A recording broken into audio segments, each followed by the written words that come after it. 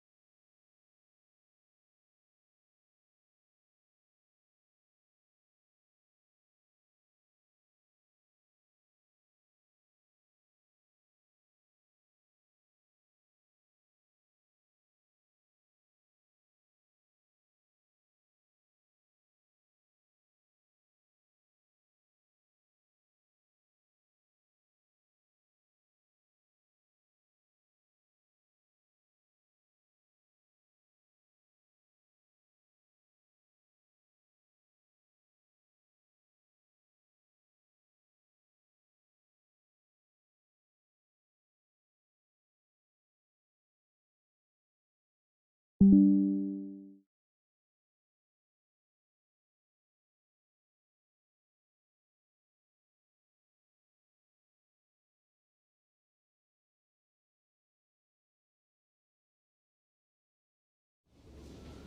is a tasty plasma. Maybe I could sneak in and watch Final Fantasy Spirits Within. I don't care what anybody says, that's one of the best sci-fi films ever made.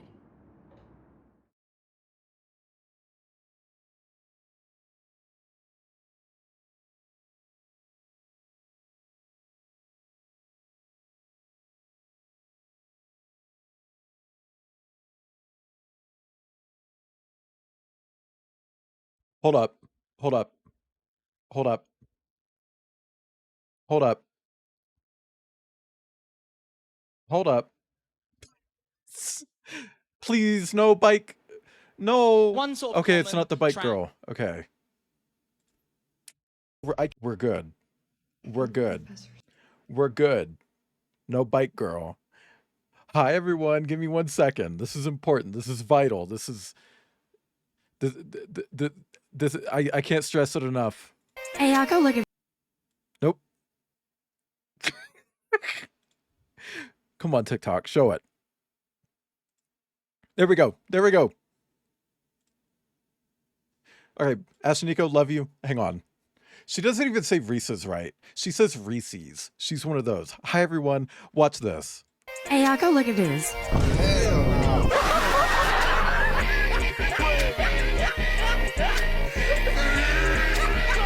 Hey, I'll go... That's it. Robert Fluff? Oh my god! Holy shit, Robert Fluff! You're my 300th raider! That's not true. That's not true. I haven't been rated that much. Hi, Robert Fluff.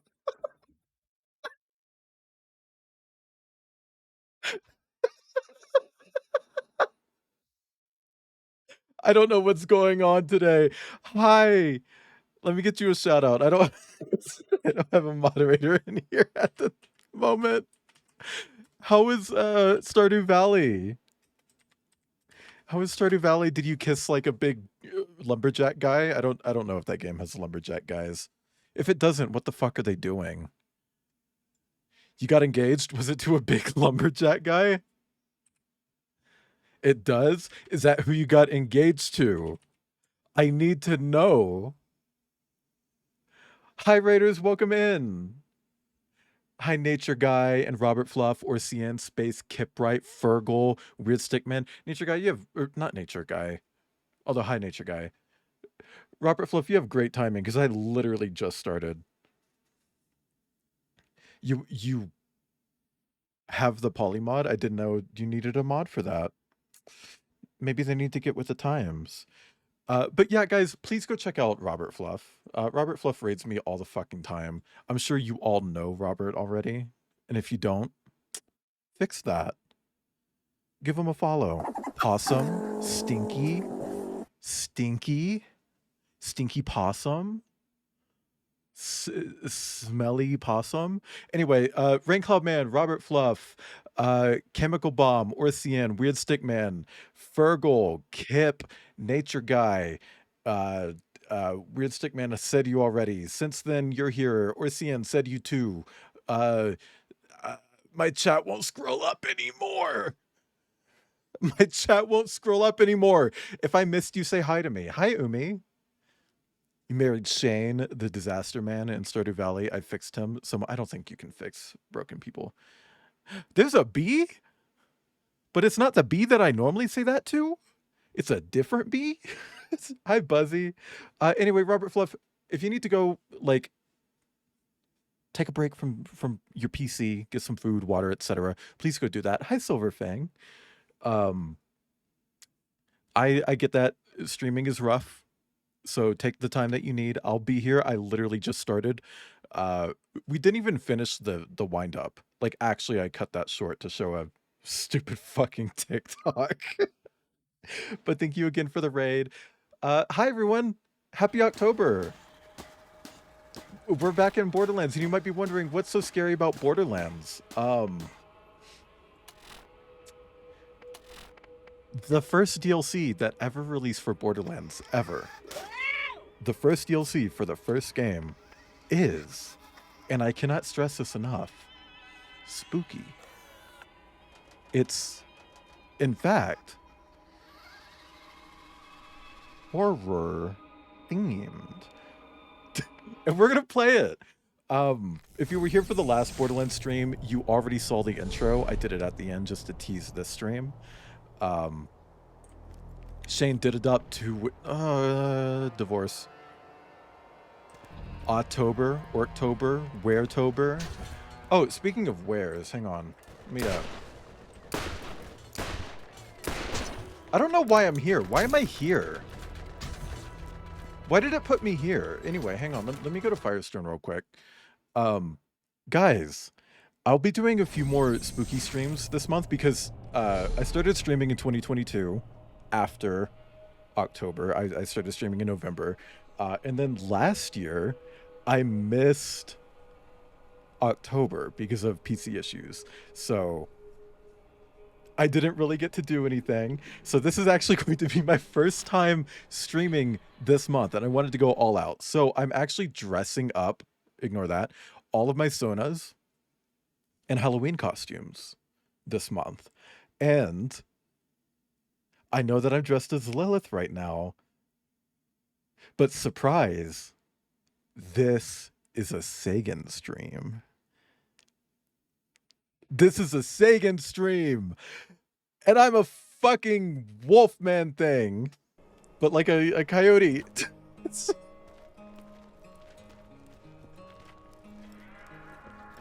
Surprise! Oh, hang on. So yeah, I'm gonna be Sagan for this stream, and we're gonna do this spooky DLC. And I do also have costumes in the works for Jordan and Clover as well. Clover is going to be a pumpkin head. Why did I come over here? And Jordan, the snake, is going to be a dragon because I've had so many people come in and be like, I didn't know you were a dragon. It's like, it's a snake. It's a snake. That's a snake. Oh, you love the nipple peak? Yeah. It's big enough for a mouth to fit through, huh? Anyway, we're going to travel to Jacob's Cove, and we're going to get a cutscene, also high tomes. And this cutscene is going to introduce the story of this DLC, kind of. Actually, let me go into audio. I'm going to turn that up a little bit. And that a little bit before we go into this, because last time it was a bit quiet. Are you guys ready for spooky? For spooky scary? Here we go.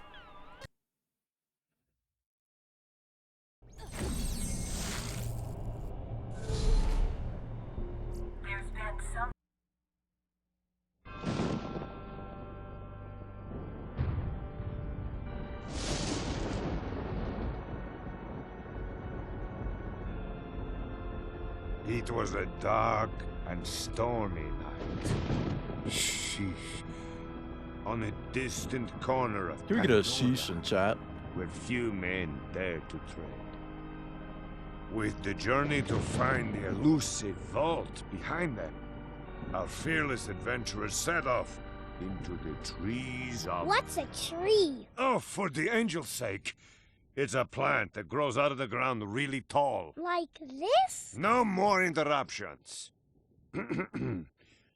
So, they set out into the trees of Jacob's Cove, a land very much ravaged and forgotten by time. It was here that the scientist Dr. Nate, who is totally not Dr. Zed from the last story at all, He's not. tried to help all of mankind, but ultimately caused very bad shit. That's a swear. Dude made zombies, okay? You're not the police of me. Pay attention. Okay. Why So not? some bad crap was happening. And it got really spooky. And this is when our story begins. Is any of this going to be true? Yes. Probably a lot of it. You're adopted. Same. Anyway, that's the intro to this DLC. Let me adjust the volume back down.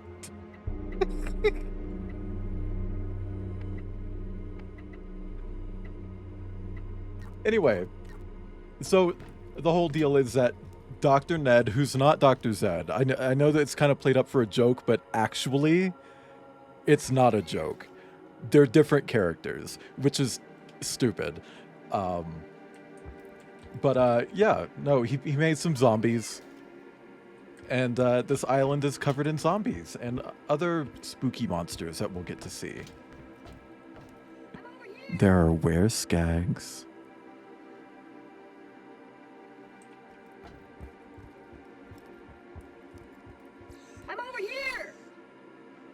Claptrap has informed you of the nearby zombie infestation. The town is normally kept safe by 3 defensive turrets, but they don't yet recognize zombies as a threat. Your only hope to restore any semblance of security to the area is to recalibrate the town's defensive batteries. Greetings, misinformed zombie fodder. I am not affiliated with the Jacobs Decided to play Corporation. Elite Dangerous But again. they've hacked me to tell people like you space. that they would appreciate some assistance with the overwhelming situation with the living impaired. I've been playing Everspace Suck 2 your off stream. brain out of your cranial cavity like a crappuccino if you get too close. Oh, If you'd still like to help, I Okay. suggest you turn on the town's defenses. Otherwise, crappuccino. Toodles! can we get a Toodles in chat?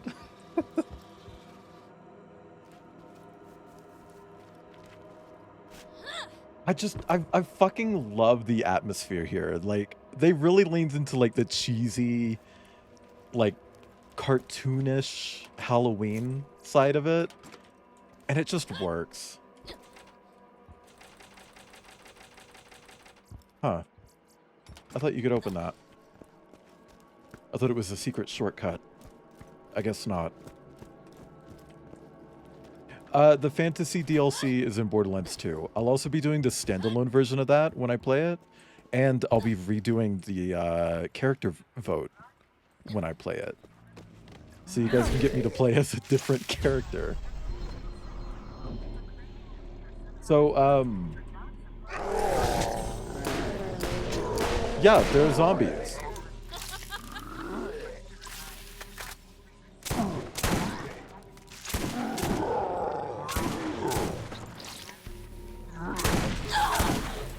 Oh my god, okay. So, cool thing. This is a rotten maggot-ridden brain. I'm picking up zombie brains. Like Elite Dangerous' combat, because like... Oh, hang on.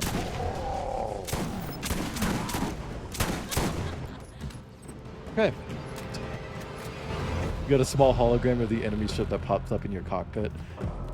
It shows you where you're shot. Oh, I did not know that. That's actually kind of neat. I'm really good at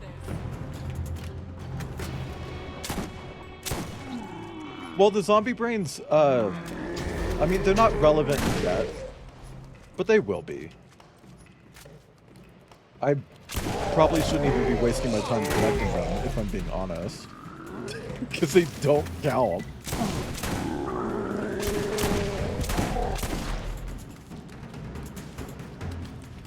Ugh. That slowdown effect is fucking nuts. Why did that... Oh, it got a standalone version as a promo for Wonderlands. They made an entire game based on it, so it's like, yeah, they're gonna make a little standalone version. Let people download it for free for a bit. Because that's what they did. Which, they kind of... It was supposed to be like an Epic exclusive thing until the Steam release of Wonderlands happened, and they accidentally released it on Steam at the same time. But when they released it on Epic, it was free. And on Steam, it was, I think, full price. So they put on like deep discount for Steam users. So I ended up getting it in 2 different places. But yeah, it is a slightly different thing. It's not like literally just the DLC but standalone, they changed a few things.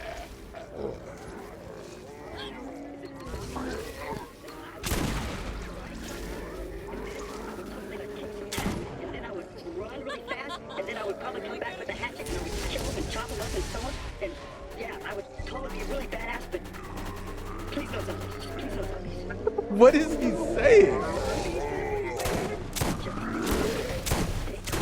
What the fuck? I don't think I've ever just listened to him here. I'll come back with a hatchet, and I'll probably be like really badass and kill. It's like, girl, what are you doing?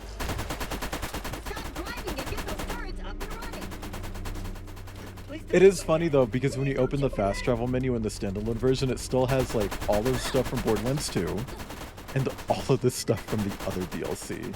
And it's like, girl, you couldn't do a new map screen or something? On one hand, like the effort that they put into the standalone version is so disproportionate. Like, because some parts of it, it's like, wow, that's really high effort. On other parts, it's like, wow, they didn't try at all. Did they ever explain? Just the Destroyer. It's not going to come up in this game, but the idea of the Borderlands 1 vault is that it's a trap. They lure people to the planet and get them to open the vault. The Destroyer eats the people, and then it's like sated for a while so that it doesn't try to escape. But in Borderlands 1, you end up hurting it so bad that it flees back into the vault instead, so it doesn't get sated, and that's why it becomes a problem later.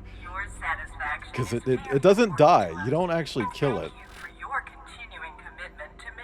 The turrets seem to be holding off the zombies. The town should be safe. Claptrap has told you that there is a doctor who could use your help to stop the zombies. Find Dr. Ned's office down at the docks and figure out what's going The on. town should be safe for now. But if you're really going to solve the zombie infestation, you're gonna need to talk to Dr. Ned. He's been trying to fix the problem, and I'm sure he could use a hand. You'll find him at his office down on the docks. I'll open the waterfront gate so you can be on your way. Let's go! Can we get a let's go in chat? I'm gonna turn up the voiceover volume. Just a smidge. Because I noticed that the Underdome dialogue was also kind of quiet. It's like, girly pop, what's going on? That scared the shit out of me. Really too bad that another poor adventurer is going to be zombie food. Umi is so claptrap coated. Oh, you know the drill. Riddled So with long, bullets? fearless traveler. Enjoy your stay at Jacob's Cove. Good luck. What's over here? Nothing. I don't know why I did that. I knew there was nothing. Whatever.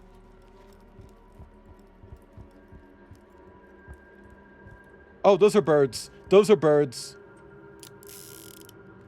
This one. I just keep getting better. Nice. Okay. More birds. Okay. Fuck me.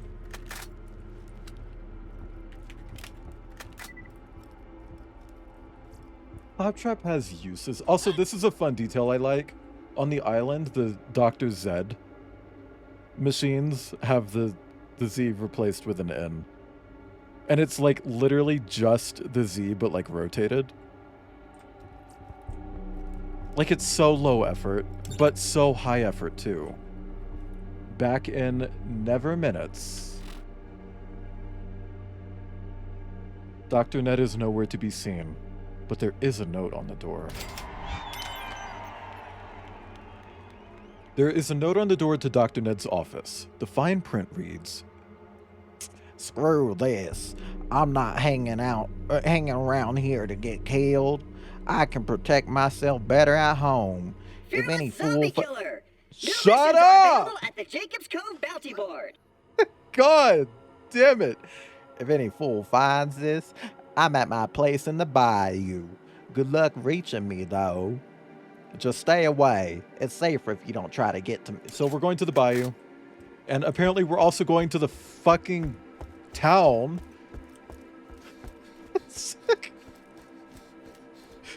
Fuck me.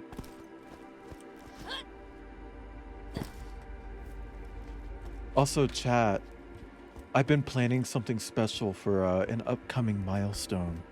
So, Aim for the head. That's where the pudding is. wink wink, tell your friends. Okay. So we have 3 side quests that we can grab here. The first is missing Hank Reese. I've not heard from my husband Hank for weeks. He worked down at the Jacob's Mill. I feel the worst. I must know what happened to him. Please send me any news that you can. I'm offering a reward for anyone who can find him. I'm literally increasing volume, and so is she. She's getting louder at the same time.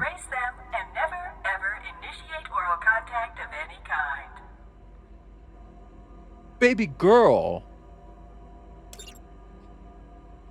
Okay, so here's a fun fact. Marcus, the character Marcus, his name is spelled with a C, not a K.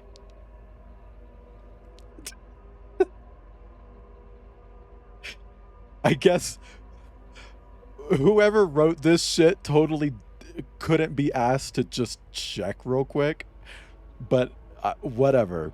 Get Marcus a shipment of corpse eater eggs. Marcus here. I can't do his accent. I'm not gonna try. Would you believe it? I found a market for rotten, stinky, undead bird eggs. Some crazy bandits in the east think they are some sort of delicacy. As I like to say, there's always opportunity. I hear the crusty corpse eaters like to nest on coastlines? If you get me a shipment of eggs, I'll pay you handsomely. Okay, then we got something for Tanis. Patricia Tanis here. There have always been legends of a mysterious and elusive creature out at Jacob's Cove. Some people call him Pumpkinhead. Pretty spooky, huh? I just call him Bob. As a scientist with a bit of a crackpot reputation, this story captivates me.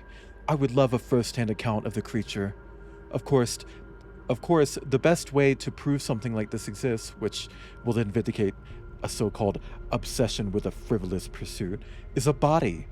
So while a really blurry picture or an echo with some unidentifiable sounds on it would be nice, a corpse would be better. It's said to roam the swamps, but only comes out when people carve creepy faces into pumpkins and put candles in them. Doesn't make any sense to me, but I never was any good at cooking. What?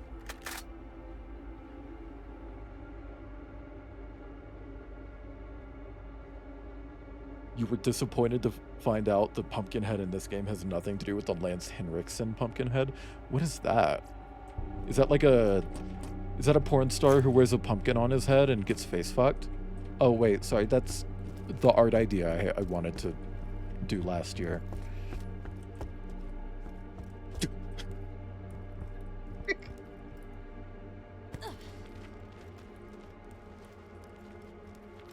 Yeah, no, the DLC in Borderlands 1 is kind of sloppy overall, if I'm being honest. Like, it's kind of insane that it exists in the fucking first place. But, you know, what does exist is kind of sloppy. It's they kind of bodied it with this first one, then did the Underdome, which people only paid for because it had a fucking bank vault. Like, genuinely, that's the only reason people get that DLC. Oh, so fire does do good damage to them.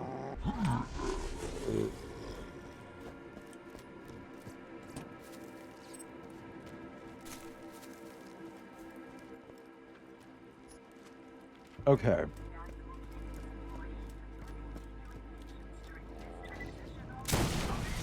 Ooh! Ooh! Ooh! I'm kind of surprised that it's actually scaling to my level. I don't remember that being a thing the first time I played this.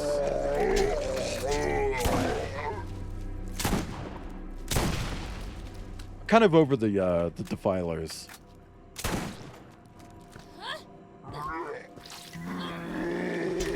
Dude, you're so gross. Stop it. Sit. Okay. We're going to Hallows End. Ah! Hi, Atomica. Thank you for the resub. Ooh, 12 months. 12 months. 12 months. Oh, shit. Look at the lighting on my fucking PNG tuber right now. That's good. That's fucking good. Oh, okay. Anyway, zombies. And eventually other enemies, but mostly zombies right now.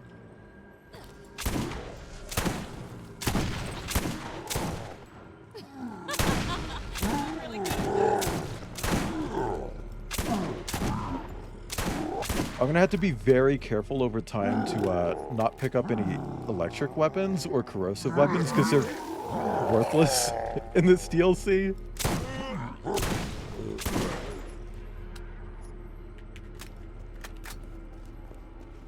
Corrosive weapons just don't deal damage at all, which was something that they only did because they're really overpowered in the base game. So with the DLC, they're just like, let's give everything corrosive resistance! Yes, feel it.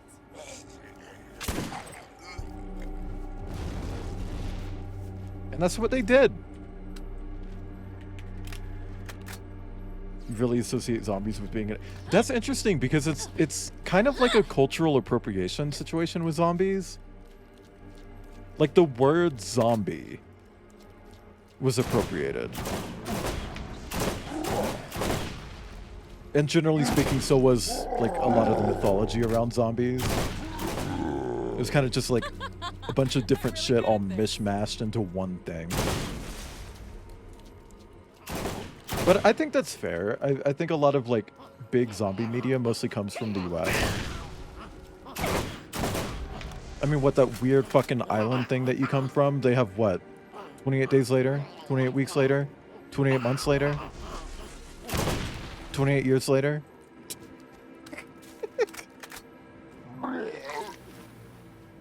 Can we get a bleh in chat?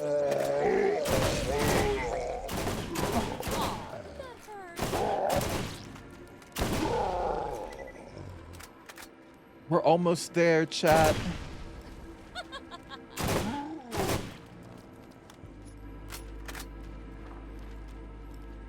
Also, peep this. Hold on. Never mind. It's not on the map. Oh my god, okay. New zombie type.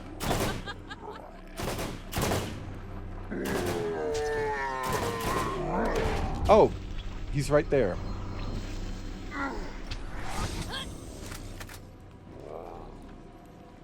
So these guys are cool. They get close to you, then like inflate and then explode. Umi, popping. We have popping.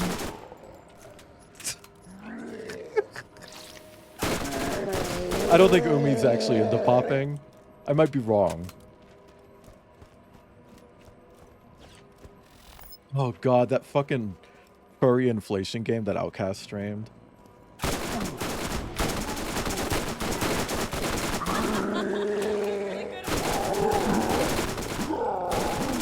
But yeah, chat, I said this at the start of stream and kind of just went on from there without really commenting on. Holy fuck! That was a very well-timed phase walk. I'm very proud of myself.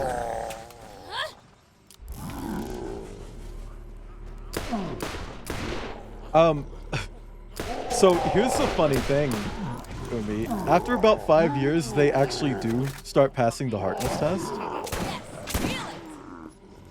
Because they start getting their memories back. That is canon. These zombies do start remembering who they were and like can communicate after about 5 years, and we'll get to that in Borderlands 2.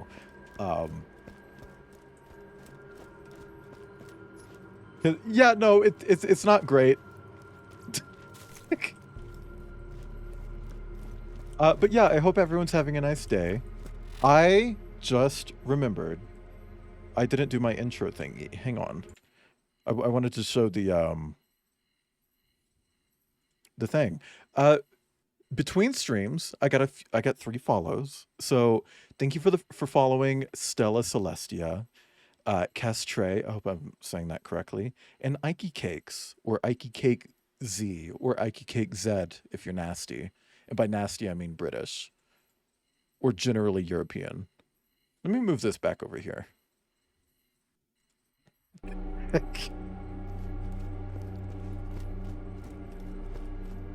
I thought the whole thing with Warm Body was that like over time they like give up hope, but they have their brains and everything to begin with. No, Canada is Z, I believe.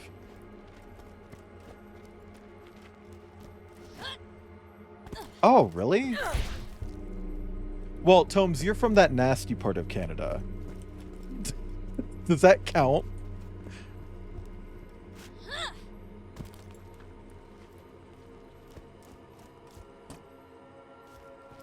Does that count?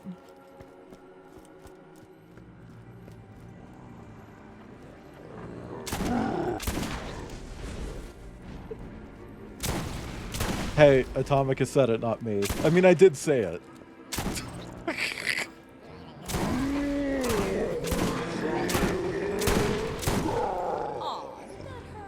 But, you know, I didn't say it.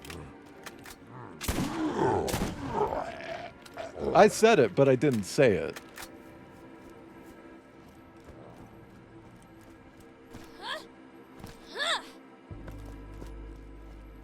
Well, you said it correctly, though. Oh my god, look! It's Clover.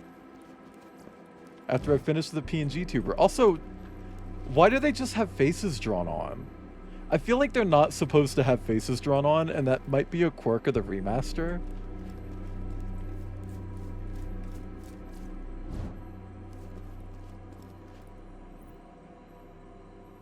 There he is! There he is! There he is, chat! There he is! Jesus fuck!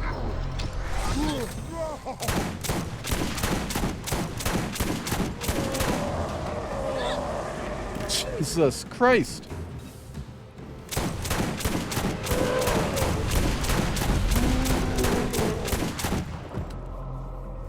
I don't like the oh my god, he's like leaking.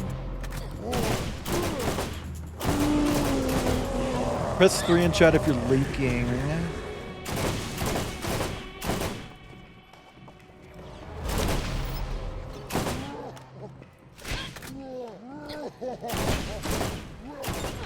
Oh, hi, Finrex.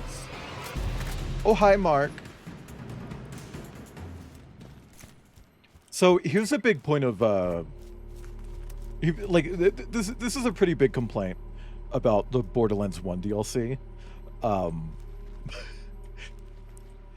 There's no new loot except in the 3rd DLC.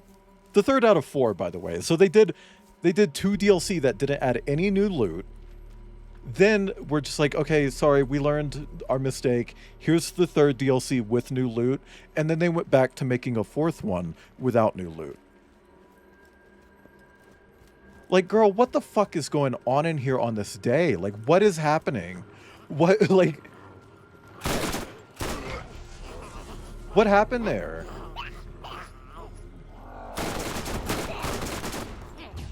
A lot of people had the theory that, like, oh, the 4th DLC is meant to set up Borderlands 2. It doesn't. The 3rd DLC sets up Borderlands 2 more than the 4th one does. It's like, what happened there?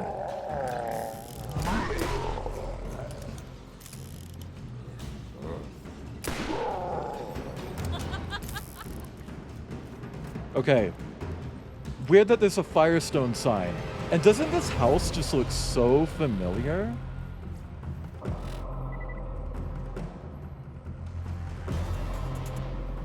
That's crazy.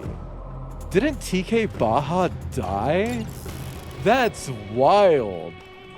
Alright, well, I like brains. Pickled brains, fried brains, skag fried brains, boiled brains, boil them, mash them, stick them in a stew, kosher brains, brain fondue, stir-fried I always brains, hated this. raw brains, brains TK Baha lives, sort of. The poor guy has been turned into a zombie and all he can talk about is brains. Maybe you can ease his pain. Can we get some brains in chat? Boil them, mash them, stick them in a stew. So yeah, we're just gonna go collect a bunch of fucking brains for a zombie. That wants brain. What? Girl, that is a seam in the environment. There is a seam in the environment right here. Yeah, he did say boil them, mash them, stick them in a stew. And if that's not enough of a reference to that fucking quote, they do it again. In Borderlands 2, you meet a trio of characters named Sir Boil, Sir Mash, and Sir Stew. Because they really, really like Lord of the Rings. That is Lord of the Rings, right?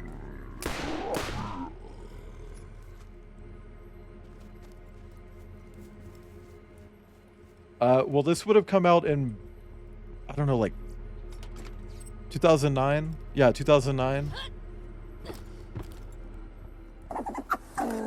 Thank you for the pets.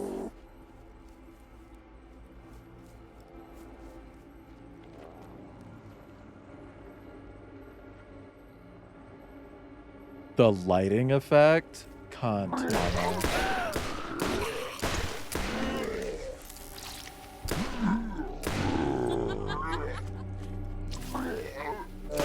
Can we get a bleh in chat again? These are some wet-ass fucking zombies. Oh, chat, what do you think? Is this game, is this DLC specifically, is this wet or creepy? And yes, I know it's technically both, but it's going to weigh in favor of one more than the other. Feels a bit wet. We're going with wet. We're going with wet. A little wet of center. Definitely wet. That is a fucking killer lighting effect.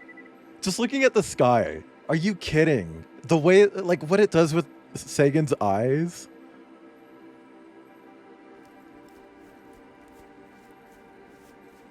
The only thing you remember is the hub. Yeah. Because the other locations are kind of ass. Okay, now we're going to go get 25.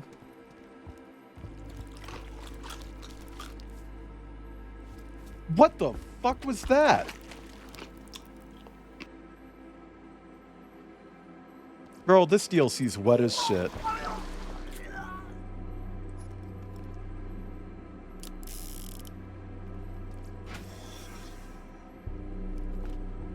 brain soup, brain taco, brains a la mode, brain pie. Okay, so this cream, is a Forrest Gump Greenfield reference. donut, brains over easy, scrambled brains, poached brains, brains Benedict.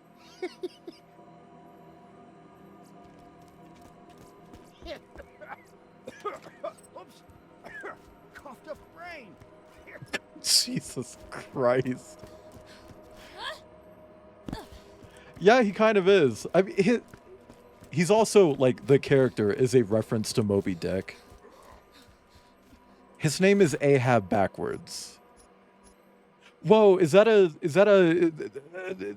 whoa. Is that a fucking Glory Hounds reference?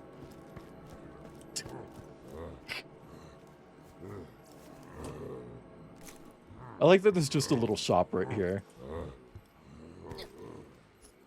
1, 2, 3. Oh! Oh, bitch! Too bad it's shock. Longbow grenades are so cunty. No, I do agree. Glory Hounds is better than Moby Dick. But here's a question. Can you buy a VR game that lets you watch Penn Jillette read the entirety of Glory Hounds? Because you can buy a VR game that lets you watch Penn Jillette read the entirety of Moby Dick. Not out loud, mind you. Just, like, quietly to himself. And you can walk up behind him and see him turn all the pages himself. You can even read the pages. But you better hope that you're reading at the same speed as Penn Jillette, otherwise you're not getting to read the story. It is a huge fucking book. And they sure as fuck did motion capture of Penn Jillette reading the entirety of Moby Dick. Thank you for allowing so incredibly homosexual. Press 7 in chat if you're so incredibly homosexual. And press 8 in chat if you don't really label your sexuality. Because you like what you like.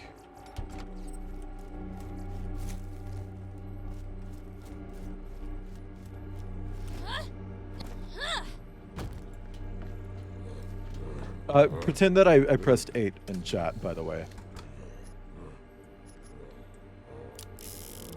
I just tell people I'm gay. I think it's easiest, but, you know. Whoa! Yes, feel it.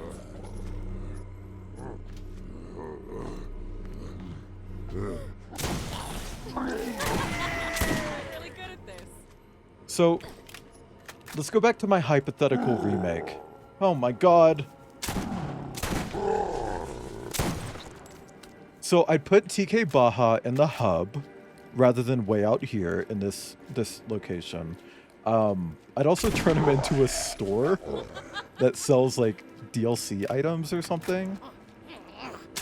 And then turn brains into like just a regular currency basically.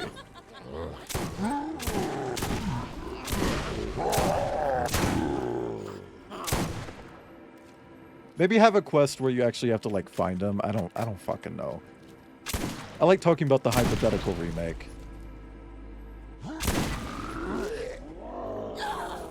Girl, I'm reading weapon stats. Be nice to me. I'm not gay, but I'm streaming right now, so I don't read. Yeah, it's very that.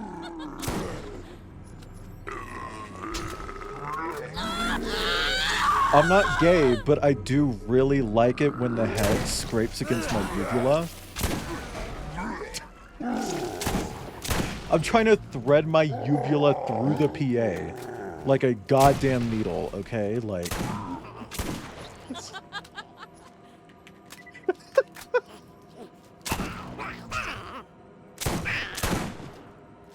By the way, just as a reminder, we're still not saying that word.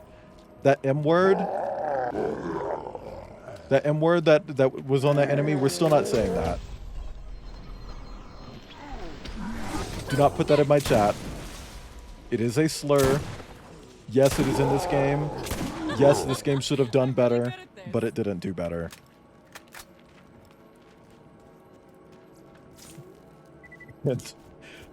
I talk about this every single fucking Borderlands stream, but it just really blows my mind that they use that slur in this game and the sequel. And then the pre-sequel came out and didn't use it at all. They didn't say it at all in the pre-sequel. I'm actually not sure if Twitch already includes it. They really should if they don't. But then with Borderlands 3, they were just like, let's make up our own slur. Let's create a new slur for ableist. We need a new ableist slur. One of our own creations.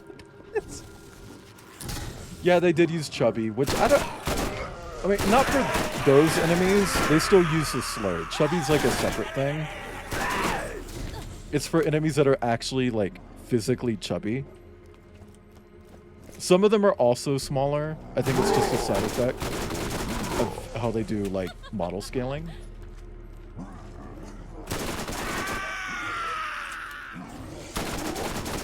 I think the whole thing is like they use that slur for humans and they use chubby for creatures. Dude, can you come off the fucking bridge? Thank you. Damn. That's shock. That's shock. That's shock. Okay.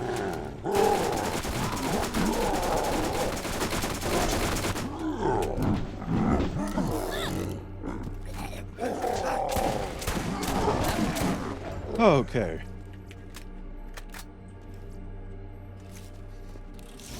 Look at all this stuff.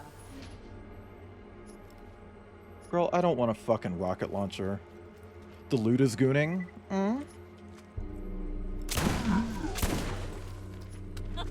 I don't know why I moaned. Hi, Patsky. Oh, you're looking? What are you looking at? Oh, Patsky, watch this. Look at how good the fucking lighting is like this.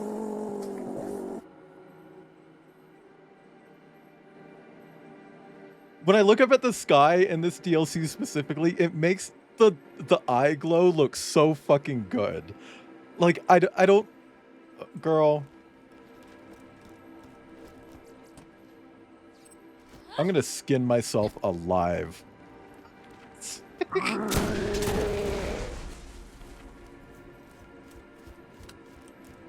Yeah, that's...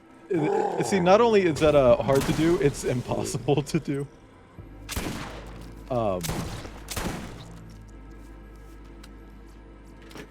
Apparently, ViatoTube, the full version, is going to have, like, multiple outputs. Which is good, because if that is the case, I can actually get around it with that. So what I could do is I could have the eyes be like a separate output in the full version of ViatoTube, and then just have those ignore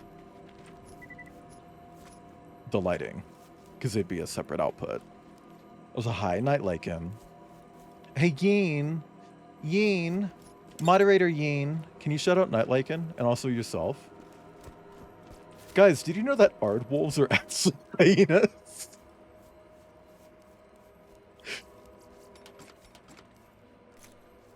Every single fucking time I see Aardwolf Essex, it's just like, whoa. Aardwolves are actually hyenas. You made it all the way here alive. I'll get the lift down, but it'll probably take a No, but Yin, can you shout out Night Lycan, please? all the way to you. Please. Probably want to shoot any of those skull munchers that And try then to land. yourself. And also Passy. And all, no. Guys, Night Lycan is also part of Team Ferocious. If you're seeing that cunty little logo at the bottom of my stream, Hang on, then. That's my stream Going team. as fast as these old hands want to go.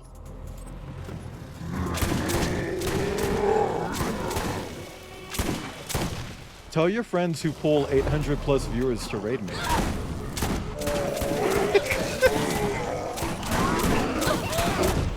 Oh, okay, he's gonna fucking hit me. Okay, whatever. The barrel exploded. It's very easy to get overwhelmed in this DLC. Don't act like you've never had to wait on a hand-cranked elevator during a zombie outbreak before. Jeez. That is a Half-Life reference. Oh yeah, partners will raid me when I'm partner, but they won't raid me before that. Unless I, like, win the fucking lottery or something. Or, like, become friends with a pedophile, I don't know. Grendel, let's not talk about that. Almost. I'm getting there. Look, Grendel, I had dairy and coffee. I don't want to hear it. Okay? I don't want to hear it. Shirt on. I'll see Yin, shut yourself out too. Oh, son of a bitch. I dropped the dumbwaiter. Oh, my hand just let go. I'll get you up. Hang on. I love that it just shot back up. I did have my phone in the bathroom, but it's like, girl, I'm pooping.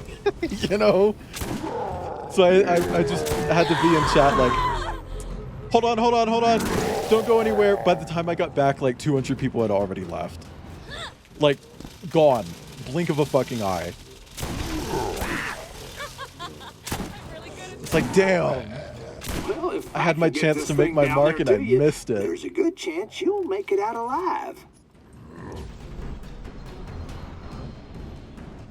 I don't get like huge raids very often. I think the biggest raids I get is like maybe 40, 50, and that's okay. I'm not gonna be a whiny little bitch about it, but you know, like, it's like, damn, this was my one big raid, and I was pooping.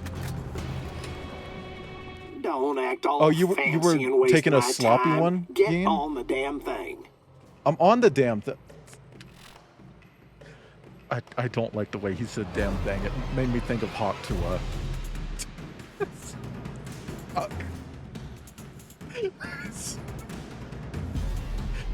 Oh my god. I'm actually going to turn the voiceover volume back down. Because he was a bit loud there. Yeah, I mean, that's usually how big raids are. But like, I don't know. I didn't even get to say hi raiders to those people, you know?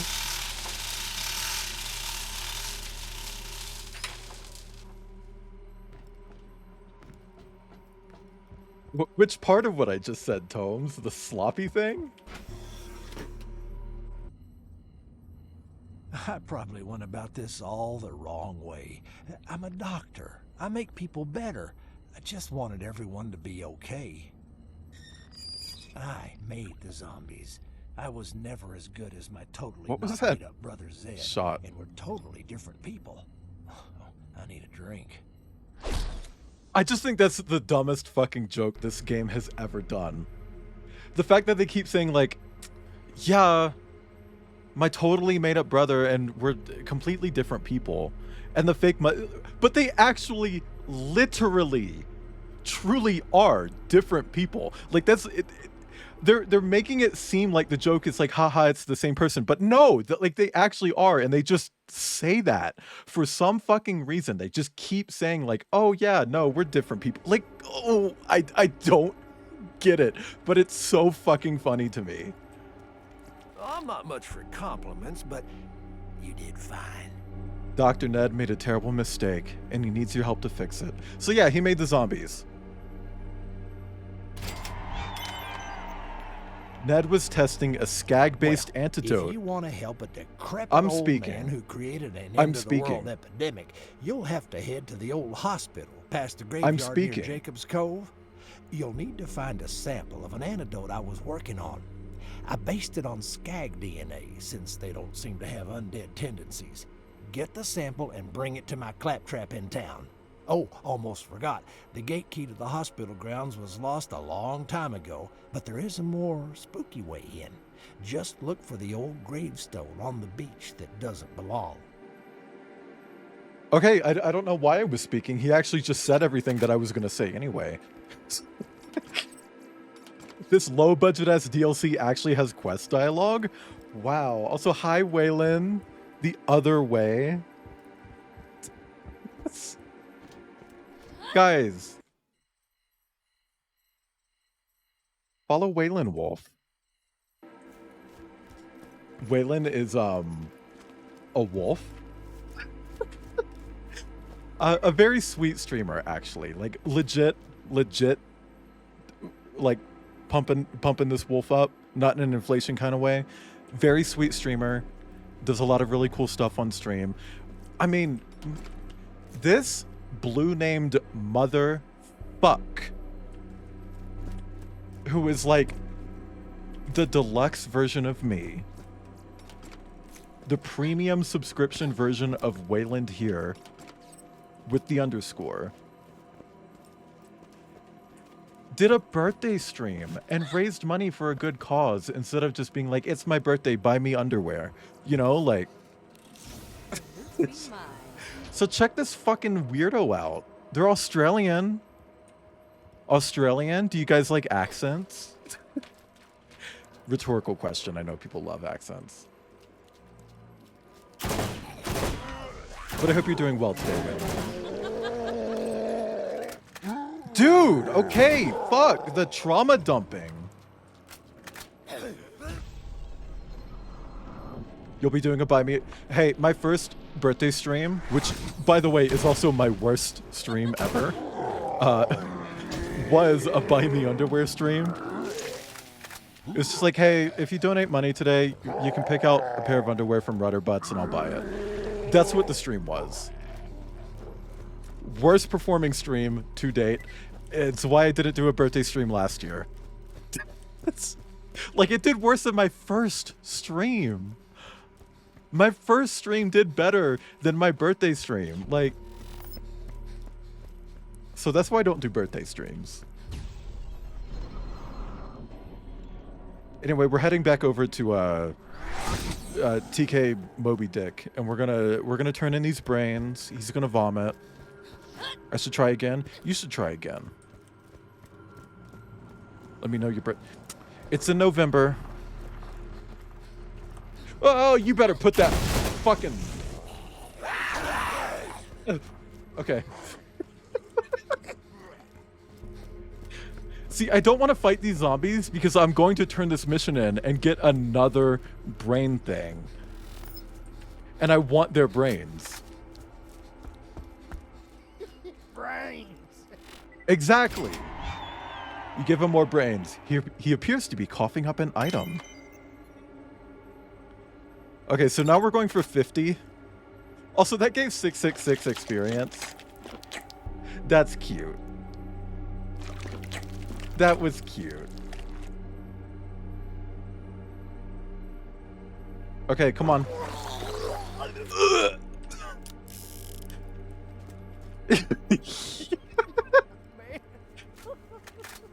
Man brains. Press 7 in chat if you get brain from a man. Okay, Outcast. Okay. I do know your birthday. No,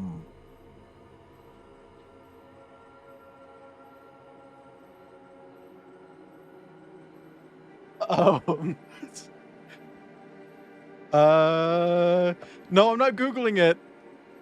I'm really, really, truly trying to remember. I mean, you said it's this month, and I know it's in the 20s. I know it's in the 20s. 23rd.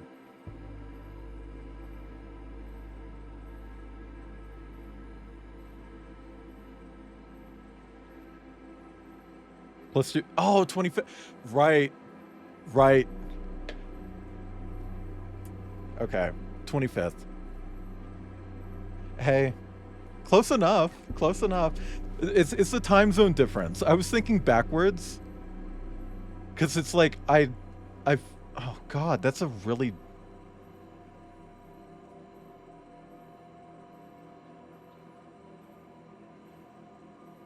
I didn't remember though. But I did know that, like, it was in the 20s, and that last year I almost forgot it because of the time zone difference, but I went backwards in my head trying to account for it.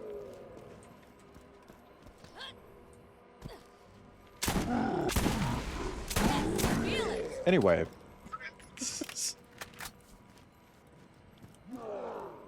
Well, now chat knows my birthday. There were like so many fucking zombies when I went back there. Where are they?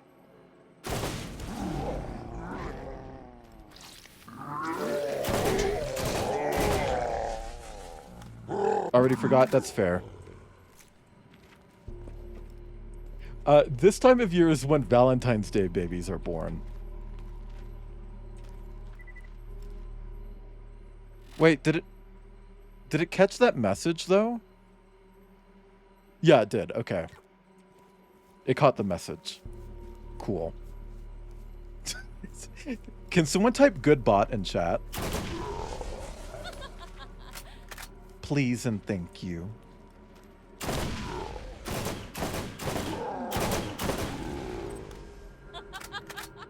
Hey, I'm actually turning 30 this year.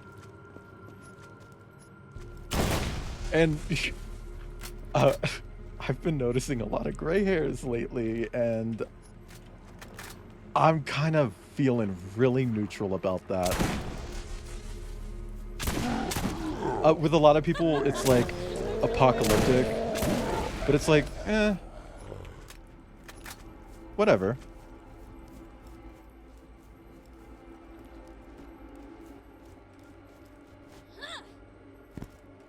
I don't really know my family, but I do know that baldness isn't really an issue on either side. Like, speaking of, like, my parents specifically, so it's like, I'll take grays over not being bald. I mean, I'd be okay with either, to be honest, but, you know.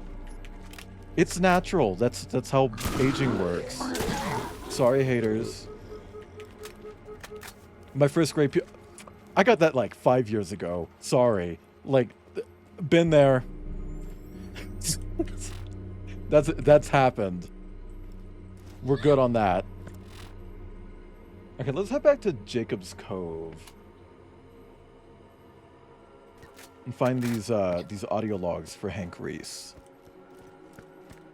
Tell us more about your bush. I mostly keep it trimmed, but I don't shave it because I kind of like the aesthetic of having hair around my penis. And by peanuts, let's just say, haha, my dick.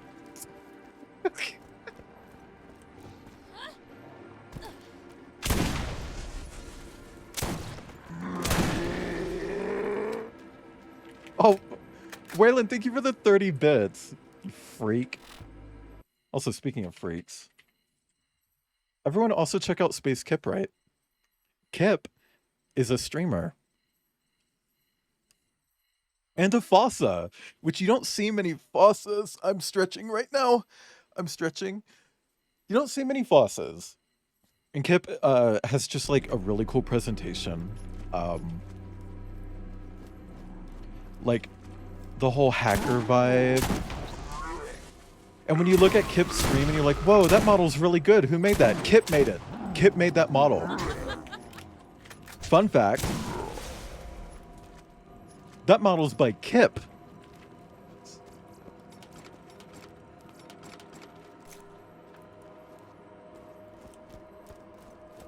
So if you think it's cool that I can draw a fucking shirt on a 2D fucking coyote, check that motherfucker out.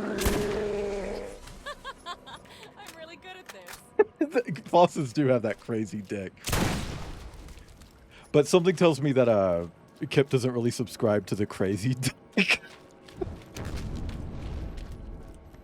Just a vibe I get.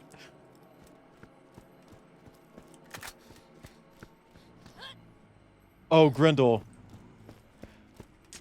Look up ambush toys. And then find the dildo that's like really, really long and has 2 knots in the middle of it, not at the base, in the middle. In the middle. That are also covered in barbs. That's what fossas have. 2 knots in the middle. I saw that thing in person. I went to Denver and Ambush Toys was there and I saw it on a table. And it's like, whoa, what the fuck? Is this like some weird alien? And the person there was just like, no, that's a fossa. It's like, that is crazy because I literally just met a fossa furry for the first time. And now every single time I talk to them, I'm going to think about this crazy dong. Fearless Zombie Killer! New missions are available at the Jacob's Cove bounty board. This crazy clowncore peanut. I'm really good at this. Oh, that's a shotgun. I was like, ooh, assault rifle.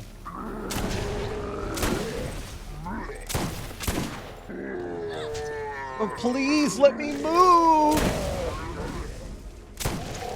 Jesus Christ. It's like, baby girl, you look at furries with like, oh, they're like a lion, but I like knots, so I gave them knots. It's like, girl, Fossas, they got 2 of them, and barbs. Speaking of 2 knots at the same time, hi, Hellhound. Thank you for the resub. You also hit a year today? Oh my god. Bless you, Maya. I hope you're doing well.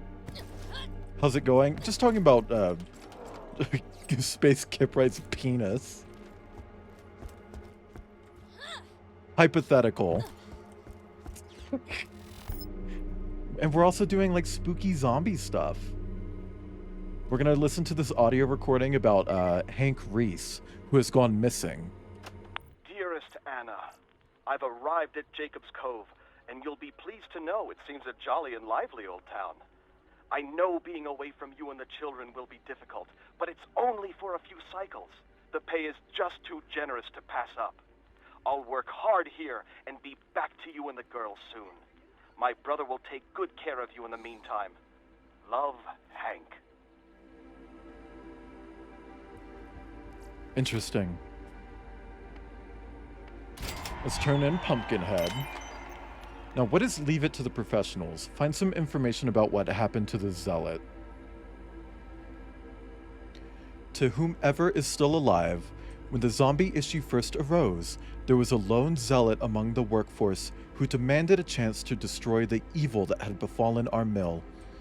The board decided that it couldn't hurt to have someone out there trying to stop the problem while employees were being lost. The Jacobs Corporation has not heard from him since that time. There is a moderate monetary reward for determining the outcome of his endeavors. Okay. Do we have anything here still? Yeah, okay. We're gonna go find more Hank Reese shit.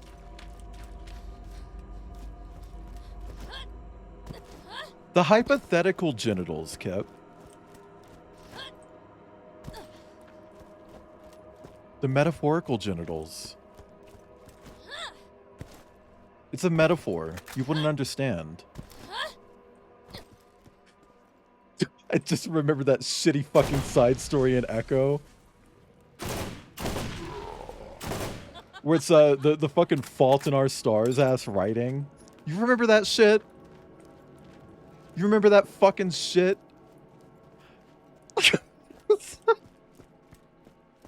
They really wrote that. They really wrote that.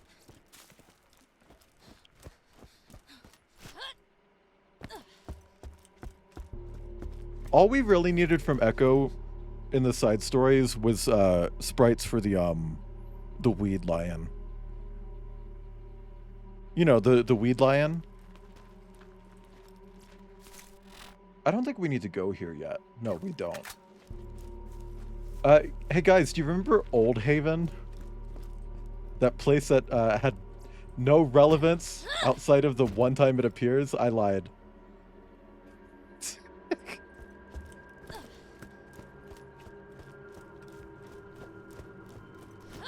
Yeah, the place I had to navigate to without my glasses.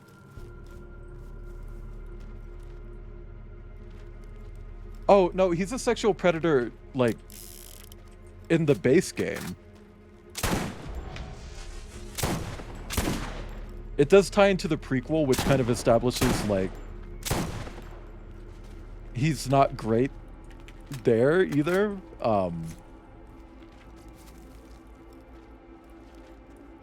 Yeah, but no, people are really weird about that fucking wolf.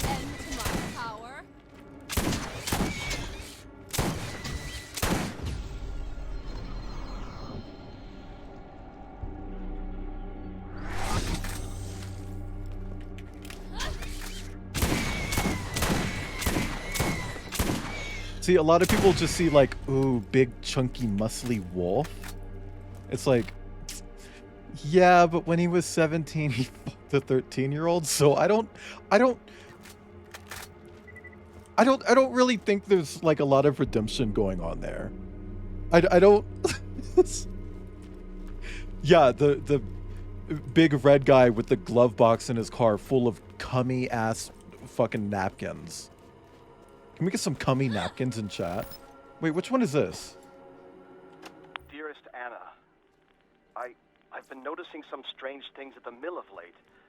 Many workers seem to be falling very ill. Real cummy, please. What is strange is that we all had our checkups Thank just you. last week and were given a clean bill of health and a vitamin from the company's physician, Dr. Ned.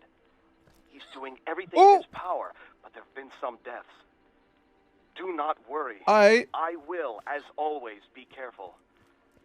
I'll send an echo again soon. All my love, Hank.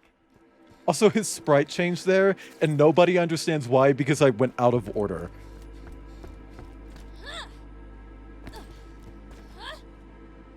Black and white wolf, brown otter. I mean, I think that's because they want them to be, like, normal, you know? Oh, yeah, no, I thought Echo, like, Leo Echo was attractive, but then, like, I did play. It's like, oh. No, I can't do that.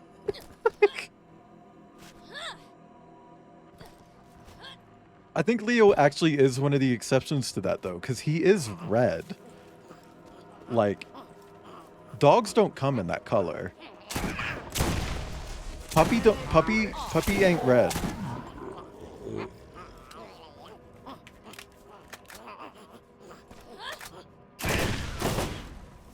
Yeah, I actually wanted to talk about character designs on stream today. Namely, how a lot of people were, like, just railing Concord, and it's like, oh, these character designs are so simple. It's like, oh, but you're really praising the character designs in Deadlock, and they're not even done. Dearest Anna, the work here is tough, but honest. Oh, and the trees, Anna. The trees are amazing. The trees, Anna. Believe your eyes. I've never seen anything like them. Sometimes I feel sad to cut them down, but it will all be worth it if I can get back to you with the money required for us to have a fresh start. I'm dreaming about a nice homestead in the Doll Headland. Think on it. Missing you, Hank. P.S. Tell Sally that I love the hat she sent. I wear it every day. The men tease me a bit, but they don't know the joy that a child's love can bring. Aww. Anyway, his kid made him a macaroni hat. That's why he has a macaroni hat.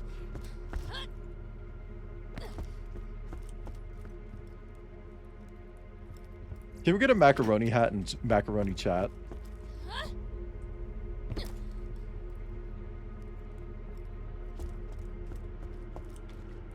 Is there a new U station here? Oh! Oh, right! Hold on. It is a shortcut through this weird fucking windmill. But the shortcut you have to do from this side. Of corpse. Of corpse. Of corpse.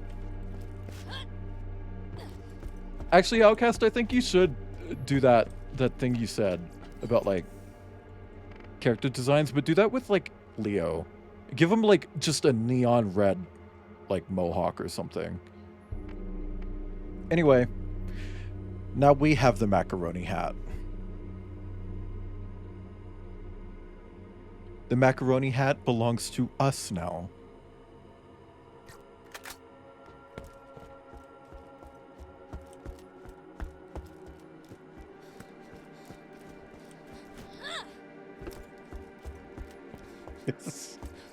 Oh yeah, no, furries love generic furries.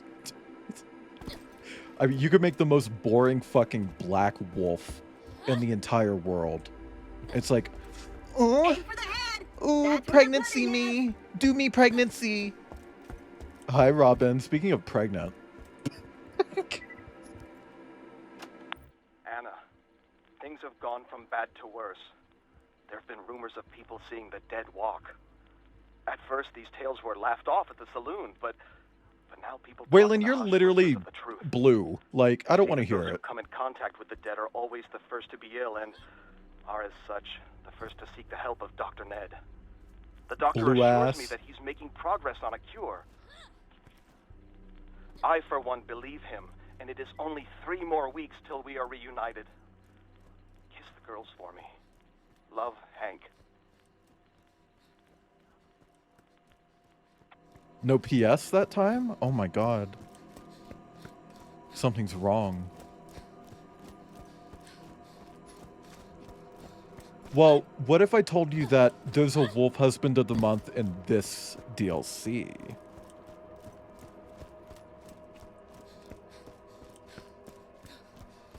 Wouldn't that be interesting? Beloved Anna, it is no longer rumors. Some curse has been set upon us here at Jacob's Cove. The dead are rising from their graves and are ravenous with a hunger for flesh. All work has stopped, and we're fighting for our lives. But fear not. Dr. Ned believes there's a way to stop the horror. I have volunteered to allow him to test an antidote on me. It's the skags, my dear. The filthy skags will be our salvation. The doctor says they're immune to the ailment. I'm presently on my way to get this treatment at the hospital outside of town. I lost my contact I know it will be a success, and we will be together again shortly.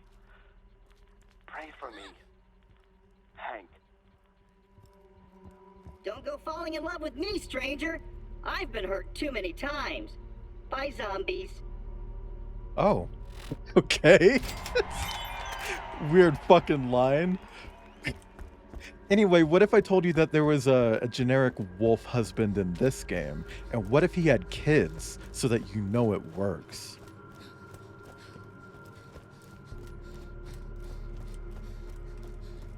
You thought he was an inkling? No, he's just leaking.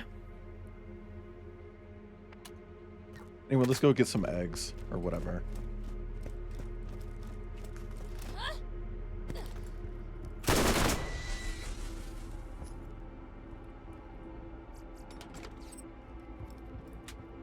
Can we get some eggs in chat? Because I'm about to get a fuckload of eggs. Come on, birdies.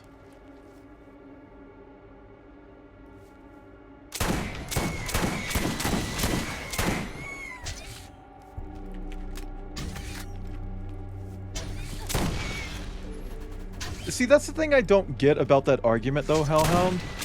What's oversaturated about shooters right now? Like, especially hero shooters? Because people are like, oh, there's so many hero shooters. First off, it's more of an arena shooter than a hero shooter. You got Overwatch. And I guess that's it. You know, Overwatch, the one that everyone fucking hates anyway. Like... Yeah, but the Marvel one is also ass because it's literally just Overwatch. Like they're literally copying Overwatch almost one-to-one. Even all the issues Overwatch has. You know? And yeah, Apex doesn't really count because, like, that's a battle royale first. It doesn't have that rock, paper, scissors element, which... I mean, Concord doesn't even have the rock, paper, scissors element. There's no real, like, hard counters in that. You know, like... Egg? Is this an egg? Gun, you better not shoot me. I'm picking up eggs. I'm doing my Martin duty and picking up eggs. Fuck me! Well, Team Fortress 2 also is not a hero shooter. That is a class-based shooter. I would know. I'm in the credits for it. Like... But, you know, like... Hi, Kid is Lost. Welcome in.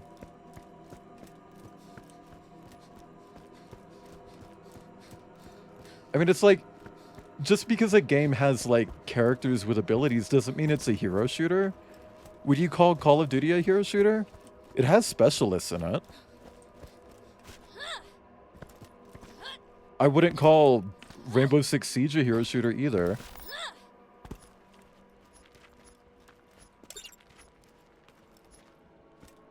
Anyway, let's turn in these eggs. Can we get some eggs in chat?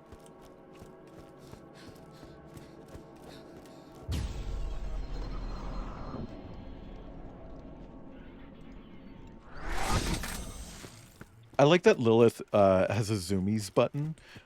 Hold on, is that a path? Because if that's a path, I think I want to start taking that way instead.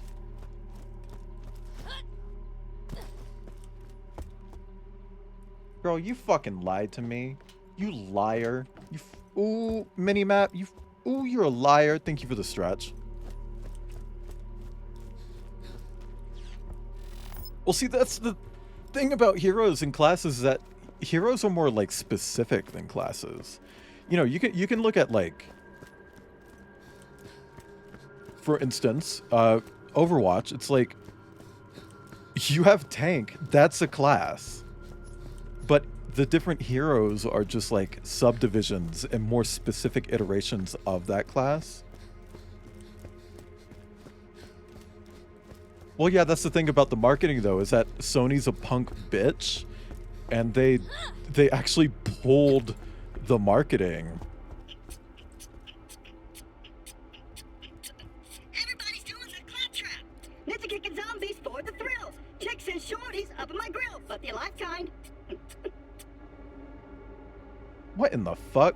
I'll let you join in a second, Yin. When the hate campaign started for Concord, Sony didn't know how to respond, so they actually pulled the marketing.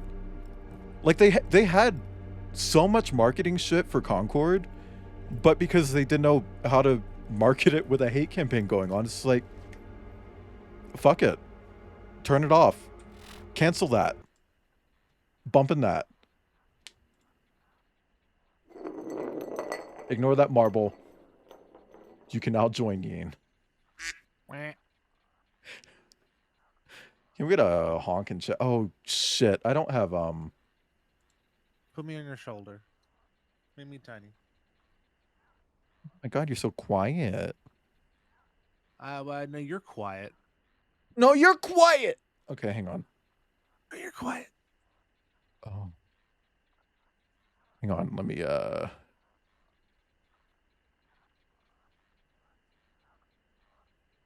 Oh my God, Boogie Tech, please. Now, where's the Yin button? There we go. Let's add a browser source. Call it the Yim. We'll just paste it in. It doesn't have to be perfect. We'll just like squinch you down. We'll make you real tiny and small and petite. And ooh, so skinny. You'll just blow away in the wind. Oh. There we go. Now I'm spooky. Okay. Well, now you're bigger too. Or smaller, rather. What I wanted to say about the whole like hero shooter thing is that people saying that like, oh, there's too many hero shooters is kind of annoying because every game does hero shooters quite differently. Like, do you think like Team Fortress, right? Like, you could sit there and call them classes or you can call them heroes, but at the end of the day, they're just different characters with unique abilities, right? Yeah. And that isn't too different. That's like the exact same thing as Overwatch. If you just gave them a different coat of paint and called them something else, it'd be the same. The only difference between Overwatch and Team Fortress is that it has more of them, and it has so many that it categorizes them. Yeah. So they've taken the word classes and turned that into a category instead of like an actual label. But at the end of the day, they're both kind of the same function. It's just a shooter with unique characters that all have a different ability. Yeah. And yeah, like I said, every game does that differently. Like, you know, Overwatch has their categories of tank, healer, and DPS, and they all have like, you know, 3 to fucking 5 abilities or whatever. Apex has like really basic sort of things. It's just it's 2 abilities and an ult, and maybe like a passive with some unique things, like, you know. Yeah, and I think And then, they like you were redid the saying passive before, system recently. Yeah, but like you were saying before, like Call of Duty and Rainbow or whatever has like technicians, but at the end of the day, it's just characters with unique abilities. Once again, like maybe they'll like expand on that by letting you change the loadouts of the gun or something, or like maybe they'll let you level up your abilities in game to augment them a little bit. Like you know, I've seen that in some hero shooters, but like I don't know, Battleborn. It's just such a redundant fucking argument to sit there and be all like, oh, the market's oversaturated with hero shooters, because it's like, I don't think it is. Like, there's like one big one, and that's Overwatch. Like, yeah. And everyone fucking hates Overwatch. So what's the problem? Oh my god. It's insane to me how many people despise Overwatch, including its own fan base. Like, the game has so many problems, and it's become just such a like a microtransaction cesspool. And then everyone's like, "Oh, Concord bad. Go play Overwatch." And it's like Concord alleviates like all the problems that Overwatch has. Like, but you wouldn't know that because you didn't play the game. Like, yeah. Like I was saying before in chat, I think there's a more interesting discussion to be had around Concord on the topic of like memetics and bandwagoning, because like the whole phenomenon with Concord that I found super interesting is that everyone hated it, but nobody played it. So like 90% of the opinions that you saw of Concord were people that had no fucking idea what they were talking about. The most frustrating one to deal with is people saying stuff about the game that's just straight up not correct. It's just misinformation. Oh, people saying that, like, I saw people say, whether that be malicious or not, like people saying, oh, the game has microtransactions. Literally doesn't. Not a single microtransaction. That the characters don't have backstories. They literally do. Oh, the world building isn't really good. It's fucking gigantic. Like, yeah. Like, you know, the lore in that game is genuinely sprawling. It plays the same as Overwatch. It literally has no game modes that overlap with what Overwatch has. The game modes are a lot closer to like Halo Infinite or yeah, it's an arena that other shooter. one that you, yeah. Like I'm fine with people saying, "Oh, I don't like the game very much because I don't care for the things that it does." But nobody addressed the things that the game does, and then said why they didn't like it. They just echoed shit that they heard other people say, and most of the stuff they were echoing was just shit that was wrong about the game. It's just such a weird phenomena to watch happen, and no one really knows it happened because nobody played it. Like, you're only gonna know this if you were in the fandom and you played the game and you enjoyed it.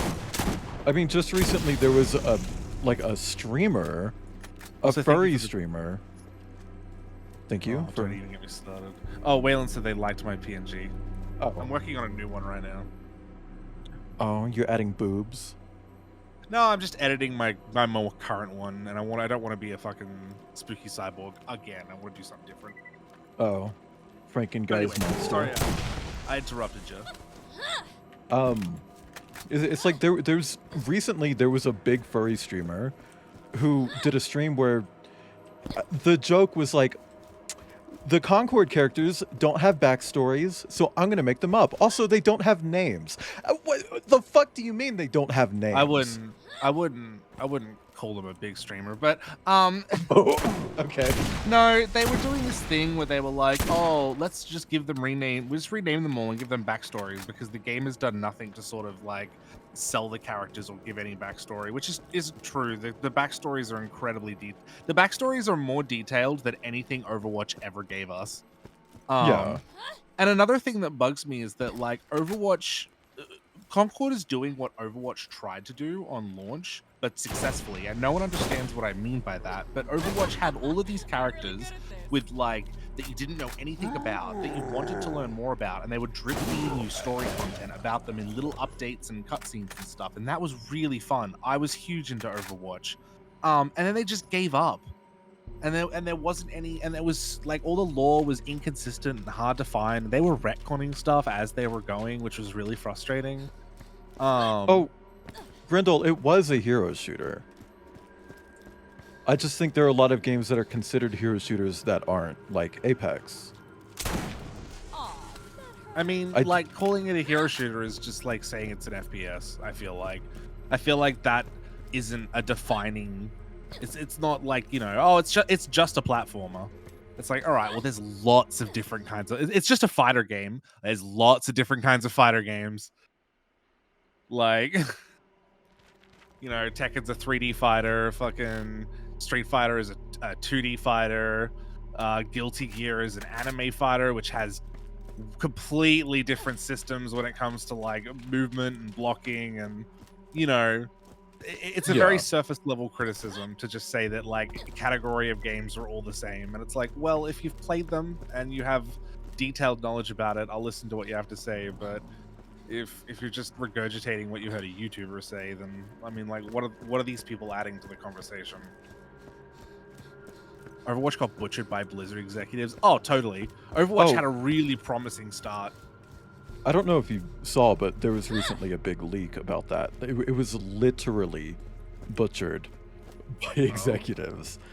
Like, there's been this huge push at Blizzard in the last few years to just monetize everything.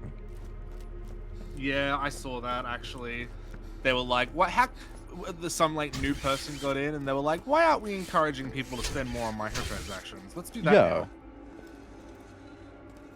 It literally became about like getting money after the fact rather than up front. And like a lot of the fair criticism I see of Concord is just like, it's criticism that isn't really applied to it fairly compared to other games.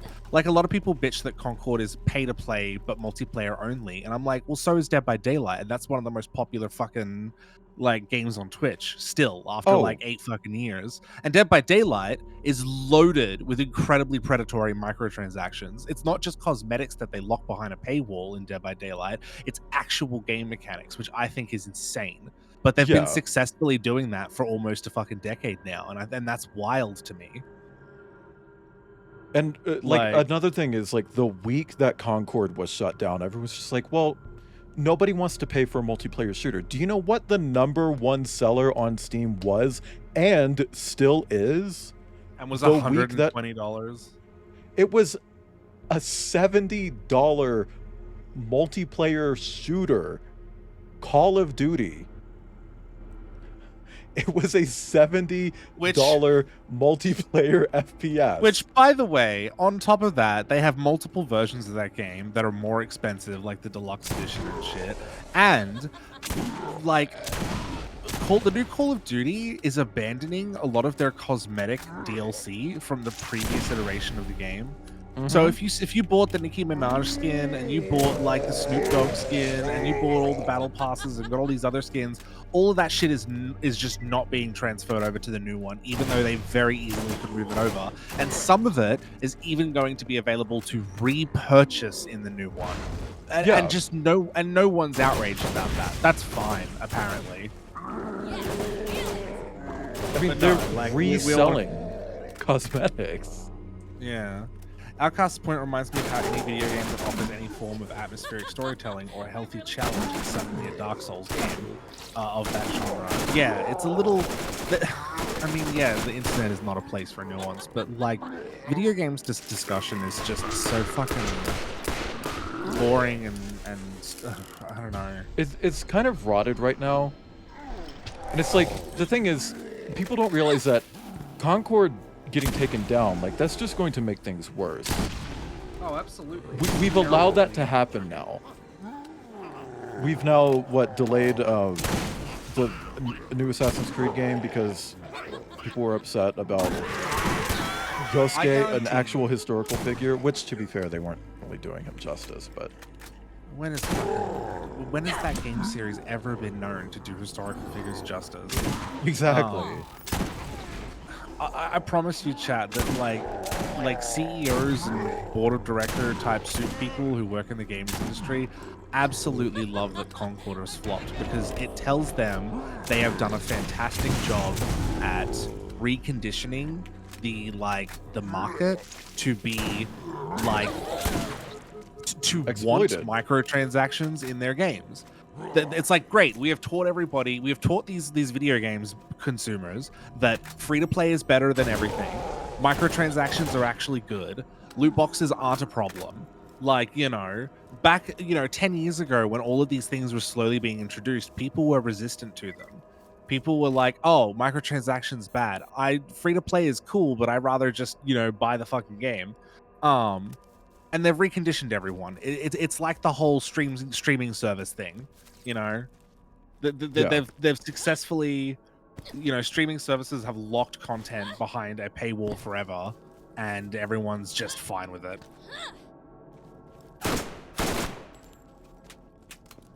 And, it's not just like empowering the bad parts of the games industry, it's also empowering the bad parts of video game fans. I mean, it's like, oh, they've been taught that hate campaigns work. So what happens? Ghost of Tsushima gets a sequel announced, and immediately, hate campaign for the game. Immediately. Why is there a hate campaign? Because you play as a woman. That anti-work shit has been ramping up steadily for like a decade, and people don't take it as seriously as they should. Also, hi Silverfang. Hi Silverfang. You were here before. I already said hi to you, but hi. Assassin's Creed never claimed to be historically accurate. No, it's historically inspired. Exactly. Concord it's all looked history amazing. shit. Concord looked amazing in the more realistic style it looked. A lot of people get shitty about Concord's designs, and they say things like, the game should be cartoony, the game should look more realistic, the game is too colorful, the game's not colorful enough. Like, all of these, like, fucking echoed opinions I see over and over are just sort of criticisms that you could remove from the context of, like, applying it to Concord and apply to literally anything. Because most of it is just, like, exaggerated fucking copy-paste fucking opinion bullshit. Like, it's annoying as hell. If someone wants to sit there and say, "Oh, I really wish that Amari didn't wear a helmet so that we could see more of her face and get more of her personality," that's a real criticism. That's something that's constructive. That's like, but just saying like, "Oh, just Amari's design is bad." Why is it bad? Well, I mean, look at her. Well, what is that little flag on her shoulder? Why are the shoulder pads so big? Like, it's like, that's not real criticism. That's just, you don't like the design. Like, or you're not making an attempt to understand the design. Yeah, or the style of, or the visual language of the entire fucking game world and shit. It's like, there was that one person, I made a thread in response to them where they're like, "Oh, I fixed Amari." It's like, well, you didn't. Like, a big thing was like, why does she have the flag on her shoulder? It's like, well, if you read the lore, you would know why she has a flag on her shoulder, because it said why she has the flag. It's important to the character to have that flag. But you're pretending that part of the game doesn't exist so that you can push some bullshit. It's very frustrating. I'm really good at this. Fergal said, kind of the reason I avoid to play the big games from big corporations and play from independent campaigns. The other thing too about that is that Firewalk Studios, who made Concord, is not a big studio. They're a tiny studio. Sony just bought them, and because Sony bought them, everyone treated them as if they were a Sony. Like, people keep saying like, "Oh, Sony made a bad game." Sony didn't make the game. Like, they're not Santa Monica Studios. Firewalk is an independent studio that Sony purchased. Was an independent studio. BTW, not to interrupt, but 11 months. Thank you for the resub, Virgil. And with that context of that too, it's incredible that Firewalk's first game was Concord, and Concord was as good as it was. That's incredible. Other studios, does anybody remember Ninja Theory's first game, Heavenly Sword or something? Trash garbage, bad game even for the time. You know, fucking, Yeah. we all love fucking Sucker Punch, but what was their first game? You know, like, What was their first game?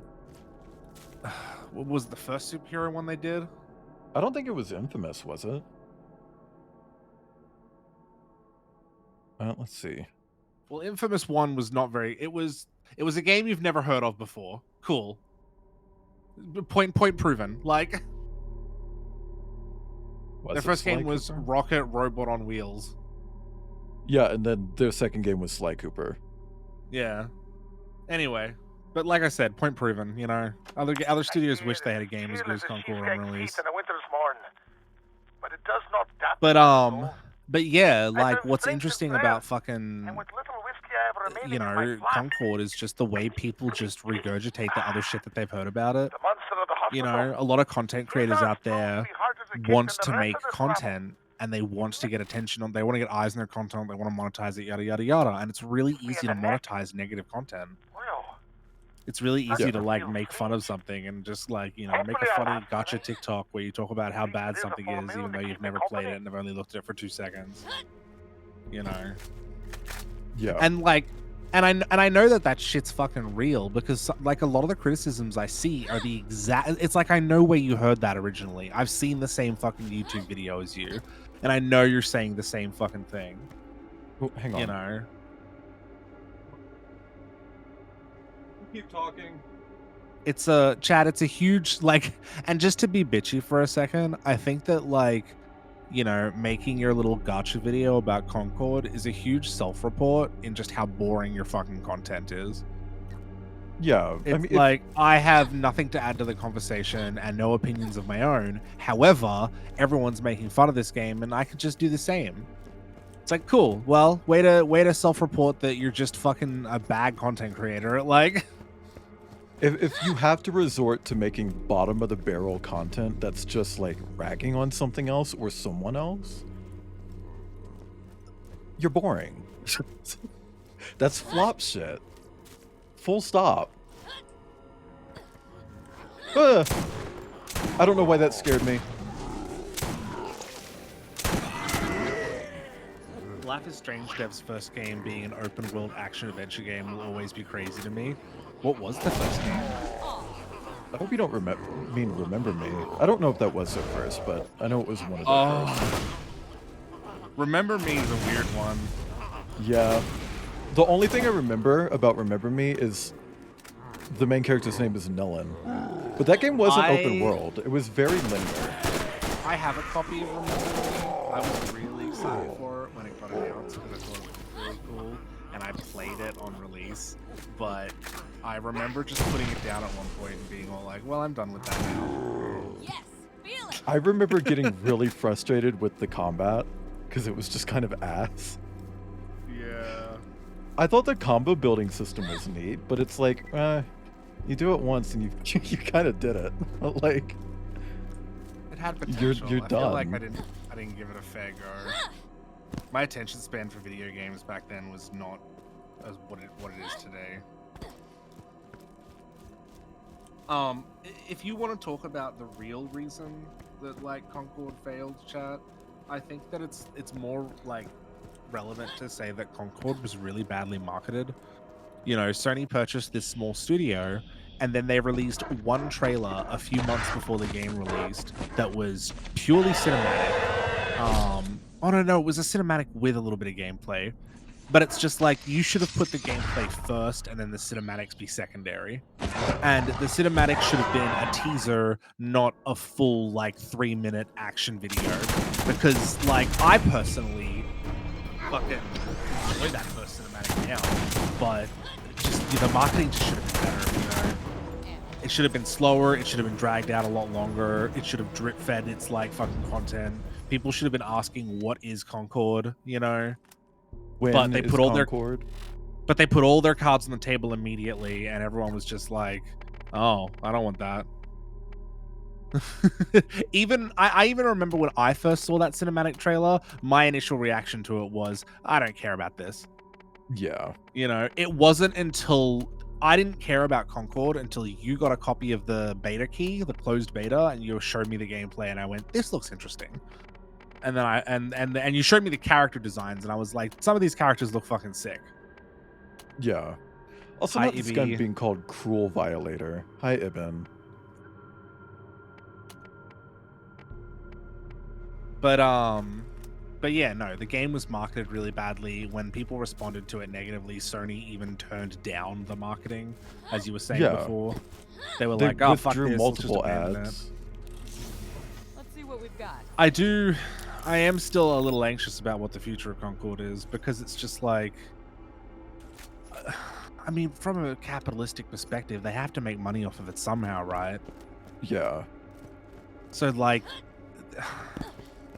maybe they'll bring it back with reduced server space. Like, I mean, I do know that at the very least, Firewalk is working on a new game, as well as continuing to do something with Concord. Don't know what they're doing with Concord, but they're doing something with it. yeah. It's really like, I know I've bitched about it a lot on social media, but like, I cannot even begin to tell you how heartbreaking and upsetting it is to see people shitting all over Concord when it is legitimately such a wonderful game made by such a cool group of people. Yeah. And I see the same like boring copy paste garbage from like mutuals and content creators. But like, if I see that stuff from fucking Dr. Disrespect, who gives a fuck what a pedophile think? I don't care what straight cishet people think of the game. That doesn't bother me at all. It's people within my own community being shitty about it that really fucking hurts. Yeah. Because it's like, this game was... Obviously, like, a lot of straight white people worked on the fucking game. I'm not going to pretend like they didn't. But at the same time, this game was also made by a lot of queer people and a lot of people of color. And you can see that. You can see that in the game. Absolutely. I spoke to Bethany at Firewalk Studios. I don't know, like, I don't know if her role is just purely like social media management or whatever. But like, I told her, like, you know, this game means so much to me as like a queer person, because it just feels like it was made for, like, you know, people that aren't in the mainstream like that. It feels like it was made for minorities. And she told me, like, oh, well, it's good that you see that, because there's absolutely a lot of people working at the studio that are like queer and, you know, not white and stuff. And she was like, obviously not everybody, but there's a lot of us here. Like, yeah. And I mean, like, just the absolute authenticity that they had when representing those characters. I mean, like, you look at fucking Borderlands. Sir Hammerlock is a black man voiced by a white man. And yeah, fair. They cast a gay man as a gay man when it comes to Hammerlock. He's still a white guy voicing a black guy. And I know some people are still on the team of like, oh, that doesn't matter, it's just a voice. But it kind of does. It kind of does when that role could have gone to a gay black man who would have brought a lot more authenticity to the role. you remember the you know, the live action Avatar that Netflix did? Did you know that Netflix did a casting call a couple of years back for Sokka? No, for Toph. They did a casting call for Toph. They wanted Toph to be played by like a blind actress. And they just quietly gave up on that and cast Toph as somebody else. Or at least that's what I've heard. I don't know if that's 100% confirmed yet, because I don't know if Toph was even in the series yet. Right. I've seen TikToks about it though.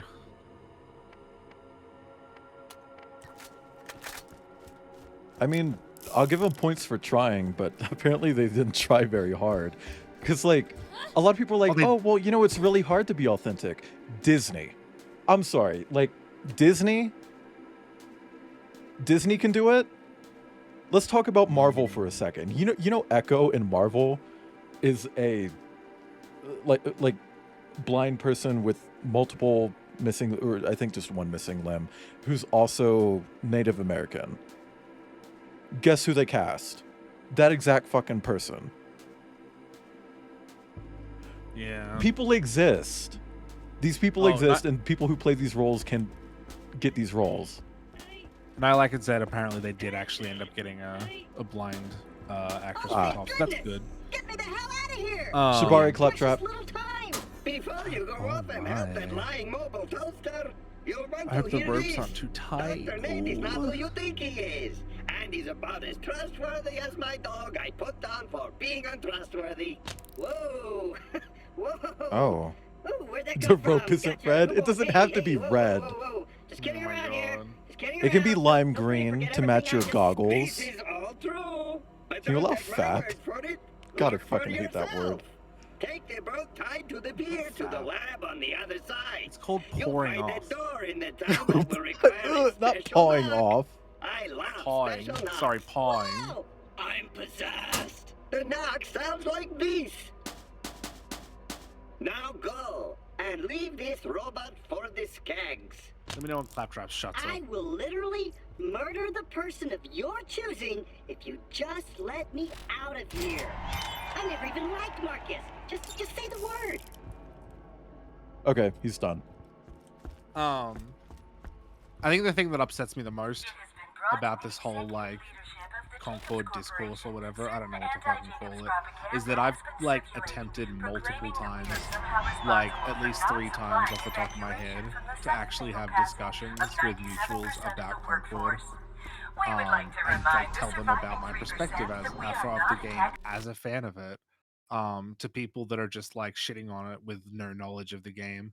And like every single time I've been completely shut down by those people. Oh, what? Yin is quiet? Yeah, you're a bit quiet. Oh, sorry. You no, like keep fluctuating. it's because I'm at my tablet. I keep leaning away from my microphone. Ah.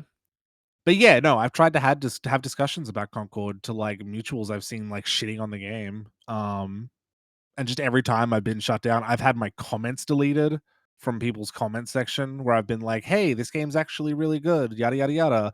Just fucking deleted my comment. I've had people just tell me. I've had people just flat out tell me, "No, I think the game is shit, and I don't want to hear your opinion." Like, it fucking sucks. And then other times I've just been straight up ignored. You know, like there was this fucking YouTuber I liked that posted a joke about it, and I posted this like reply with some screen caps, and I'm like, you know, this game has a great art style. I think that based on like what you like as a content creator, you would really enjoy that. Just ignored my message. And it's like, I know you're not that popular. You don't get so many comments that you can't even fucking read what mine said. I know you're not It's popular, Flop. But it's fucking like, it's so fucking hurtful though, because it's like you are willingly engaging in being shitty about something and just not caring at all about like what other people think of the thing you're saying, because fuck it, you're in the majority. Why would you care? You know? Yeah. Oh, but my opinion's in the majority of everybody shitting on it, so I don't actually have to put any fuck it. And it's just like, cool. Good to know that that's the kind of person you are. Hey, since you're here, read this for me. What am I reading? Is it the It's Alive thing? Yeah. Put on a funny voice. Who's it from? I don't know. All right. To any employee of the Jacobs Corporation, we at Hypertemps, a division of Hyperion Industrial, offer an invitation to whoever can determine the whereabouts of the contractor we sent to work with the Jacobs Company physician. Frank Igorski has not reported to his agent for over a month. As a direct result of this behavior, Frank has been terminated. We now have a severance package that needs to be delivered to him. Please find information about his new situation and deliver the package. Yeah, I'll read this one. Oh, it's Dr. Ned. I was about to do like a really cunty voice. Dr. Ned here. Dr. Ned here. Seems like my antidote from skag blood didn't quite have the intended results. You're lucky you survived your encounter with the so-called skag. Shut up, Claptrap. Never want to turn your back on anything ever again. Shut up. That was a crap threat. Can I try again? I wish I could say he was the only one, but the other test subjects seem to have formed a pack and are terrorizing the coastline by the old hospital. You should really take care of them to avoid the spread of that disease as well. Man, sometimes I wonder if maybe I should have been a villain instead of an NPC. Oh my Plus 7 in chat God. if you wish you were a villain instead of an NPC. NPC behavior. Jesus Christ. Not the immediate 7s. I love when I do a call to action and then I'm disappointed when people actually act. Yeah. Anyway. I guess we'll go to Generally Hospital again.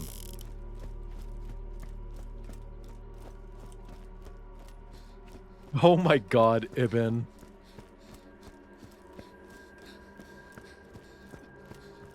Ibn said, if I had less to live for, I'd be on the news. God.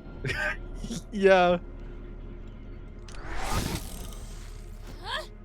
I love that Lilith just has, like, a button to activate zoomies. I like Lilith's voice acting in this game. Yeah. I think she's, like, the only character in the first game who kept her voice moving forward. Everyone else got replaced. Yeah.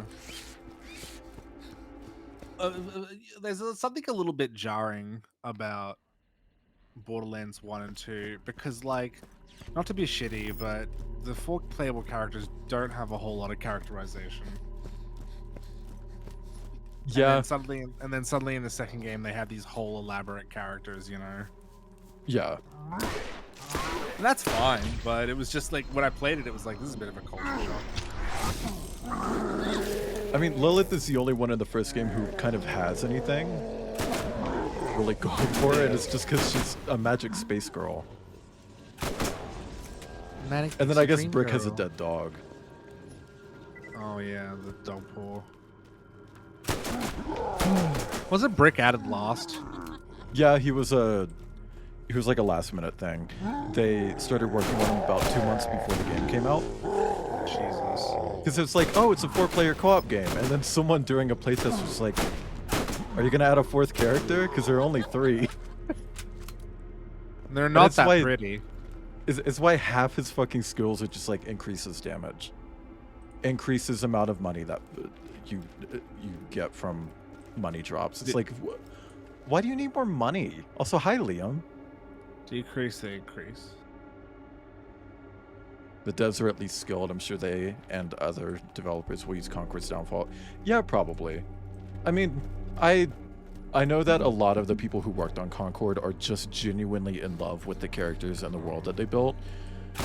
So even if Concord itself doesn't come back, I know that the world and the characters will.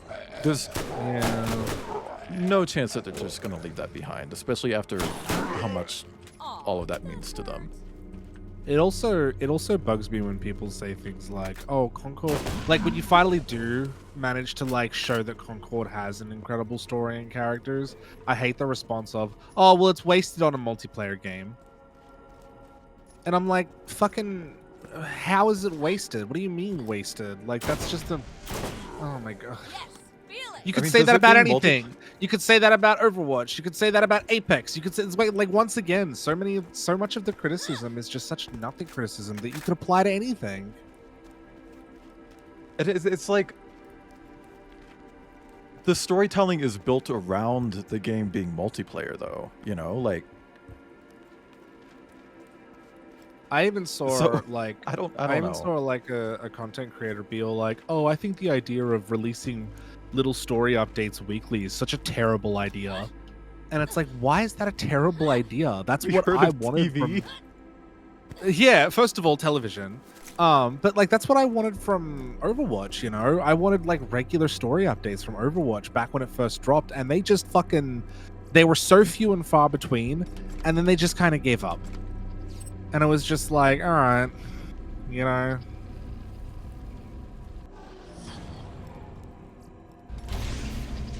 I don't know. It's fucking exhausting. It's super exhausting. Rotating elevator, Half-Life 1. All right, I finished my new GIF. It might fuck up the size on screen. Sorry. If it's the size of your like actual PNG tuber, that's fine. I can adjust. I'm adjusting right now even. Oh my god, you're so big. See how this works. I'm a spooky ghost. Yeah, when you speak, the dithering changes. What? I don't know if you know that. Why does it change? Oh, I know why it changes. Hang on, Okay, let me fix that. Okay. Now we'll relock that.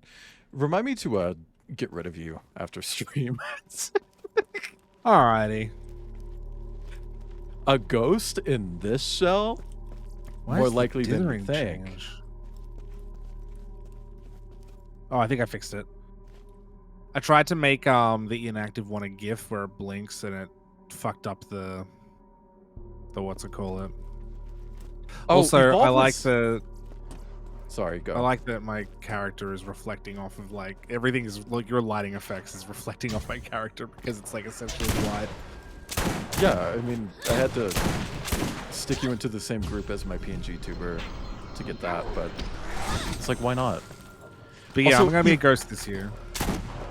I'm fully with Liam on this. Evolve was way ahead of its fucking time. If it came out, Oh my god! if it came out today, like today, and was like free, but was still monetized the exact same way, that game would fucking kill. It would eat. I was all in on Evolve. I bought that game day one. I bought the art book with it. I still have the fucking art books. The art book's great. Loved the fucking characters. Loved the world. The gameplay was dope. And just like with Concord, just like no one fucking played it. Like, you know, a couple. Obviously not as bad as Concord, but it just got forgotten so quickly. And like, what's funny, what I find funny about Evolve is that a lot of people were pissed about how predatory their microtransactions were, right? Yeah. Because they were locking like content behind a paywall on day one. If they did the exact same shit that they did when that game came out today, no one would give a fuck. Because as I said earlier, the market has been conditioned to just be fine with microtransactions now. Nothing has changed except people's mentality on it.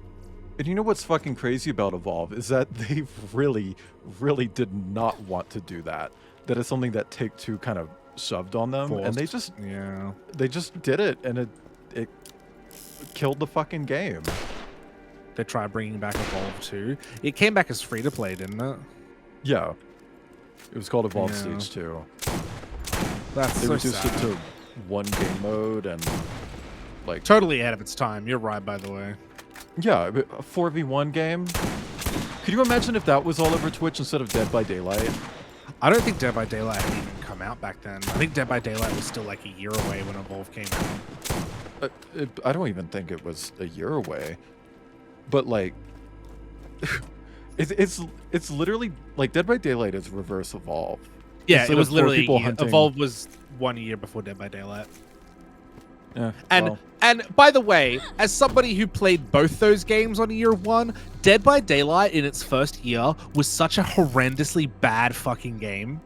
Holy shit, no one cared about Dead by Daylight in its first year. Dead by Daylight sucked. I'm surprised that game fucking stayed alive.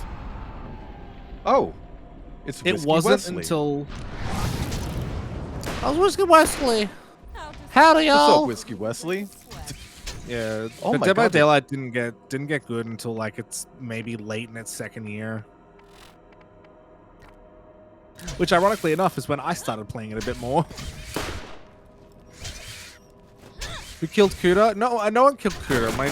My robot body ran out of battery, and so I'm naked now. Sucked them dry.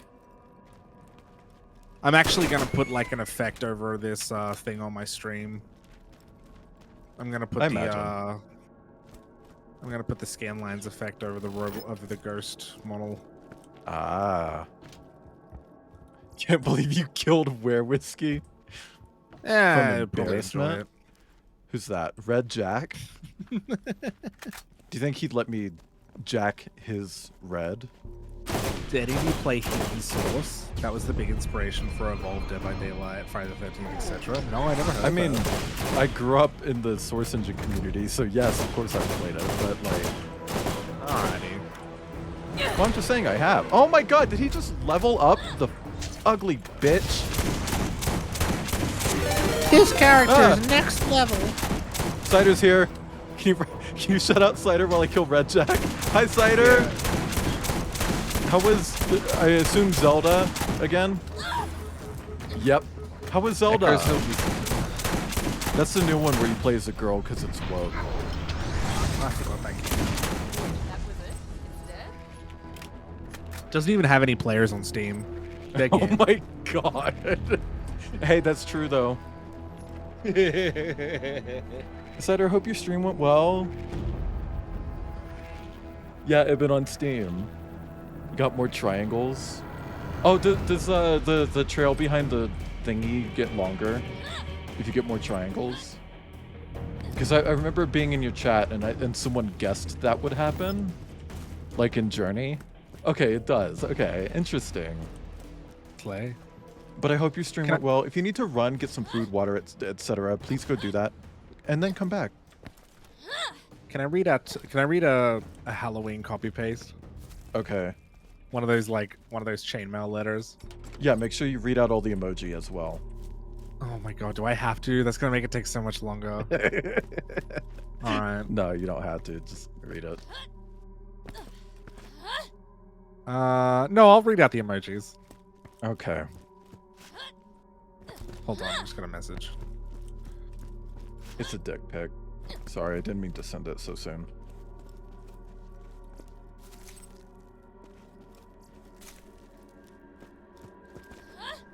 Yeah, Cider, please go take a break and then come back. I'm just killing werewolves. Where's Skags? All right. His name's Bigfoot. Pretty normal to me, It's though. Here we go. It's Cocktober eggplant emoji, the pumpkin emoji, jack-o'-lantern emoji. You know what that means? Eyes emoji, tongue emoji, dick sucking awareness month tongue emoji. Send this to 12 of your closest hoes, devil emoji, that loved that dick. Eggplant emoji, eggplant emoji, eggplant emoji, sweat droop emoji, sweat droop emoji, sweat droop emoji, jack-o'-lantern emoji times 32. Thought-o-ween jack-o'-lantern emoji is upon us. If you get this message, you are a queen emoji of the thoughts. Forward this to 7 of the eggplant emoji, thoughtiest eggplant emoji thoughts that you know will get some finger in hole emoji soon. Okay.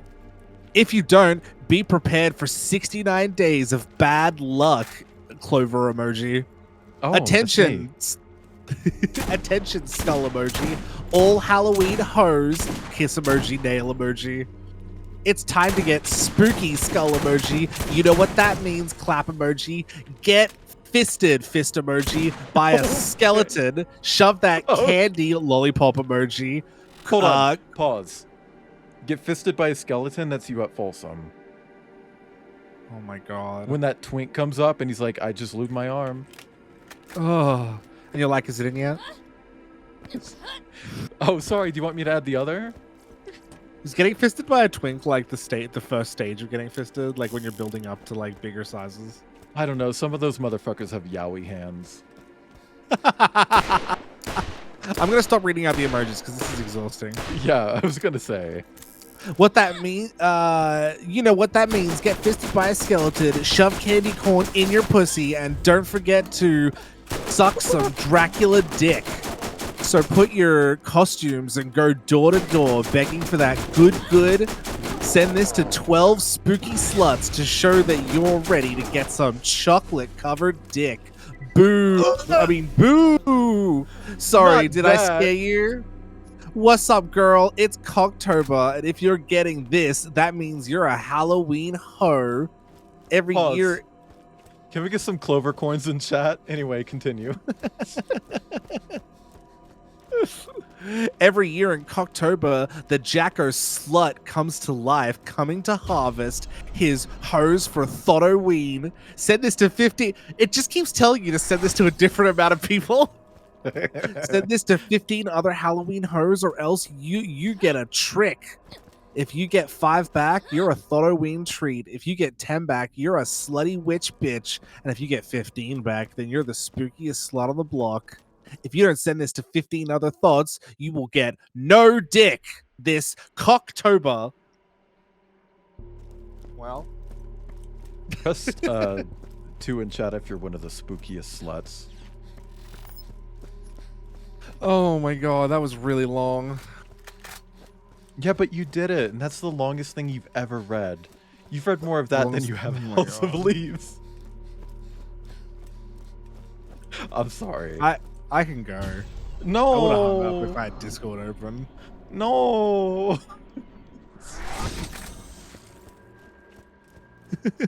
For context, guys, we've had a House of Leaves book club going. We're at the point where it's just like, just fucking read it. Like, yeah, I've been busy. I mean, fair. I was behind for a while, so I'm one to talk.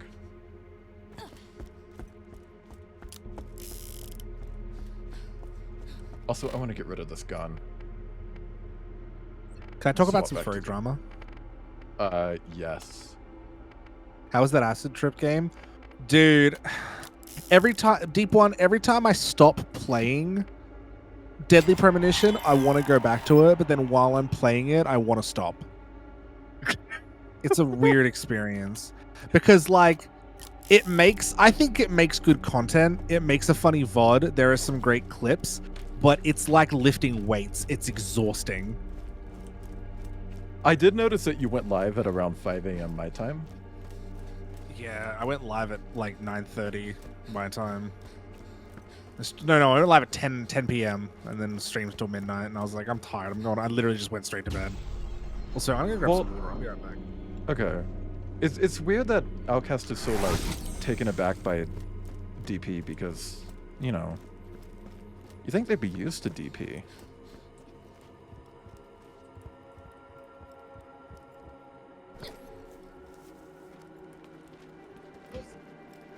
Go. I'm back.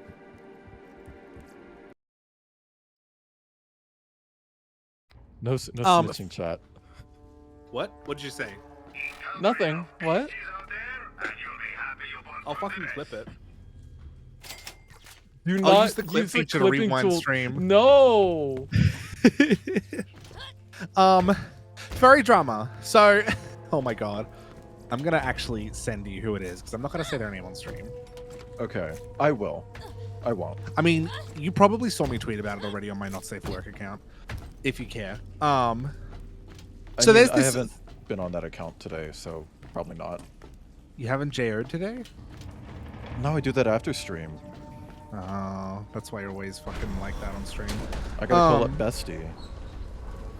So there's this 3D artist chat who is like incredible. Like their work is insane. It's like some of the best 3D fucking model work I've ever fucking seen. And they opened for commissions, I want to say 2 years ago. And I remember emailing them about their commissions because I was like, hey, love your work, would love to get a commission. Did not get a response. And they took a couple commissions and then they just disappeared. Like they just straight up fucking disappeared. And they never posted the commissions they finished. And like just over a year later, they posted an update message. Yes, Ibn. Over a year later, they posted an update message saying that they had been like going through a lot and they felt really bad for not finishing the commissions that they had taken. And that they were gonna like, you know, get back on the horse and get their fucking work done and yada yada yada. And that was a year ago, and they have posted no updates since. Ugh, gross. I'm really good at this. But yeah, that was a year ago. They've posted no updates since. Right. And just the other day, they posted that they were taking commissions again. Did they finish the previous batch? No. I just DM'd you their Twitter. They posted that they're taking commissions again. Their fully rigged 3D models to be used for VC Face and VR chat are $1,600 American dollars. And I saw that, it and I looks was like, you're getting what you pay for. what, nothing? I mean, if they were to do the work, it seems like it's at least good quality work. Every single comment, like almost all of the comments on their "I'm taking more commissions" post are people being all like, "Where the fuck is your other work?" First of all, they took commissions 2 years ago. Their page has no example of what their commission work will look like. It only has work that they've posted like more than 2 years ago. They've posted nothing recently at all. And so people in their comments are like, here, let me read out some comments to you with the names fucking taken out. Okay. Commenter number 1 said, "First finish the commissions for people who've been waiting for years. How about that?" Comment 2 says, Right. please reestablish contact with all of your clients you have overdue work for. As it stands now, no one should risk commissioning you. They need to be on like Artist Beware. Absolutely. By the way, people need to start using Artist Beware more. There's this artist that conned me and also conned a lot of other artists. Like Paint Fox was conned by this person. Fucking Paint Fox. And was even called out by Paint Fox, who doesn't call people out. And people are still commissioning this cunt. Finish your commission queue before taking new work, dude. At Furry and at Second Furry are ones that you haven't finished in years. So there's 4 different furries added in their comment section by people saying, hey, you have work for this person that you took 2 years ago and haven't finished. These people paid over $1,000 for models and you haven't done them yet and you're taking new commissions. The only reply they replied to was Dark Gem. You know, because people aren't worth replying to unless they have over fucking 80k followers. And fucking Dark Gem in their comment was like, hey, have you finished fucking at insert furry's commission yet? They've been too patient with you. And they're like, oh yeah, I've been talking to them. I'm working on finishing it. And they're like, yeah, well, hopefully. And it's like, how are you taking new commissions and not... I can't wrap my head around it. Right. Not to mention the popcorn shenanigans. The way I'm reading through comments of the exact post, isn't it insane, RCM? For the sake of profit from this point on. My brother, So they're following the... Oh, sorry, I should let this finish talking. Would never support me in this. I hope no one it's that fucking joke again. My brother, who isn't me in disguise. I like the implication that Dr. Zed is actually Dr. Ned in disguise, not the other way around. But even then, they're actually just 2 different people. Like, the lore says they really truly are 2 different people. It's just so stupid. The one time I got ripped off, I did not look for Artist Beware because they were popular. At least PayPal got me my $200 back. Holy fuck. Can you send me a link to Artist Beware? It's the first time I've heard of this site. Yeah, hang on.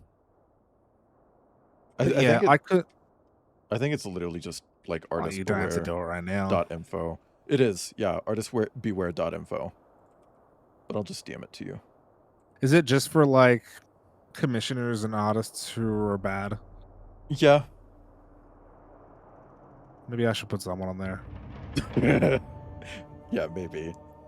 I can think of one person that I wouldn't let commission me again.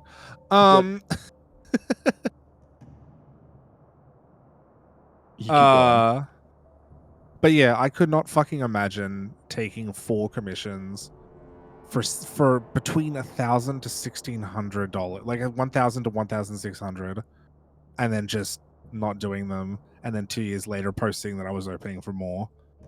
Insane shit.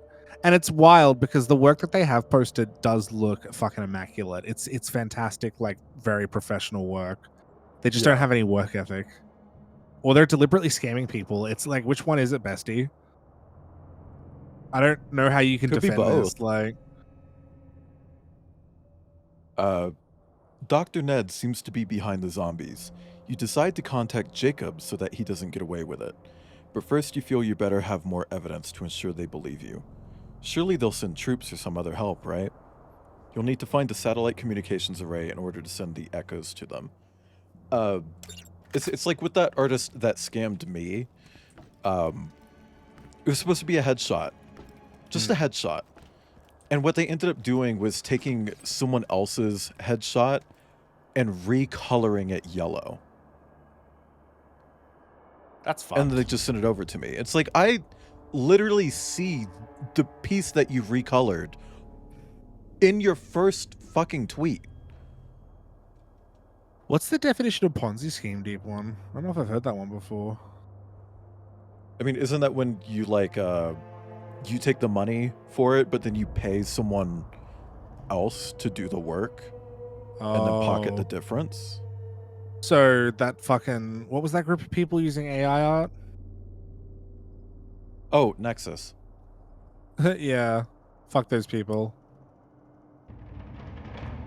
I got art-related question. Is it actually a scam if you pay an artist but you haven't told them what you to draw yet, and it's been 6 years since then?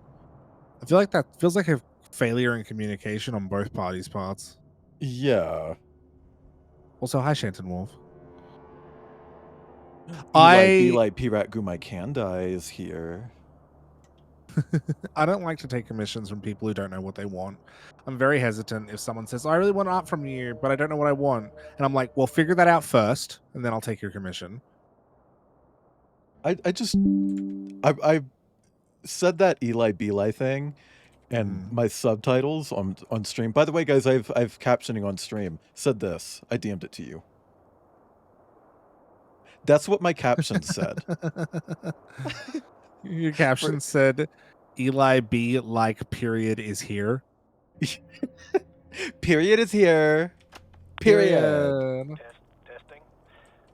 This is the first official entry of my, Dr. Ned's scientific discovery. Luckily, I haven't. My Oh, wait. ongoing mission Fucking is to extend the doctor lives is in. of those who have already passed. We must remain vigilant in our... Bill, are you making popcorn? What did we talk about? Dude, we just talked about this. Where was I? Saving the human race from the stale clinches of death. That sounds like He's trying to solve party. death. Is that how the kids are saying it? Kicking? Anyway, here ends my first official journal entry.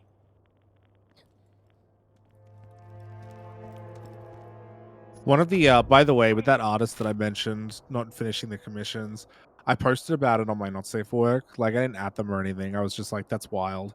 And one of their commissioners fucking replied to me. Oh. And they said, I'll just say this. They've reached out to me about completing the com, but judging how this is the second time they have done that, I have doubts about them actually finishing it. Well, then they need a refund. You need a refund. You need your $1,600 back. Get a refund. Good fucking God. I've luckily haven't experienced too much fuckery while commissioning. And the shit that I have experienced has been pretty, like, this isn't the worst thing that could happen. Yeah.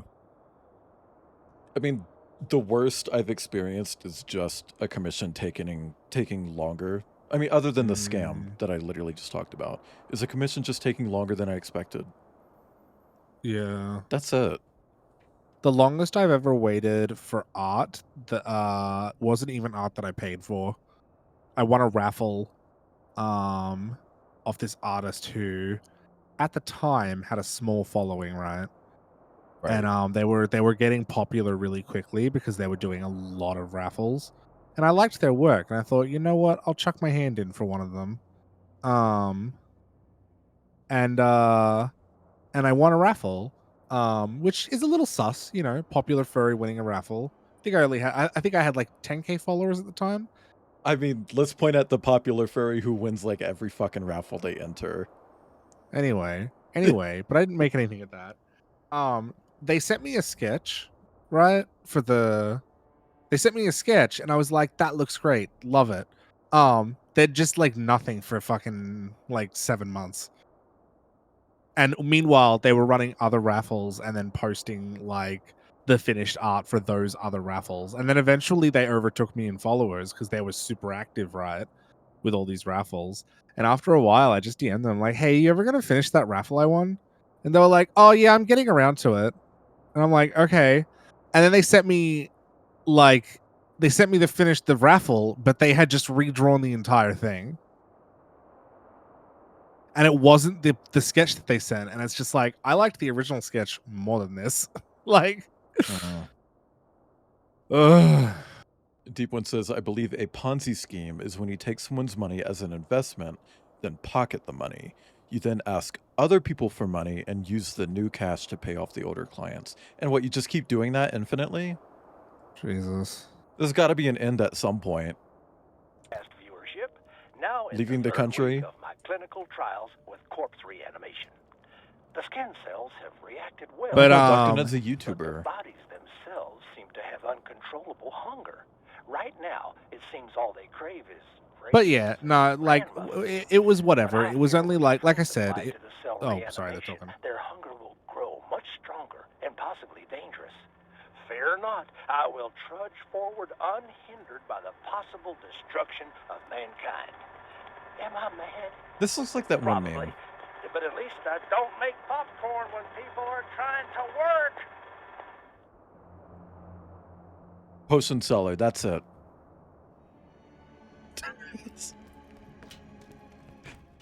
Anyway, you can continue now. It's done. But yeah, no, it was whatever. It was like it was free art, and they did actually do it. You know, like that's like honestly not as bad as other shit that I've heard. Yeah. I mean, the artists that scammed me, they were obviously also doing that to other people. And one of the other people that they did it to, they got very, very adamant on getting a refund out of them. And the person started sending them self-harm photos. Ew. Like the artist was sending the commissioner self-harm photos. Oh my god. Saying like, this is what you're doing to me. It's like, what in the absolute fuck is going on? I re-socialed 30 minutes ago, Ibn. I don't think I need to do that. But thank you.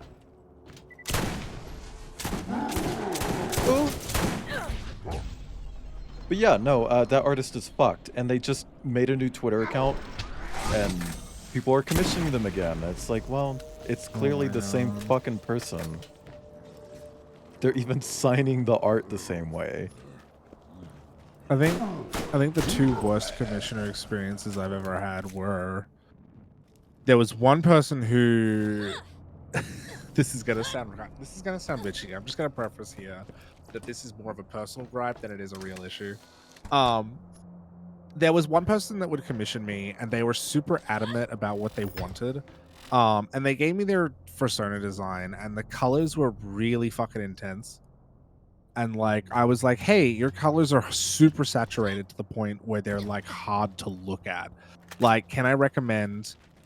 No, I didn't even ask. I shifted the tone of their like bright fucking blue jacket on their Sona design just a little bit, just a tiny little bit. And they got mad at me for that and sent me back the exact hex code that they wanted. Which by the way, if you open up an art program and you select like blue and just slide the fucking saturation bar all the way to the right, that's the hex code. It's not, and that's not even. It's like you don't need a code for that. You might as well just say, "I want the most saturated blue." Like, and that was whatever. Yeah, and that was just like a whatever experience. That's not the bad thing here. The bad thing is that they tried to commission me for an emote. And I was like, sure, I'll do an emote for you. Before this, though, the emotes that they had commissioned off of me, they wanted the changes that they asked me to make to the emotes, which I was more than happy to make. I personally believe made the emotes look worse. They were like, add this in. And I'm like, I can, but the emote won't have as clear a silhouette as it used to. And they're like, that's fine. And it's like, all right. Like, because I'm a personal believer that emotes aren't the same as regular art. You want to put like the function of the emote before the accuracy of the artwork or whatever. You know. Yeah. One sec. Rand's live. I hope I'm saying that right. Thank you for the follow. Welcome in. Hope you're having a nice day or evening. I'm not doing the Borderlands thank you for following thing anymore. That's really cringe. Anyway, continue. God. Anyway, here's the real issue though. They commissioned me once for a new emote with a new character, and I was like, sure, let's do it.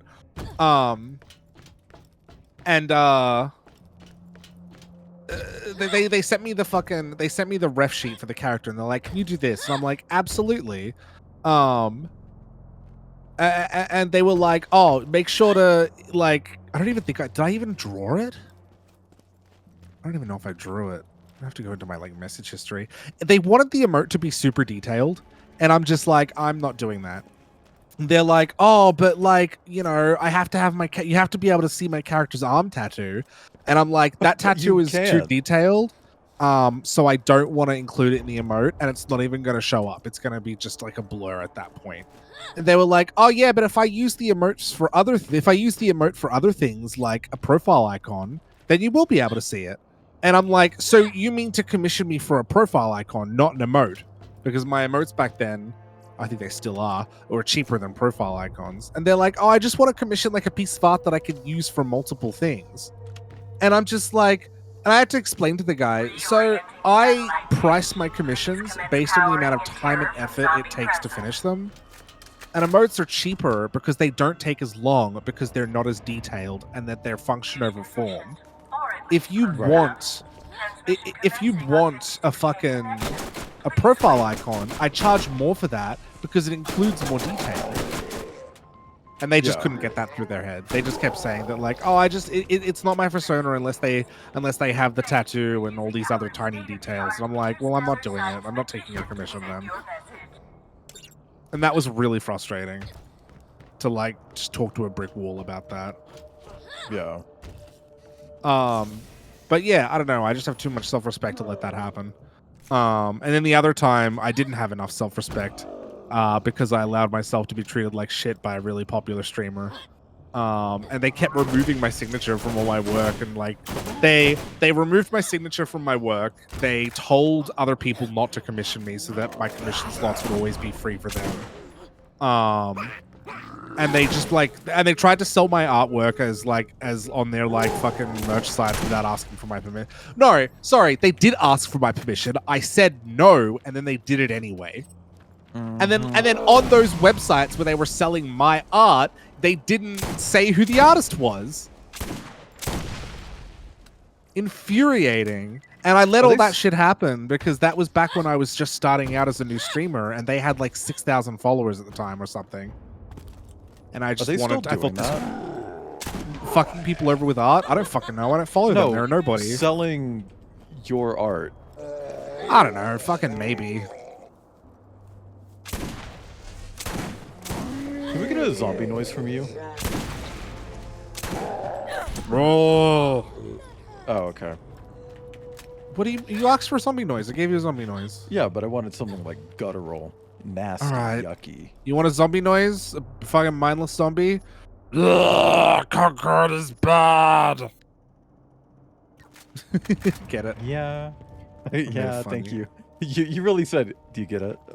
Like, did you get it? Even said that they are actually still selling my art. Ugh. Popular furries kind of remind me of politicians. They're like, they can just get away with doing shit because they're rich. I think that any form of popularity in any community, has the... Sorry, I wait for Tannis to shut the fuck up. Oh, this is just a AI. Oh, whatever. Oh, that's not Tannis. Any form of popularity is going to give people an ego, you know, unless you actively work to ground yourself. Like, I sit here and try and not have a big ego myself, but I do. I don't think it's human nature, right? What matches your balls? But yeah. Ooh.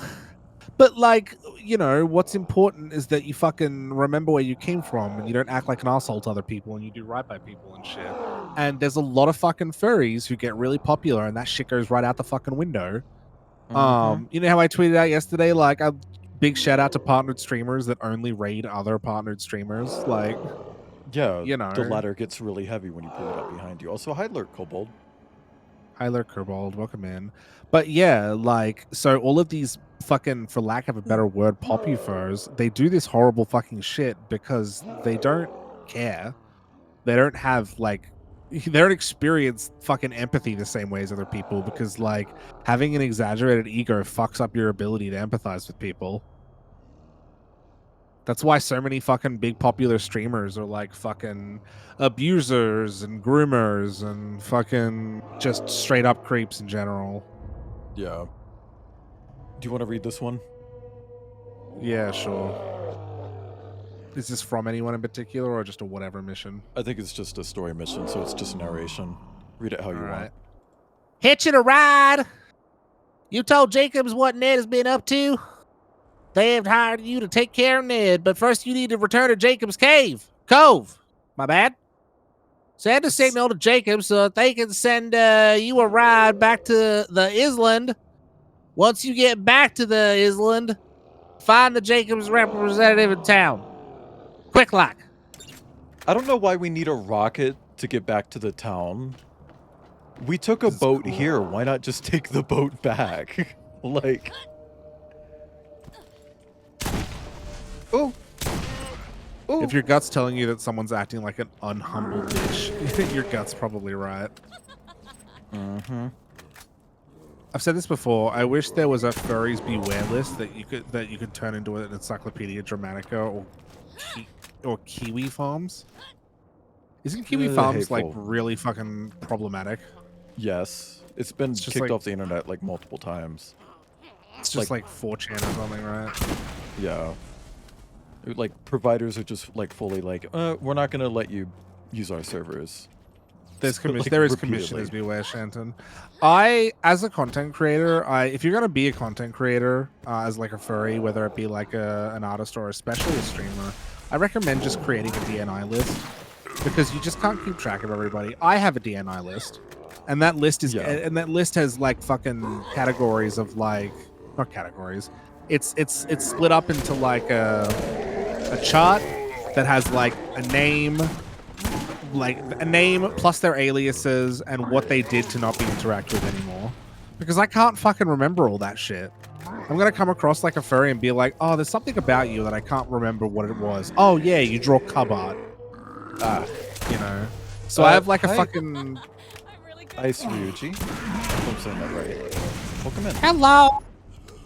I don't know if like you as a viewer would want to do something like that, but I think if you're going to be like super active in the furry community, then it might be worth like, I don't know, keeping notes or something. Ice Ryu? Kiwi Farms is like a hit list. Ugh, that sounds problematic.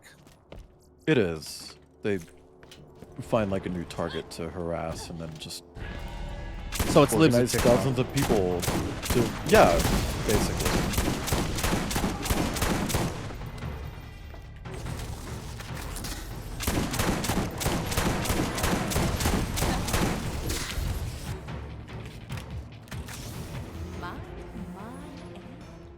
But yeah, the furry community is huge and diverse and not always for the better. There's a lot of shit that goes unspoken in the furry community, which is really frustrating. And if you want to be the one to speak up about it, you're going to have to deal with a lot of garbage from people. Currently in ads, the Smile movie looks ass. Smile 2, Electric Boogaloo? I mean, I don't know why they're making a sequel to that. Oh, actually, I want that. It'll be useful next DLC. Another thing that surprises me a lot about furry streamers is that, like, without asking them directly, I don't know if the issue is that there are other, like, popular furries out there who just don't do any kind of fucking research at all, or if they do and they just don't care. Because it's just, like, I see the kinds of people that they're interacting with online, and it's all like, oh, yeah, you're interacting with that person. You know that they're a pedophile, right? Or did you not, like, look up their name before you started to, like, fucking do invite them collabs onto your with them? stream every single time Right? you go live. And even after you find out, why are you still doing that? And it's not hard information to find. Make an E621 account, look up an artist's name, and turn the safe search off, and see if they have any art that's categorized as fucking, you know, super fucking disgusting. You don't even have to do that anymore. When you search an artist's name on E621, it tells you like how many pieces are hidden because of a blacklist, including the default one. Which I think was a recent change, maybe. I don't know. I don't use E621 a lot. But yeah, and I used to like talk to content creators about that. Like if I had a mutual and they started interacting with like someone who's gross, I used to DM them about it and be like, "Hey, did you know about this?" I don't do it anymore because you'd be surprised how many of them are doing it intentionally. Yeah, or lying about it. Like the whole, hey, do you know that this person that you keep interacting with is a pedophile? And they say, oh no, this is the first I've ever heard about that. Then 2 months later, a different person hits them up and it's like, hey, did you know that this person you're interacting with is a pedophile? And then they say, no, this is the first I've heard about it. Mm-hmm. Yeah, that was me. There was this content creator chat that was interacting with like a rumor, and one of my mutuals DM'd them about it. Hi Husky Wusky. One of my mutuals DM'd them about it and said, "Hey, did you know this?" And they were like, "Oh my god, I did not. Thank you for letting me know. I'll look into it." And then and I was like, "Oh, cool. Like, you know, they're a cool person." But then I noticed that it had been a few months and they were still interacting with them. And then I thought to myself, what if I just DM'd them the same thing? And so I shot them a DM with the exact same message. I was like, "Hey, do you realize the person you're interacting with is like, you know, a groomer or whatever?" And they gave me the same copy paste reply. And then I fucking went off with them for it. I was like, "Hey, I actually know that you've given this copy paste reply to somebody else. So you're a fucking liar." And they were like, "Oh, okay. Well, you can believe whatever you want to believe." Smiley face. I mean, it's not believing something when you've seen it, you know. Yeah. I can see it on the radar any minute now. And at this point, it's just frustrating. Yeah, it's not even that it's frustrating. It's that it's textbook. The same thing keeps happening again over and over. again. I mean, you mentioned in a voice chat one time last year that you're not comfortable with hanging out with people who hang out with a pedophile. Next thing you know, your name's being dragged through the fucking mud for no fucking reason. Yeah, that's the other thing too, is that you'll see a lot of these kinds of people like just try to distract from the point that they've done shitty things, and they'll just suddenly start attacking people online. They'll be like, "Oh, Wayland's here is actually a crazy person, and they're like a big asshole who bullies people. Our cast stars is a bully. They're a bully. What did they do? Oh, don't worry about it. They're harassing other artists is what they did." Meanwhile, the facts of the situation is, yeah, I told that artist that they were tracing other people's work, and I told that artist that they were drawing fucking child pornography. Like, that's what I did to get labeled a bully and have fucking a whole bunch of mutuals unfollow me for it. He's not holding a gun. He was supposed to be holding a gun. He just shot that other claptrap. Oh my god. Oh my god. Too much claptrap. Any amount of claptrap. So, I have one of these. Oh, the Jacobs one, yeah. Yeah. I have two. I have the claptrap wearing the tuxedo and the Jacobs one. You're not holding anything!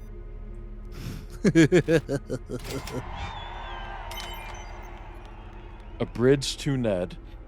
Jacobs has hired you to take care of Dr. Ned once and for all. You can find him hidden deep in the Jacobs lumber mill. But the zombie impeding bridge near the mill needs to be lowered first. Can we as a fandom please move away from E621? It's art theft, transphobia, and pedos. E621 is a weird sort of thing. I don't think they don't steal art, because I know that E621 don't post paid art, and they source all of the art that they post. Yeah.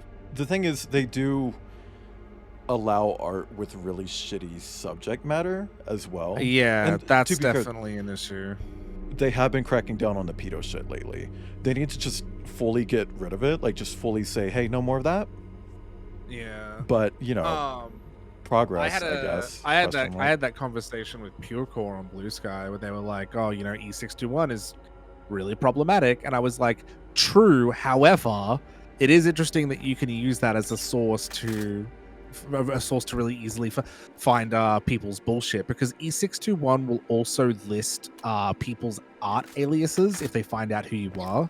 So there is a lot of artists who have been found out to be like fucking cub artists because they draw it on under a different name, but E621 lists that as one of their aliases. Yeah. Which has been like a really good resource to find out who not to interact with online.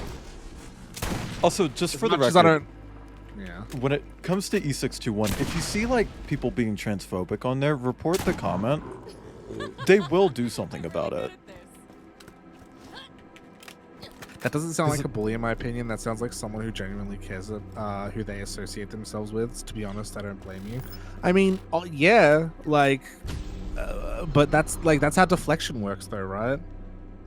A lot of people who get called out for problematic behavior will instead just try to like attack other people to like distract from their shit. They respond with, "Nuh-uh, look at this." Just discredit the people that say shit about them, even if that means just straight up making up shit, you know? It's super fucking childish, but it's like, yeah, no, that's real and it happens constantly.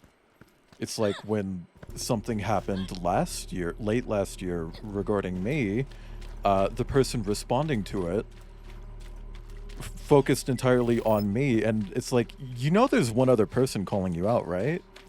But you're not going to draw attention to that because that's really fucking serious, huh? Interesting how that works. You know. But yeah, I don't know. I'm trying to move away from just like the furry streamer space just in general. You know, because I'm just kind of over it. Like, I want to focus on my Patreon. I want to focus on me. I don't care too much about interacting with other people. Like, the Ferocious stream team was a nice little, like, fucking outlet to do that with. Because when they contacted me about joining, I was very upfront with them immediately about this stuff. And I literally said to, like, the creators of the team, if you want me to join your team, there are people that will not interact with your stream team just because I'm in it. Because I've started shit with people for being transphobic or being like fucking creeps online, and in response to that, you know, they just want to like fucking be shitty about it. And the Ferocious stream team organizers, they were like, nah, that's great. You know, we want people that are willing to stand up for like fucking these issues and speak up regardless. And they go, and if that shit happens again, we'll support you. And I was like, fuck yes. And so I joined their stream team. The same deal with me. I was pretty upfront. Like, you know, I've had bad interactions with a lot of people on Twitch. Not gonna pretend like I haven't. And I was really reassured of that. Oh, wait, he's getting it wet and yucky in here. Wonderful. Love to hear that. Yeah. And like they've been pretty good about wanting to do right by like, you know, good representation and shit in Ferocious or whatever. Yeah. But yeah, but like apart from that, just super uninterested in interacting with like fucking popular furries anymore. Night Lycan needs you to say that into the mic slower with some tears. It's for the Ferocious ad soundbite. Oh my god. I wish I could fucking like get emotional and cry on stream. The medication that I take makes it harder for me to do that. And I feel like I'm not being performative enough when people are nice to me. You know, when like people say a bunch of nice stuff to you or the streamer's like, oh my god, I'm gonna cry, guys. It's just like, I wish I could, but my meds stop me from crying. Like, but I assure you, if I wasn't on like fucking medication, I would be tearing up.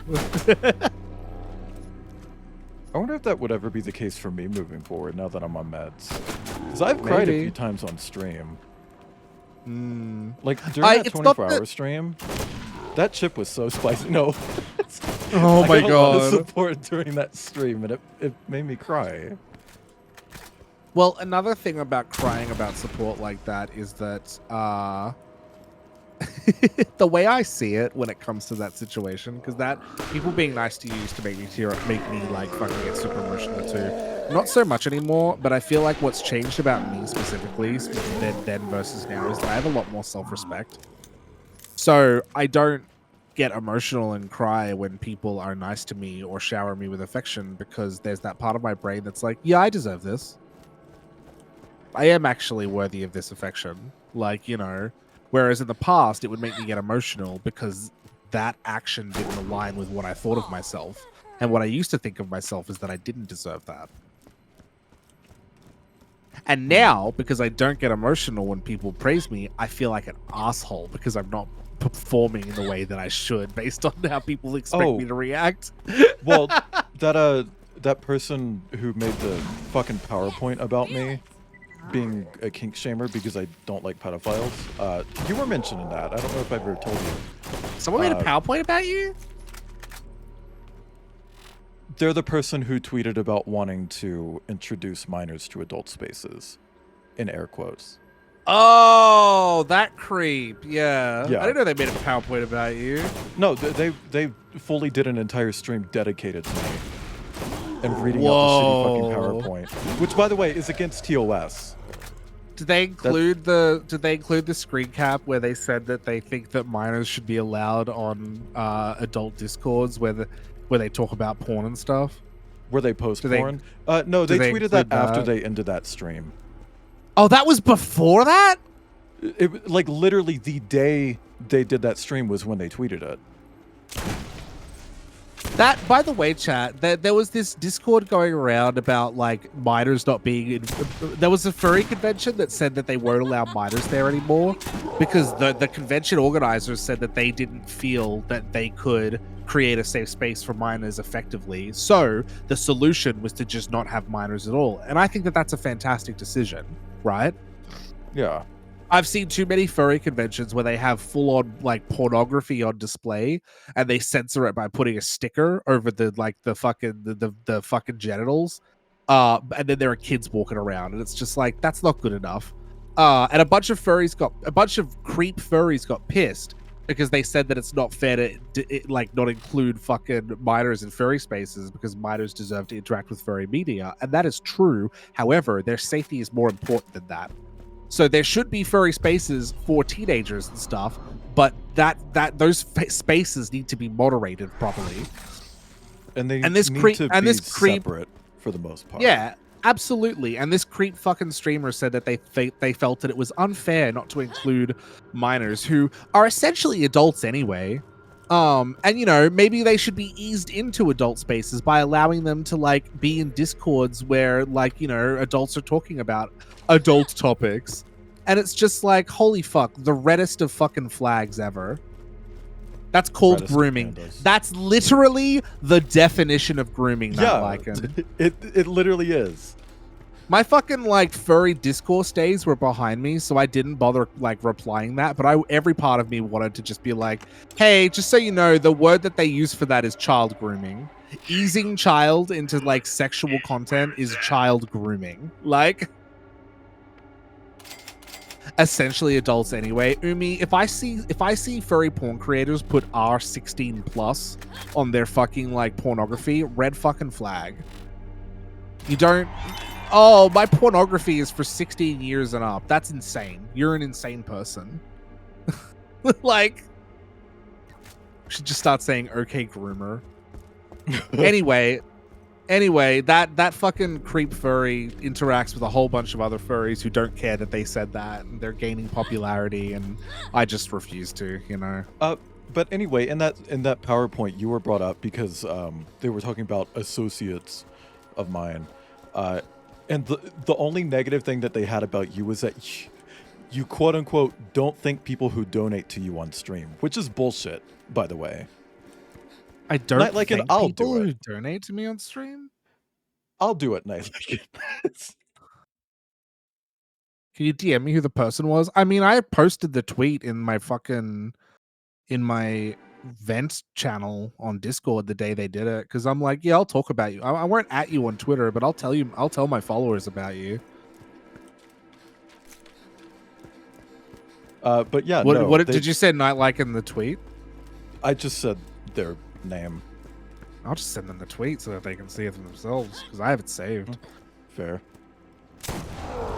Ooh, ooh, ooh. I mean, like, I don't know. That's bullshit. Like, I literally say thank you for every fucking donation. Yeah.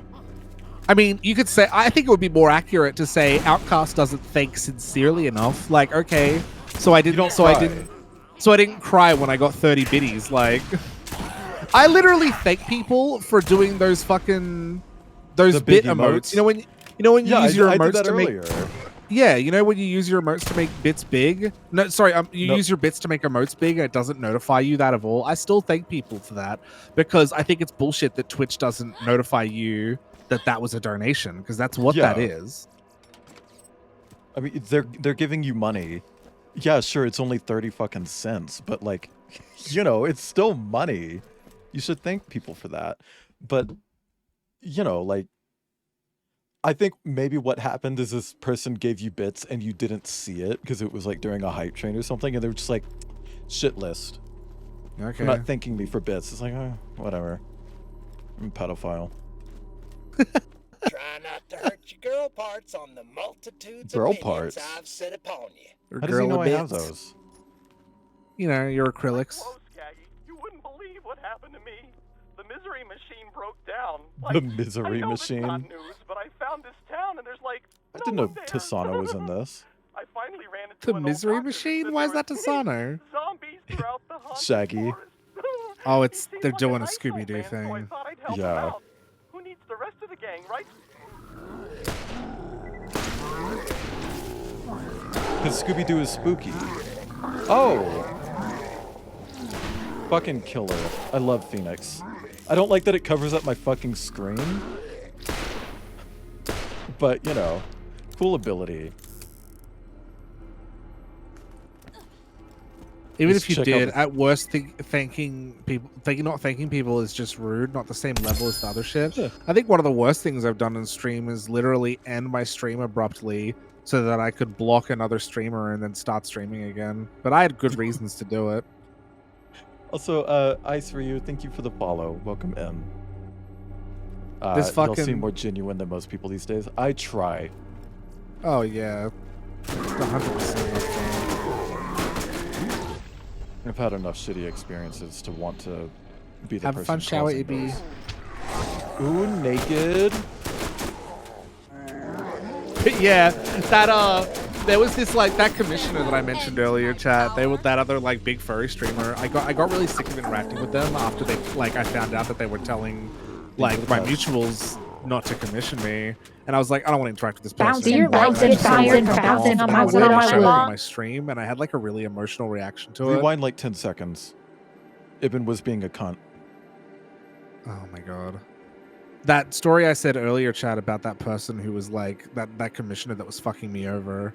I decided to stop interacting with them, and then they showed up in my stream, and I had a very emotional reaction to it, and I just didn't know how to deal with the situation. So I ended stream like immediately. Like I just cut stream off, pretended that my internet hiccuped, and while my stream was like offline, just quietly banned them, and then started streaming again. I was like, oh, I don't know what happened there. This is not my first time playing Borderlands. This game series is like really, really important to me. This is maybe my 30th time playing it, maybe. Borderlands is cringe. It is, but it's my cringe.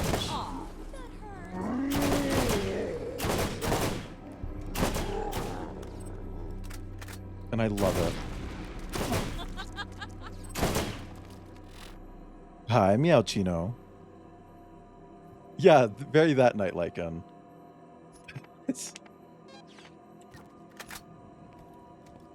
I loved Borderlands a lot when I was younger, but I kind of just feel like I grew out of the franchise.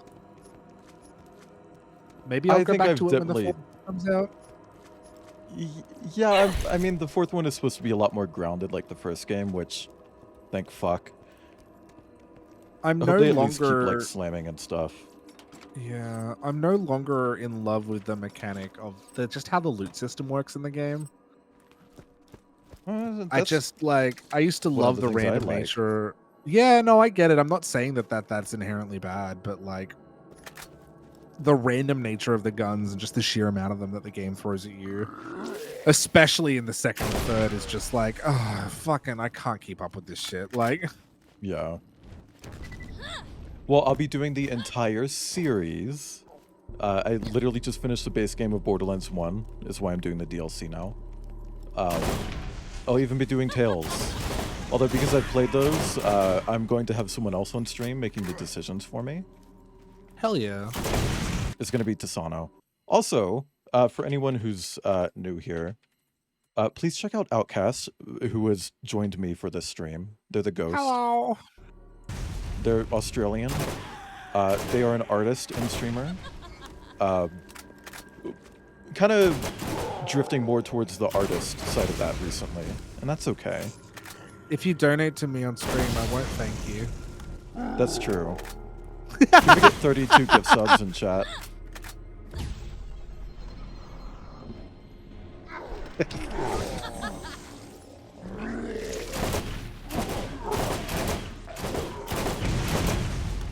Oh shit, gonna dono offline right now. Zombies can cut awful deep, you know.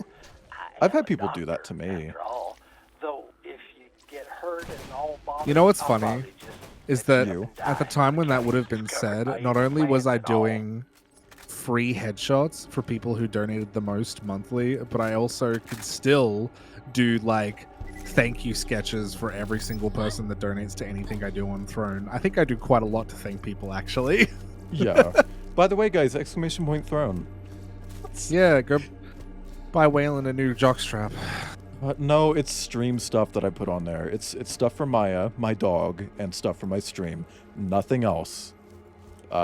Nothing more. My current featured item is a macro pad, which will help me do art. Currently, I cannot stream and do art at the same time, unless it's with my mouse. Because I just can't use my tablet while streaming.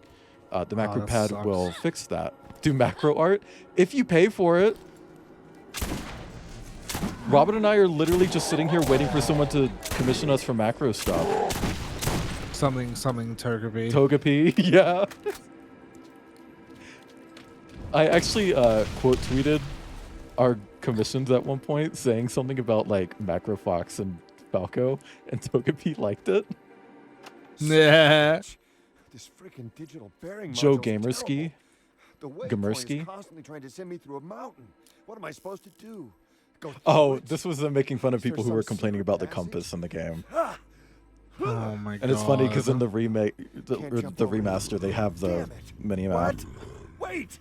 No, I hate you, digital bearing module! That's silly. I love it.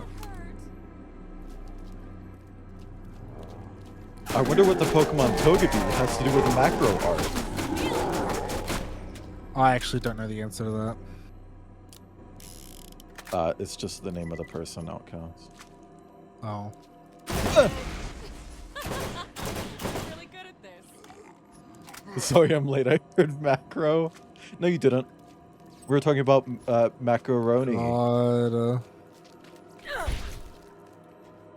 Shiz, Nebula. What?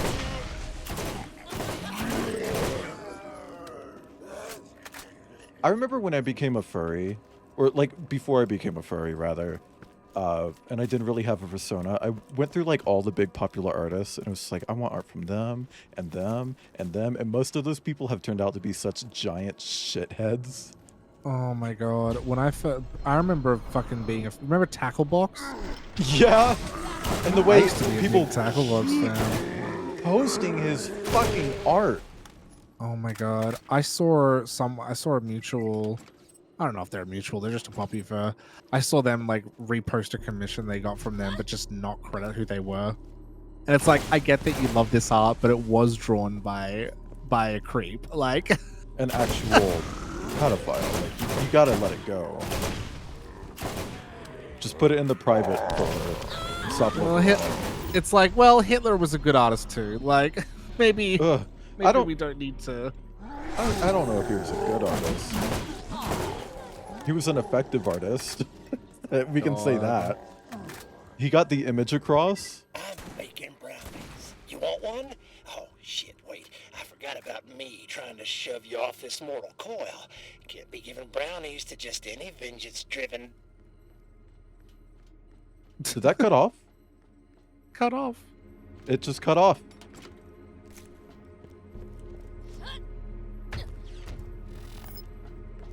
Tackle Boss got memed by World Star Hip Hop before he... Well, that's because of all the cultural appropriation he was also doing.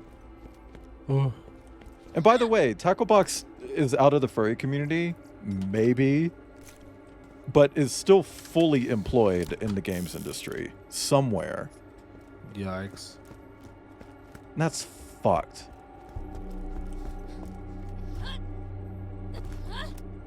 God, what if he worked on Concord? Probably didn't, but... Jesus. That would kill me. He was a concept artist.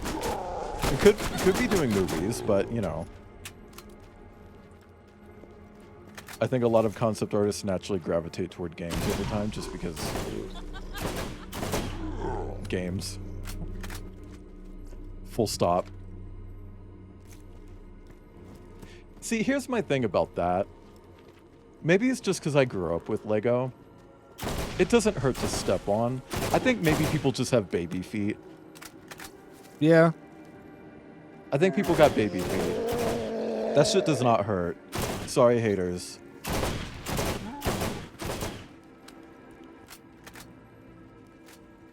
I remember when I was younger, some of my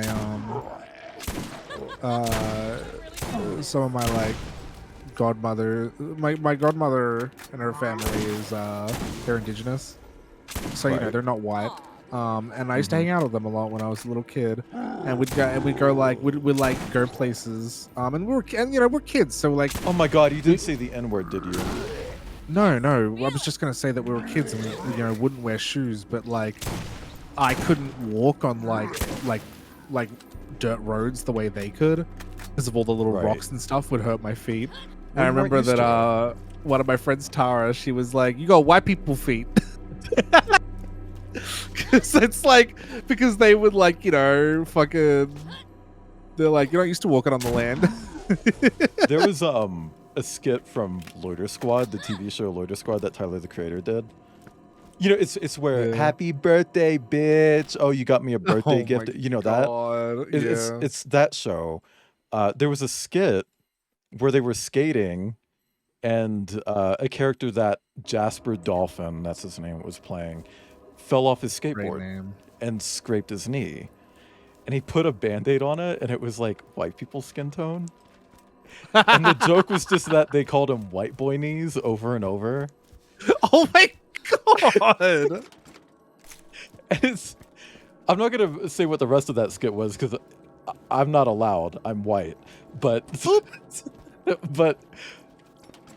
it just kind of burned into my head. That's and then funny. my friend who also watched the show, who was black, started calling me white boy knees. And it's like, well, I'm literally white. My knees are white the rest too. Of me. So, like, I'm also white boy elbows and white boy personality. I'm white boy resting bit. I'm crossing into a TikTok. They should have been calling you fucking scraped knees of the way you're on them all the time. Oh, I got knee pads. Amazon Basics. Some old guy with a mask on. I don't think Chat. these zombies are wearing Go masks. buy yourself some. So Go buy yourself some knee I've been doing pads. What you and I do best, Skaggy. Hiding. Zoinks! I think I hear Zoinks! something. Like, I better sign up. Don't worry about me, old pal. They never think to look in a barrel, right? It's kind of wild that this DLC set the tone for the rest of the series. Not the base game. This DLC. God, With the fucking pop culture references, the humor, like... Yeah. Chat, I see too many puppies without knee pads. You want to be on all fours all the time. You're gonna fuck your knees up. It's gonna hurt like hell. You get some just get some rollerblading knee pads from your fucking Walmart or something, you know. Akira, this is the first DLC for Borderlands ever. The Zombie Island of Dr. Ned. Came out in October. It did. What are the other DLCs for Borderlands 1? I think I played them. I played the Atlas one. The Secret Armory. Secret Armory. I think I actually, now that I think about it, I'm pretty sure I played all of the DLC for Borderlands 1. That's I didn't crazy. play any of the I didn't play any of the DLC for the other ones though. Except for I played the Pirate DLC for the second game, and I played just the start of Hammerlock's fucking wedding DLC for 3. But I'm just like, I don't know, since Borderlands 2 I haven't been super into the DLC. Oh, I need to be careful about shot grenades.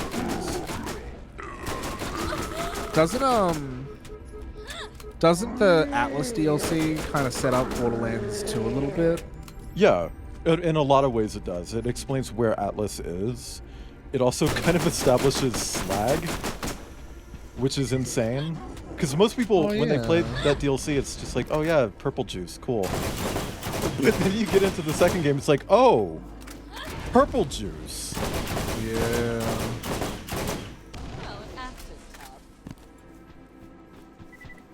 Yeah. Yeah. So there's the first one, which is this. It's Jacob's Cove, and it has zombies.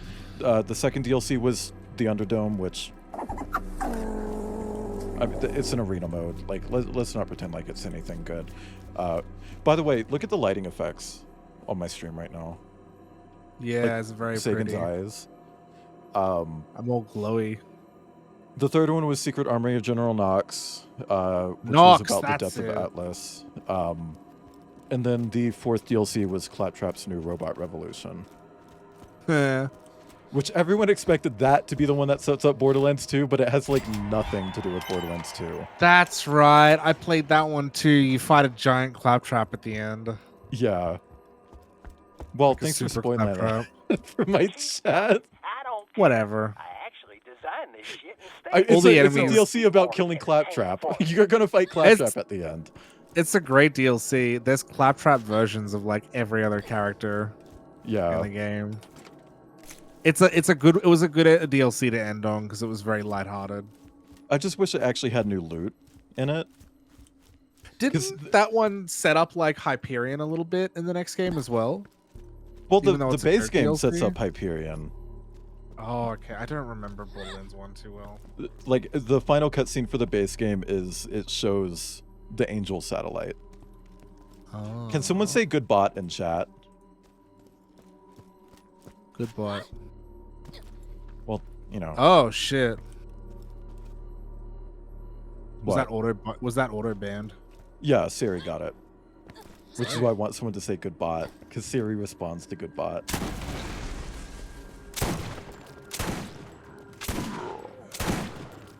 Also, you can do exclamation point dad joke.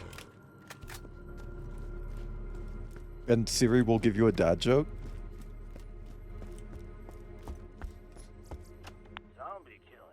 One word. Jethro Shed. Did you hear the one about the guy with the broken hearing aid? I Neither did, did but he. he didn't. Oh, okay. Alright. Thank you for the groan, Eli. Can you suck dick?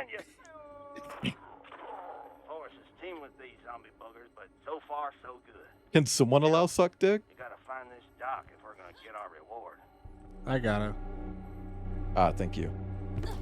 I was about to tab out, but I didn't want to do it during the audio log.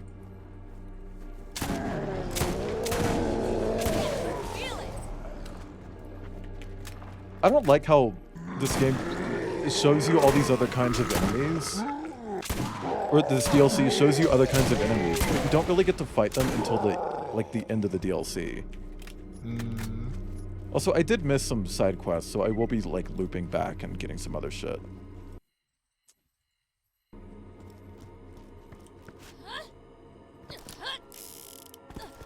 Kip, do you allow suck dick? Oh, there we go. Where's Skag? I'll allow it.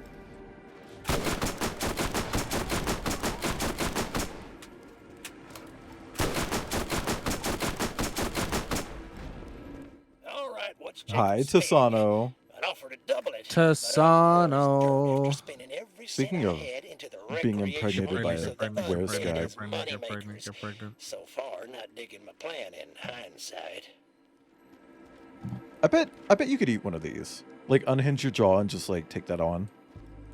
Oh my god, don't take that on. Directors are kind of glory hole coded. You just pull up and get your food. I can't get that fucking TikTok out of my head. It's just so fucking funny to me. You pull up and get fed. You just get your meal and you pay for it. I'm really good at this. Damn. You know that burger in the menu? Burger. Yeah. The movie The Menu with the burger? I want that burger. You made kimchi fried rice with eggs and cabbage. Why didn't you make a burger? Burger's so good. All right. You're making a nice little dent. Oh, he's so quiet right now. But that's the beauty of the undead. If you kill them, they're just dead again. And I just fire up the mojo and make them re-undead. And they're back to gnawing at your hind. That's an interesting concept. I don't think I've ever seen like multi-layer zombies before. I'm really good at this. Like you kill a zombie and he just brings it back to life as a like a re-zombie. A Resident Evil zombie. Or zombie again. Zombie 2.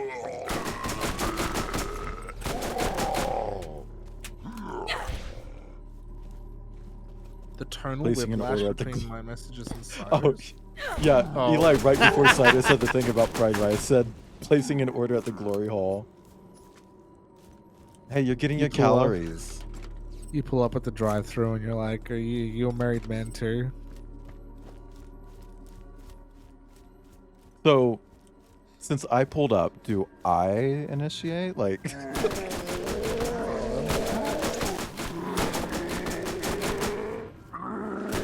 that's just they came back to life with HP. I mean, the were-skags kind of do that. If you don't kill them fast enough, they level up.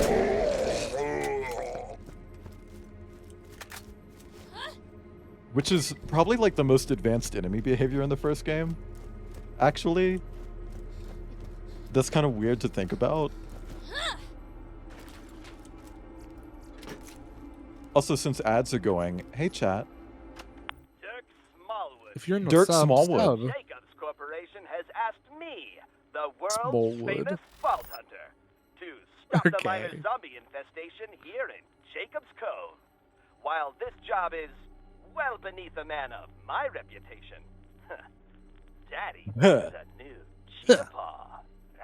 Oh. Plan of attack is Okay. hit these No, bastards Cheetah Paw where was they're from the moon. is a vehicle that they introduced They're later. no longer beating and in no way That's a little responsible for their teaser. ability to survive hot. What time is it? 8 o'clock? Swell. There should be no problem getting this dealt with before my Manny and Petty at 9. Speaking of manis and petties, I've been letting my nails grow out finally because I'm trying to break my habit of biting my nails. If I have to get out of bed and kill Twitter? you, I sure as hell will. Yeah, I'm echo communicating from What? bed. It's called X now, Dr. Ned. Oh my god. Sorry. I don't know, but my fingers hurt because when you bite your nails your entire life, your nails become brittle and they break on a lot of things very easily. And now my fingers are in pain. But it's worth it because I'm knocking a really nasty habit that's bad for my nails and my teeth and my health overall.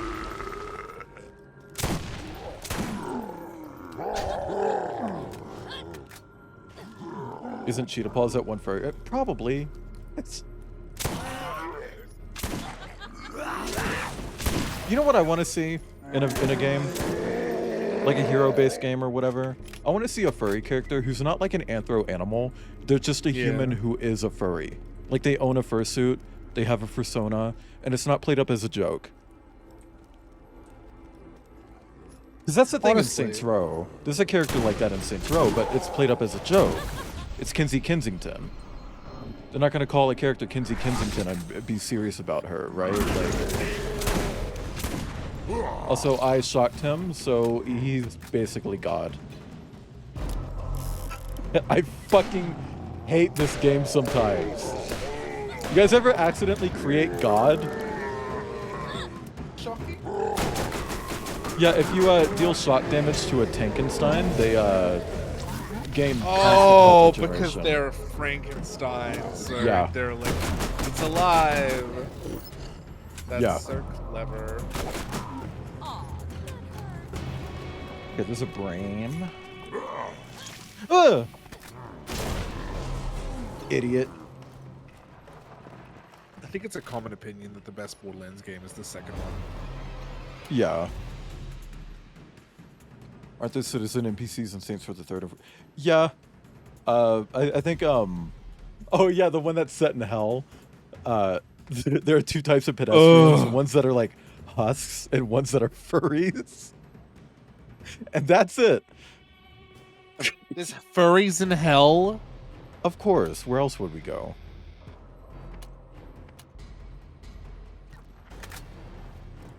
You know? I think that Saints Row is a really great example of a game that just went too far.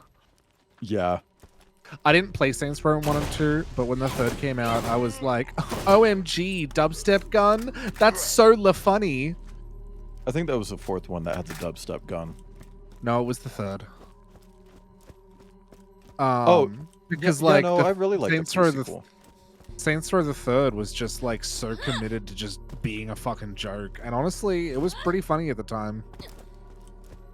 I think there were some fans of the original two that didn't like it because it was too silly.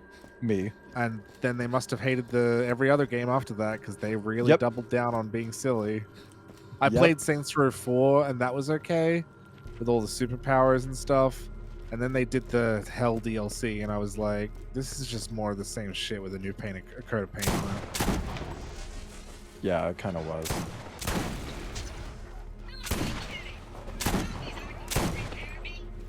Oh, there's a broken claptrap here.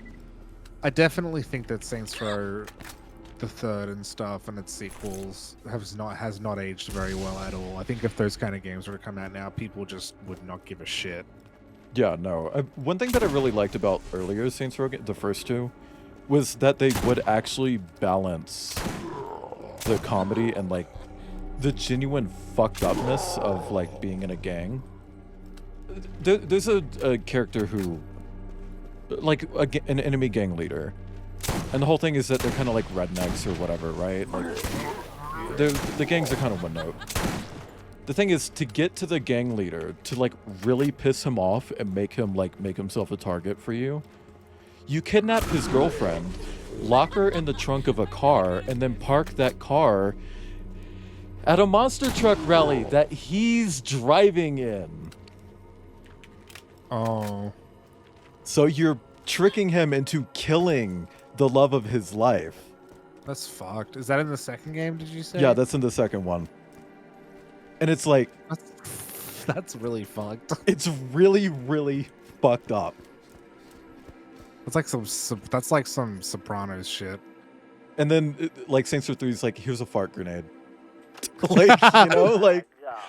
Saints Row 3 is like, Lamau, Burt Reynolds is the mayor. And the main character goes, is that Burt fucking Reynolds? Wow. You guys ever see Burt from Reynolds? I think the Rick and Morty existing kind of makes that genre of game a little like what's been done now. Yeah. Hey, man. I thought you was dead. No, where's that claptrap? Oh. Is he back here or something? Oh, you want a hug? Me too, man. Come here.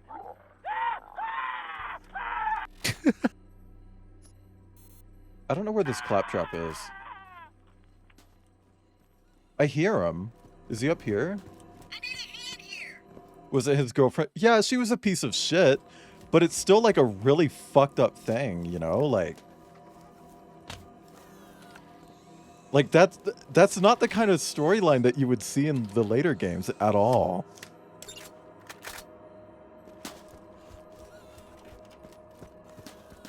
Also, my minimap zoomed out.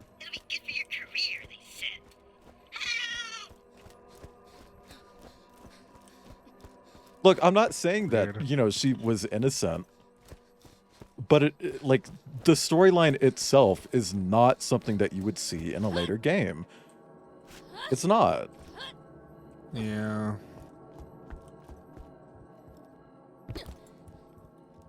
Anyway, let's repair this flap, plap, clap, plap. Does anyone here have a Hue on tap? I do. Me. I use an old ass Huey on tablet. I got that canvas with an M. Mine's the GT220. It still uses battery pens. Newer Huions don't use oh yeah, battery pens. Mine's battery free. But it's still great, and it works fucking fantastically. Like I've had so many problems with Wacom. Yeah. Just can't stand that company anymore. My $2,000 Wacom Cintiq Companion 2 just doesn't work anymore as a tablet because the battery in it won't hold a charge. And I understand that it's like 6 years old, but it kind of pisses me off that like the battery just stopped working. I don't know, man. Yeah. I also had other problems with it when it was new. I feel like if I bought an iPad Pro in 6 years, it would still work. Like, you know what I mean? Yeah, probably. I mean, my iPad's like 5 years old. Perfectly fine.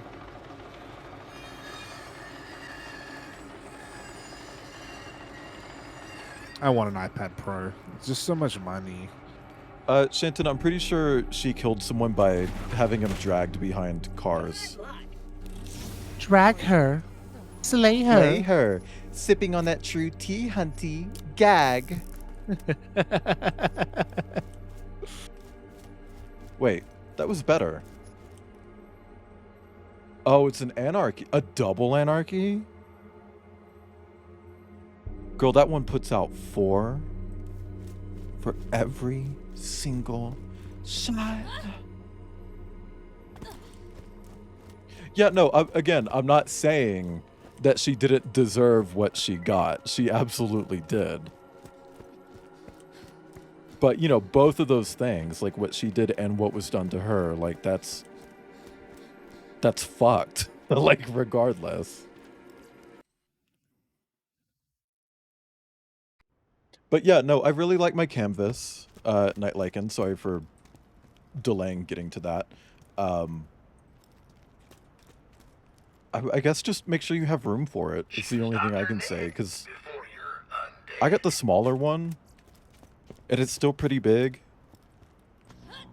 Well, you got me I have a fucking huge one. I love slippers. I mean, love mine's to wear them. Now I'm just gonna like have about to as kill you. yeah, like from my fingertips to my elbow. Oh.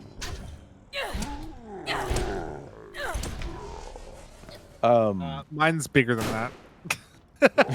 Not to Well, be you like, don't know well, how- mine's bigger. Like, no, mine's huge. Like, well, again, I did say I got the small one. I got a so. Tee-hee. Yeah, What we're the putting size them counts, right how up you against use it. each other. And measuring. I will say, if you get it, make sure you also get like a little glove to put on your hand. If you They don't usually already have come one. with one of those, I think. This one did not. Oh, really? I already had one, Yeah. so... It's like when I got it, it's like, oh, great. I'm gonna leave my smudgy ass fucking hand grease all over the screen because they didn't give me one.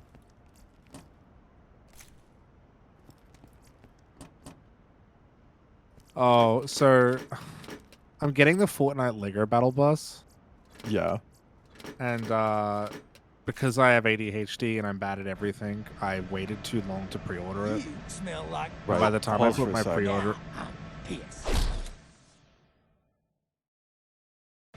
Okay, now continue. Durian, I realized that I was actually getting put into the second wave, which means they weren't shipping until late October. 'Cause it's like, well, fuck. That's on me. Well, in my might ship defense, earlier. I wouldn't have. In my defense, I wouldn't have taken so long to pre-order it if fucking Throne didn't take so long to transfer funds. I think Throne takes the longest out of any fucking website to transfer funds. It's insane. Twitch takes like 2 days to transfer like funds during my payout. Patreon is instantaneous.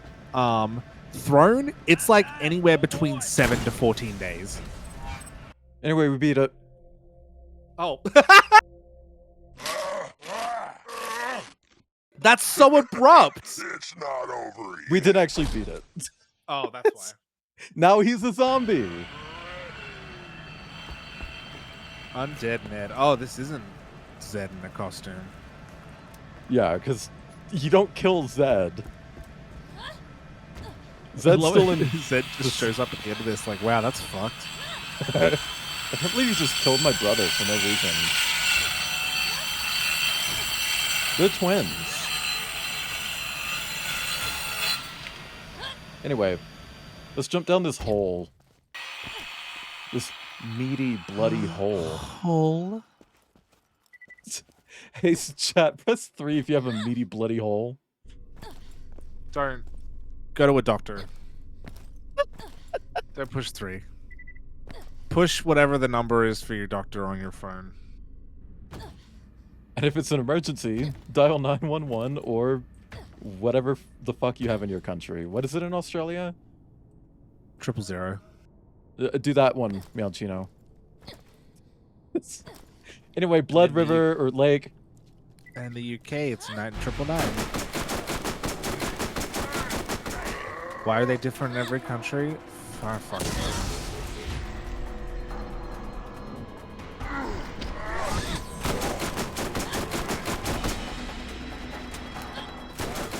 Oh my god, Dark Souls core? Yeah. Isn't it fucked that there are only 2 blood lakes in all of Borderlands? Oh, that scope that you've got on your gun looks really cool when you zoom out. Love the frame around it.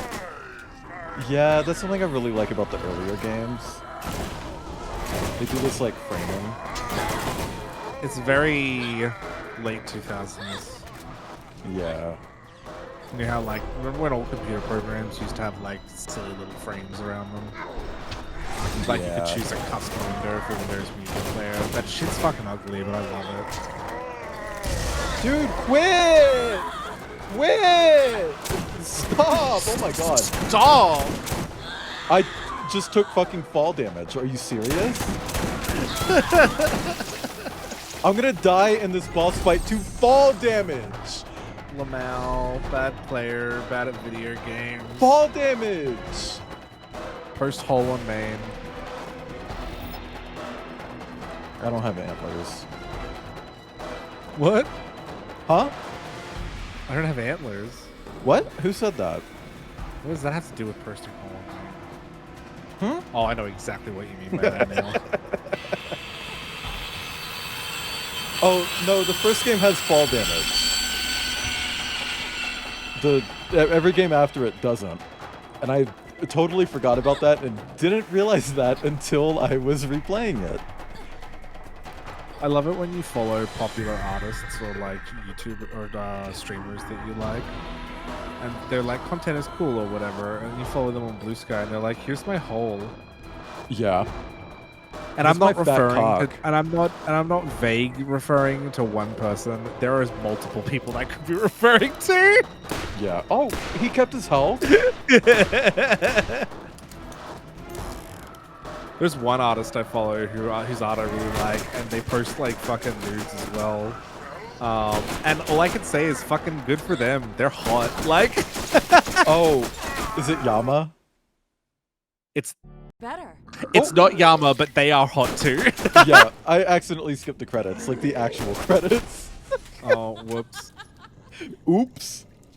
I didn't know what the artist Kihu. Yeah. I didn't know what they looked like until recently because they posted some selfies. I'm like, oh, you kind of just look like your artwork. That's not fair.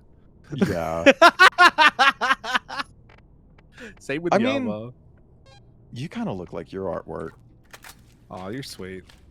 Like, especially with the, like, extremely excess foreskin. I mean, you got, like, 18 inches of that. Oh, my God. The worst part about you saying that shit is there's nothing I can say. If I can act offensive, I can call you a liar. I can just admit this true. Doesn't matter. Believe what you want to believe. There's no winning. I could either choose to roll around and shit with you, or I can just ignore it. Ooh, frame rate. Hi. I'm gonna restart the game. That happens sometimes with the remaster. See, now imagine if your frame rate shit itself and there was nothing you could do about it. That was my I'd cry and experience then last night. shit myself. Deadly Premonition has such a shit frame rate, and there's nothing you can do about it. Well, you're playing it on Switch. Every game on that has the shit frame rate. How's that? Kihu has changed his persona to reflect how he looks like a couple times. Oh yeah, you said you were going to do that with when you get more gray hairs, you were going to give Clover more gray hairs. Yeah, I'm gonna update all 3. I don't know what I'm gonna do for Jordan yet, but like, Sagan's a true Sona. I already want to get him updated to have like matching scars and shit.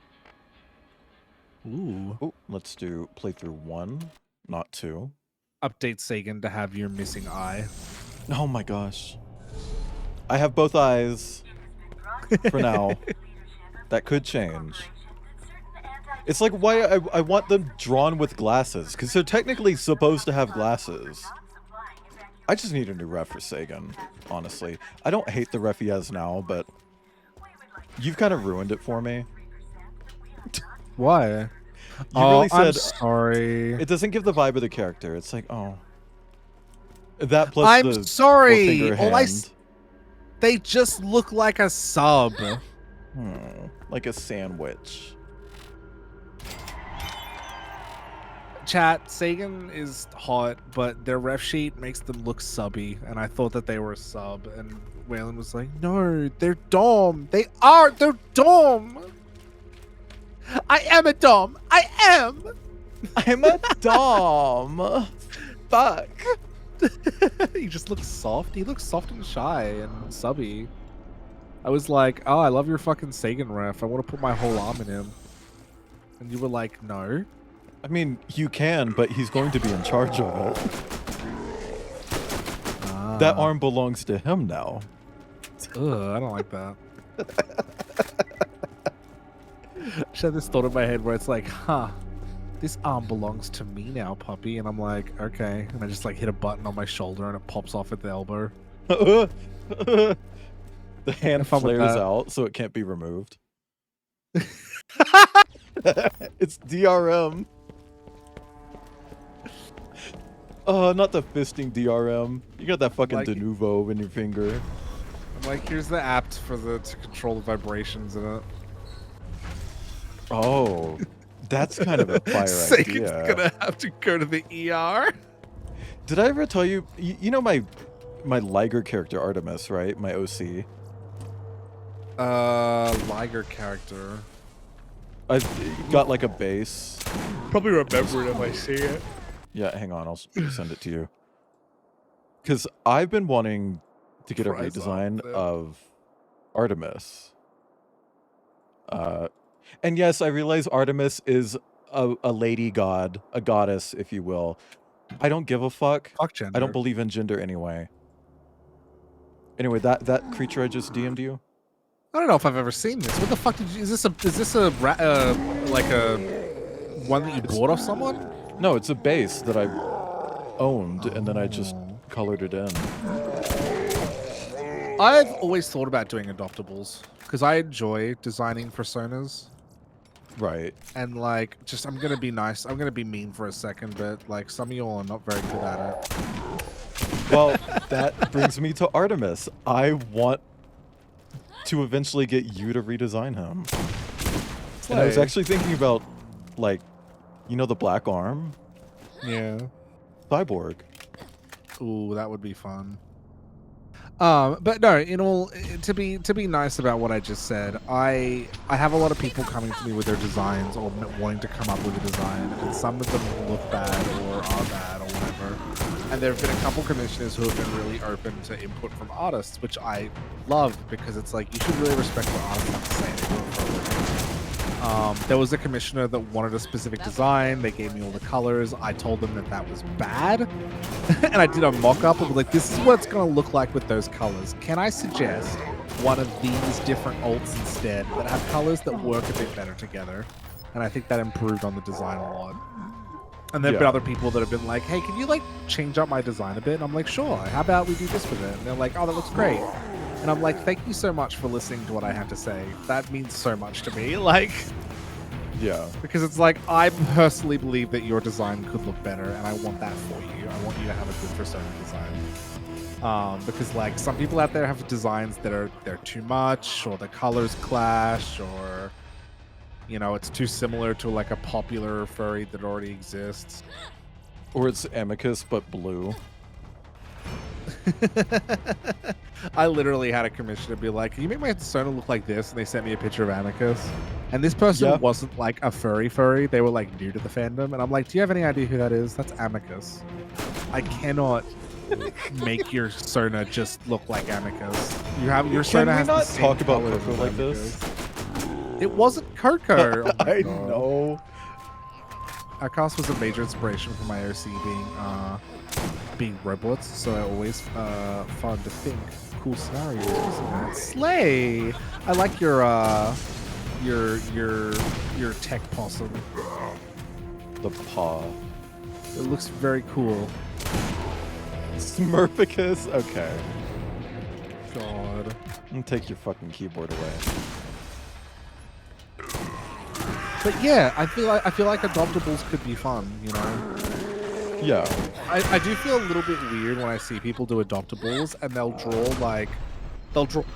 draw a wolf or something, and then they'll just change the color palette of the wolf 4 times, and they're like 5 adoptables they'll do.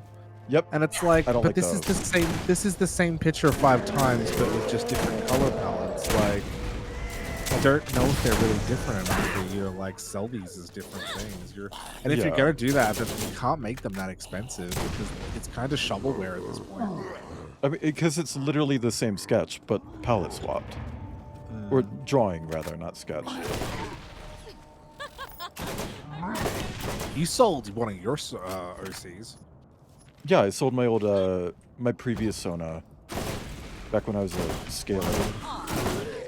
I drew a commission for someone years ago, and they sold the design, and they didn't tell me who it was sold to, and so now the tag on Fur Affinity is just wrong, and I don't know who. And I actually saw the Sona recently, and I forgot to like make note of it because somebody else had like commissioned someone I follow with that Sona design, but it belongs to somebody else now. Well, I told Emu Fur, who did the axolotl, but she never responded, so I guess she either doesn't give a fuck, or probably not. Just never saw it. I kind of don't care either. Like, what's some of your favorite Persona designs within the community? Who has a Persona that you really like? Can I suck myself off and say Clover's a really good design? Because I do think he's a really good design. Oh yeah, just Yellow Mountain. Well, he changed over time. Hey, simple can work if the art style is like really recognizable, like Mega Waffle's Big Bear. Yeah. Like, well, that's Mega Waffle, right? How do you feel about people with bear sonas, but their name is just bear in another language? Like Kuma. Or Bjorn. Or so. Bjorn is bear. Whatever, it's fine. Kuda is literally fucking the scientific name for hyena. Kurkuda, yeah. But Kurkuda. That's a little bit more clever. It's not literally just hyena in another language. I suppose. I really like Kihu's design with the gold teeth. Oh, yeah. Oh, Drewsy's Wolverine. the person who did Clover's original ref sheet, they swapped to a Wolverine a few years ago, and their Wolverine looks great. I just love the colors, the scruff in the face. Yeah. Like, just I think really I like mine. I like yours too, Robert. It's a very, very nice color palette. Love the hair and beard. I love. I think a good example of like a simple design working again is with Art Decade's Willie Bear. Yeah, Willie's Great a good design. one. The art style lends itself a lot to that design too. Yeah, that's right. It's me, It's a great Dr. design. Ned. That's what Drama means Pink Gorilla. I have created a Love that one. Big fan of that one. I don't remember the name of the pink gorilla. to try and cram some new pieces I don't either. and patches onto the old I know Bell. there's a name. So it turned out that he's not really Bell or Frank. He's more of a Franken-Bell. It's a bit of a hack job. Need more but piercings? seems Well, don't to work, overdo it. So I say, ship it. You'll start looking Don't like put a too hyena. much. Well, I was just gonna say artists are just gonna start charging you more if you have too many details.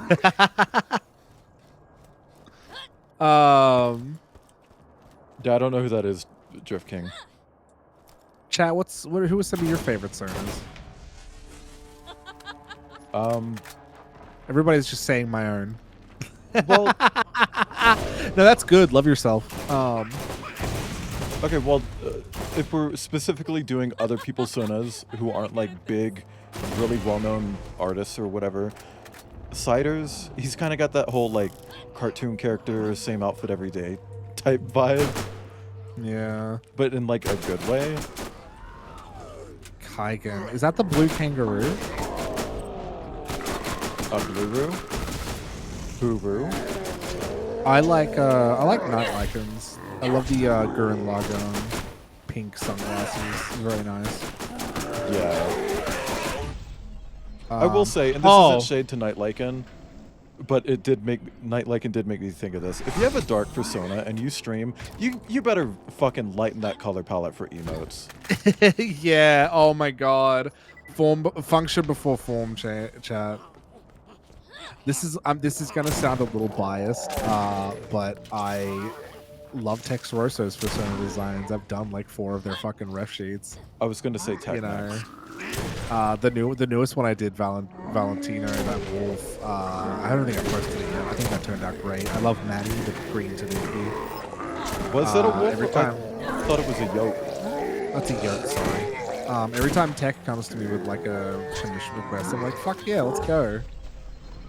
I'm gonna. I can't say my own stuff because I was about to say Eli's as well, but I came up with that design with Eli's help. Eli's is really good though. Furry Tomes. Even before Tomes switched it up and I redesigned their Sona for them, even their old one I really liked. Yeah. And their new one I think is just, I didn't change too much. I just sort of refined it a bit. And Tomes has a great It's light pink. It's the same. The streak is the same color as their body fur. Okay. But yeah. Who's that T-Rex that everyone hates because they're popular and they get a lot of stuff and they're also rich or something? Tag. Look, say what you want about Tag. Their design's pretty cool. Really iconic, recognizable design. Yeah. Doesn't matter what the art style is, you know it's Tag. That's good design. I was gonna say, Eli's is really good. Eli's Sona makes my fucking mouth water. And I know Eli, Pete Rat, Gumai Kandai is in chat right now, but like, I'm not apologizing. Your Sona's really fucking good.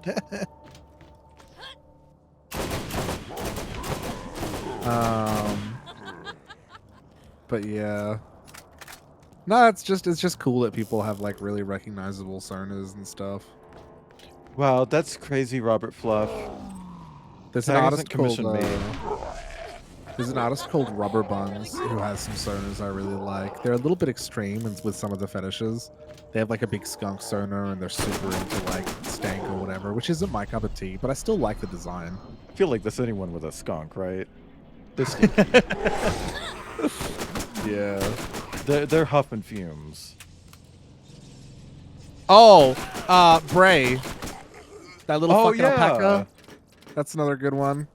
Very recognizable, very iconic, very demure, very mindful. I actually Very like sloshing. I actually like the bull sonar a bit more, the one with the fur covering the face. I'm a sucker for that design aspect. Oh, the is it a Highland cattle? I want to say something like that. Oscar from Fortnite. Oh, not sea salt. I'm sorry, I can't. I've seen that dog with shit in his mouth. I cannot. No, I haven't good. seen that art, thankfully. Look, to each his own. Just, you know, brush your teeth after. Please. You have the chat open, Ibn. You're a moderator. You can see who said it. Do you know the artist Blue Bear? He does like a lot of rockabilly art, a lot of pompadours, a lot of leather jackets. Yeah, they have like a peak sonar they've been posting a bit recently. Fucking love him so much. Oh, Big Poncho's cutie. Sona. We're on board. FKA Pecco. Pecco makes me angry. Why? Because their art is just so fucking nice. Their art is so good. Okay. I thought you were gonna get like hateful. Any Sona? No, I love their work so much. You know when someone's so talented, you're just like, fuck you. Yeah. No, but in all serious though, their bear. I've been seeing a lot of their bear recently, and I fucking adore it. It's so good. And their art's just fucking great. They drew their bear in like as a taiko drummer recently, and just like the curve on the belly and just the shape and just like such a good grasp of like just, you know, shape and pose and just everything about it's great. I would consider their art actually. I would put them in the category of art that inspires my own work. You know. Yeah. I have like a couple artists whose work specifically that I don't copy one to one, but I definitely look at their art through a more critical lens and try to think about what it is that I enjoy about it specifically and how I can apply that to my own work so that I can enjoy my own work, you know. And I think that if you're an artist, chat, and you're trying to develop your own style, you need to do the same thing. Don't just copy another artist's style. Think about what is it specifically about the style do I like? Is it their line work? Is it their shapes? You know, is it their color choices? Like... Is it the really big dinner plate nipples? Yeah, honestly, I used to draw really small nipples. And then, Speaking of, another person with a great Sona, Emu Fur. Emu Fur, yeah. The red monkey hybrid. Yeah, love that one. Tauren is up there for me as well. Tauren's one of the artists that I started following when I was a lot younger. That I was just like, that's the kind of style I want to aspire to. Not one to one, obviously, but like their work definitely informed how like my art grew and changed. Same with like, you know, yeah. Glad you like my possum. I got the dumbest smile on my face. Aw. Ibn has a good possum too. Possum. Love possum sonas in general. They're so trashy and cute. I like that they're like traffic cones. An artist I follow drew like characters with bigger nipples, and I was just like, I actually like that, and I started doing like larger areolas on my characters, and I'm like, fuck yeah. Yeah.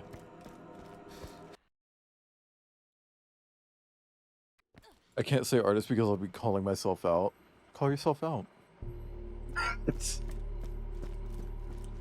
I love that like Weartober, Kinktober, all this shit is happening, and then that one that it's just like Nothingtober. It's just like day 1, draw nothing. Day 2, draw nothing. Areola Grande? Okay. That took me a second to get. I mean, that's kind of Sagan. Which, you know, props to Emufor for drawing his nipples so delectable. Because it's the amount of horny fucking comments I've gotten about his nipples on this tuber specifically It's like, wow, I actually. You know what It's I've made learned me in my- experience a little bit of euphoria in my own appearance. Absolutely. I know exactly what you mean by that. I used to draw... When I first started drawing furry art, I used to draw your typical, like, twink furries.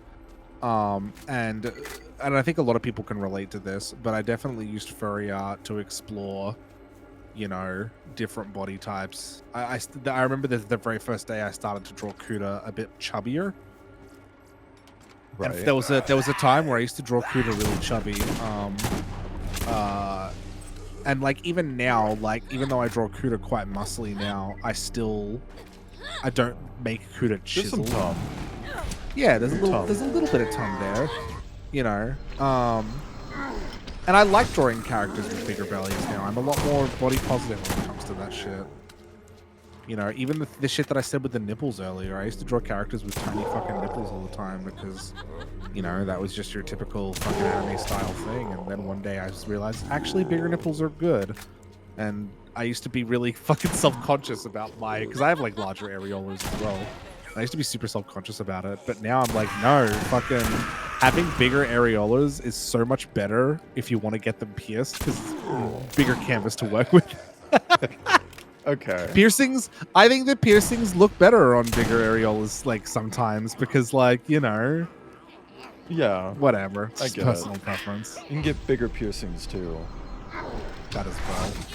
Just one very large piercing that goes through both nipples. But I think a lot of furries explore that kind of shit through their persona. Like, just ignored that one. Whatever. What do you want me to say? But yeah, a lot of furries seem to explore that. The curtain rod. Okay.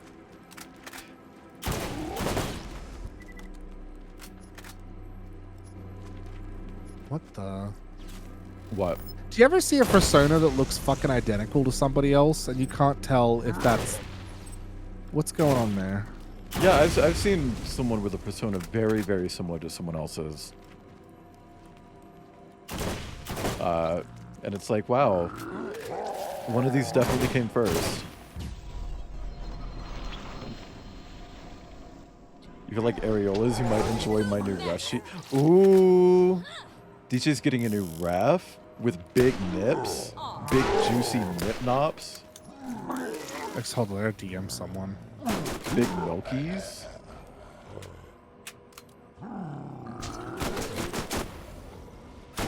I just saw a persona that looks like really similar to someone I know, and I'm like, is this your persona or? Oh, are you gonna call them out on stream? No. Yes, but no. It just looks like them.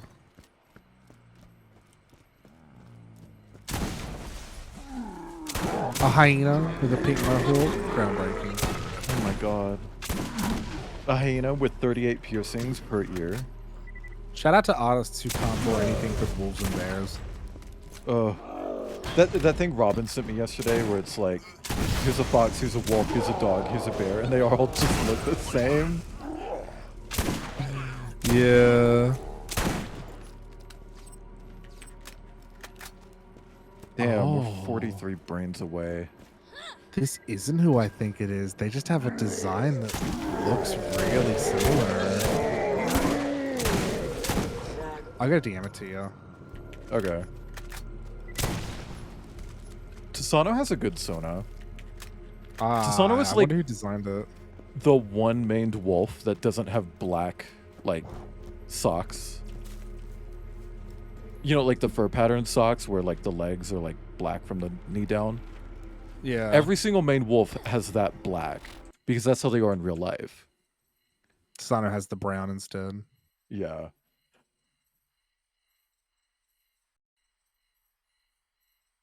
Oh. That's not who you think it is. You're right. It's not. The design, like, is that? Yeah. I just DM'd the person I thought it was. And I'm like, is that who I think it is? They're like, no, that ain't me. The design's just similar. There was one hyena before I redesigned Kuda who looked so fucking similar to Kuda. They even had like the same, like Kuda used to be like a cream color with like a slight purple tinge to the brown spots, and there was another hyena that had the exact same colors.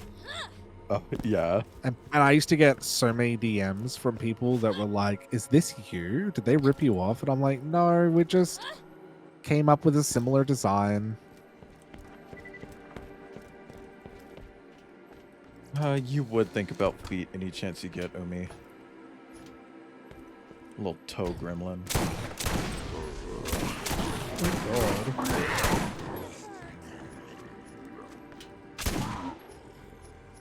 I'm just brain farming at this point. Yeah, you really great stream. Hey, I beat the I'm sorry, that story. was I'm trying to shitty of me. beat all the quests. I'm sorry, I'm kind of autopiloting right now. I mean, same. I will admit it can. Tosketeer. I will admit it can be pretty hard to come up with an original sonar. Yeah, I mean, I think especially if you're not willing to make a sonar outside of the main like popular species. That's actually one thing that it's like with Kip. Kip sonar is just a fossa, no unique markings or anything, just fossa. But it's like, name another. Yeah, I mean, there was that fucking yellow-throated stoat fursuiter that has a clover on their head or whatever. Yeah, it's just like that's you.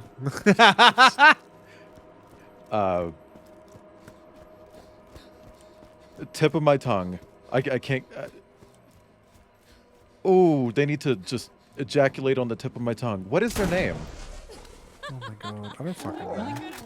But yeah, no, guys, if you don't know, there's another yellow-throated marten furry, and their Sona has a clover growing out of their head. And it's like, yellow-throated marten and clover? What are the fucking odds? But the Sonas don't actually look that alike. It's just, you know, coincidence. You know, like Clover has the mustache. Oh shit yeah, like that. I'm proud to say that I don't think there's anybody who looks like Kuda. I mean, you look like Kuda. Actually, I did see a hyena sonar recently that had one robot that went all the way up to the shoulder, and it wasn't look anything like Kuda. But I just thought that it was interesting to see like another hyena who was also a cyborg. Yeah.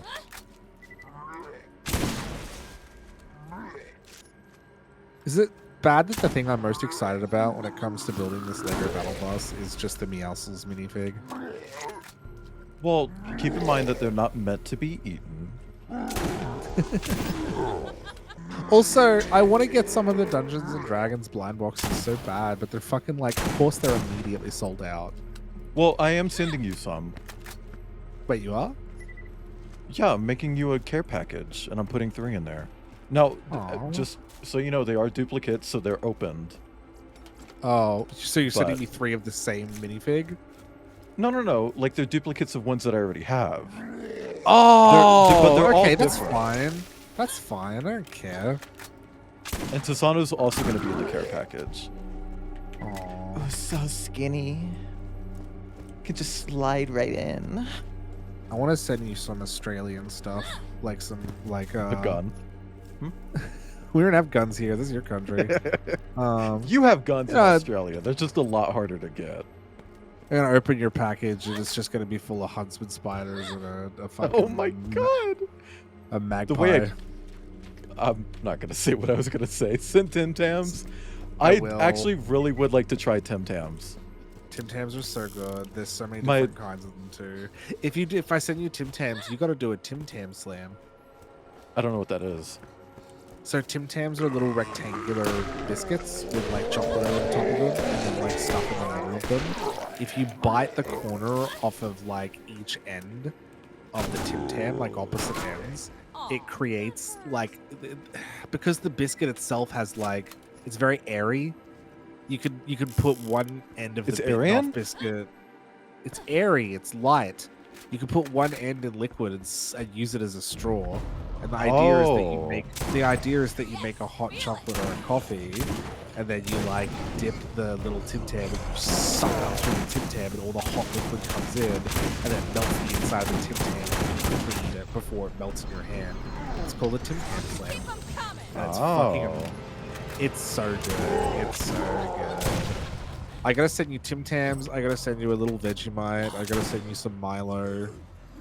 I've had Vegemite before. Oh, okay. My ex sent me some Vegemite. You can still send me some. No, fuck that. But it's funny because my ex I'll send you some would Milo. always talk about Tim Tams.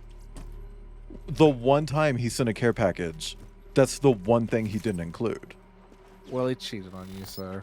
He did cheat on me. Thank you for just bringing that up on stream. I don't talk about that a faithful lot. boyfriend would have sent you Tim Tams.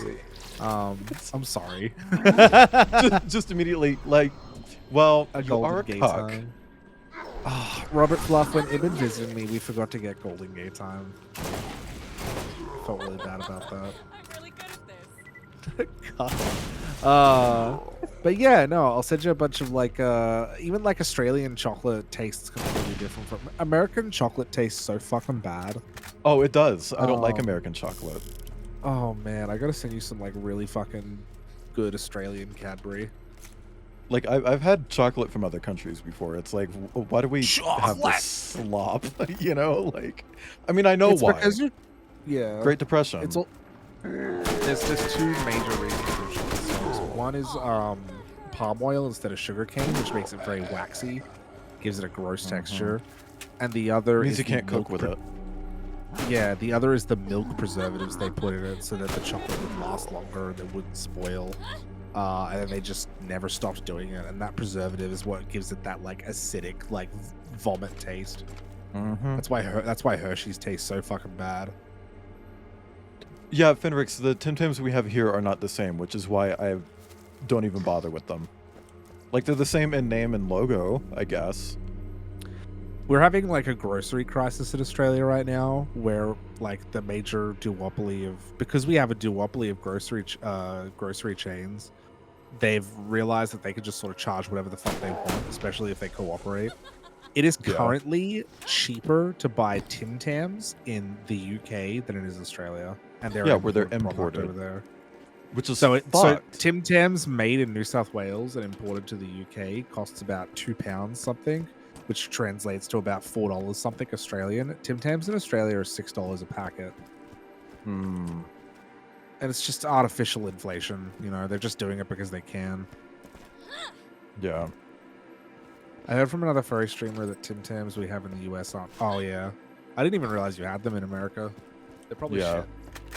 It's just licensed. So it's like, and they look the same. Licenses. Can I tell you this insane story that I just heard of recently in Australia? So there's this like group of people that are in hot water right now because here's their business plan. They're selling crumble cookies in Australia. Okay. They're not affiliated with Crumble as a brand at all. They're reselling Crumble cookies. But because Crumble cookies aren't available in Australia, they're catching a plane to the US, buying a bunch of Crumble cookies, and then flying back to Australia, and then just selling them like from a lemonade stand in Sydney. Which is illegal. There's no way that's profitable. I have no fucking idea how they're making money off of it, but they've gotten a lot of shit recently because the cookies are apparently always really stale and they suck. And they're also not Crumble official, and also Crumble as a brand has a trademark in Australia. They're not here yet, but they own the trademark. Right. Just wild fucking situation, and it's just sort of been making like. They've been making like some, you know, they've been in the news recently. There's a controversy around it. It's like, you're not allowed to do that. Like, but also, you're flying to America and then flying back, and then I don't understand how. It genuinely cannot be profitable. I don't understand how they can make money off of that. Well, that's what they've claimed that they're doing. Because they have all the crumble packaging and stuff, and it's like those are the cookies. Like,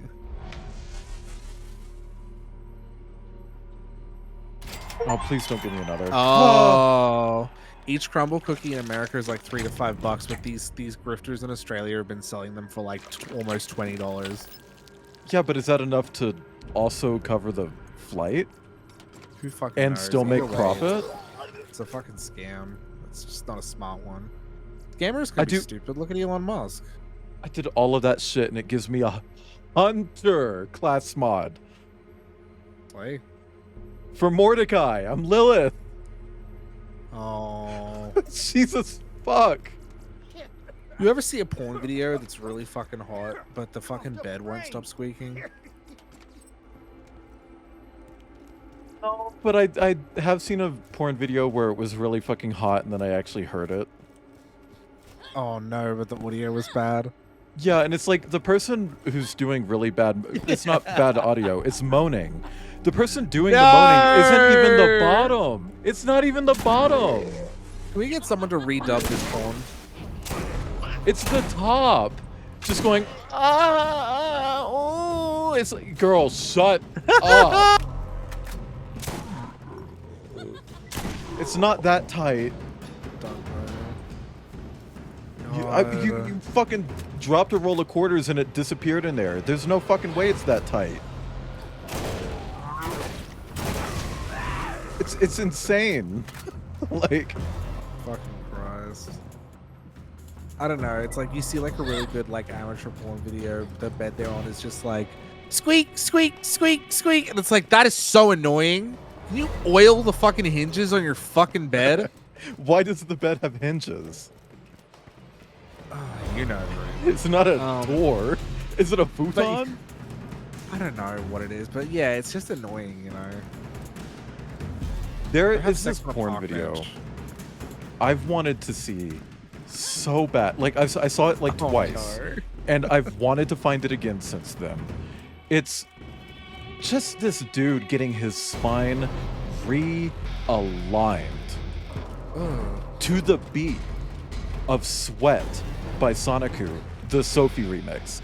And I just want to find that video again.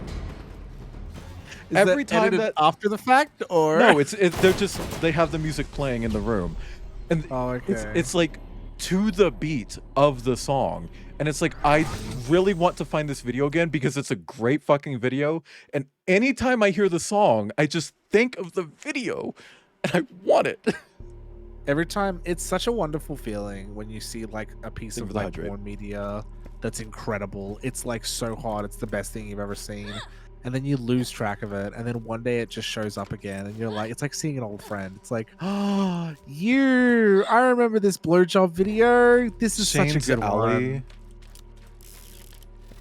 What? Just Shane's Alley in general. Like it was an account on Pornhub. It got deleted when they did like the big sweep of deleting stuff. And I haven't been able to find it since. But anyway, it's like seeing an old friend again.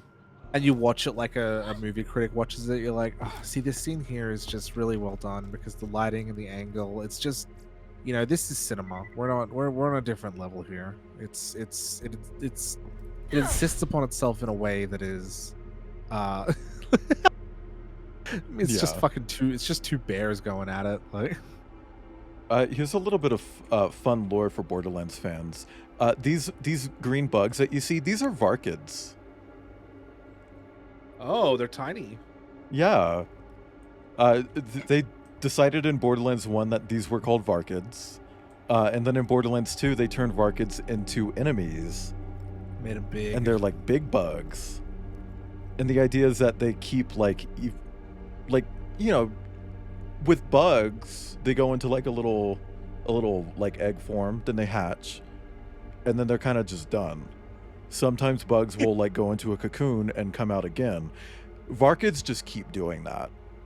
And as long as nothing stops them, they just keep doing that.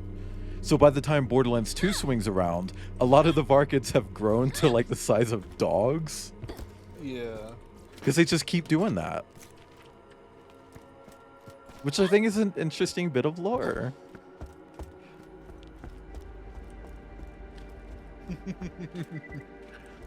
They just go into a Oh. cocoon and start cooking. We're gonna go to the Underdome and do one of the angelic ruins, probably. Been seeing a lot of furries take that love sense deal. Yeah. And look, I said it, like, Robin and I will do one if they pay actual standard rates for, like... Yeah. Excuse me? I don't have the need for a love sense product. Like, you know... Buy but it's worth $200. I'd rather just have the $200. Yeah. Like... Well, what they can do is that they can send you one and also That'd just pay for the commission. Yeah. Like they're supposed to be doing, but they're not. It's an interesting ad campaign. Yeah. You know, to be commissioning furries to draw like one-off comics of their personas using their product as a way to advertise it. Getting that pegasm for the first time. I want to know what like the numerics behind that, you know. I want to know like how that's like how that as an investment strategy has worked out for them. Just because I'm curious, like. Yeah. I mean, like, are furries really buying them? They're fucking expensive. I get that they're like high fucking tech fucking like toys, but they're like really expensive. It worked on me. I got a max too. Okay. Oh. Slay. Crazy that you haven't shared the controls. Oh my god. Speaking of sharing, hi Eris. Thank you for the resub. Hi Eris. How you doing? Eris is a cutie. I don't know. Eris, you did a redesign of your Sona recently, and I really fucking loved it. Oh yeah. You did the doodle of it, right? Yeah, I did a really shitty doodle of it. My doodle doesn't do it justice. But yeah. Well, good design nonetheless. But yeah, with Love Ends Right, it's just like, I don't know. It's cool and all, but I'd rather just be paid to do the thing. Are there any brands that if they approached you for like a collab, you would take them? Camp Mustard. Like, Camp Mustard. That's a good point. Yeah, no, I would be like, yeah, no, that sounds dope actually. Like, all these streamers are like, ooh, I want to get the makeshift or that one furry brand plush. It's like, I don't. I want a fucking Clover Camp Mustard plush.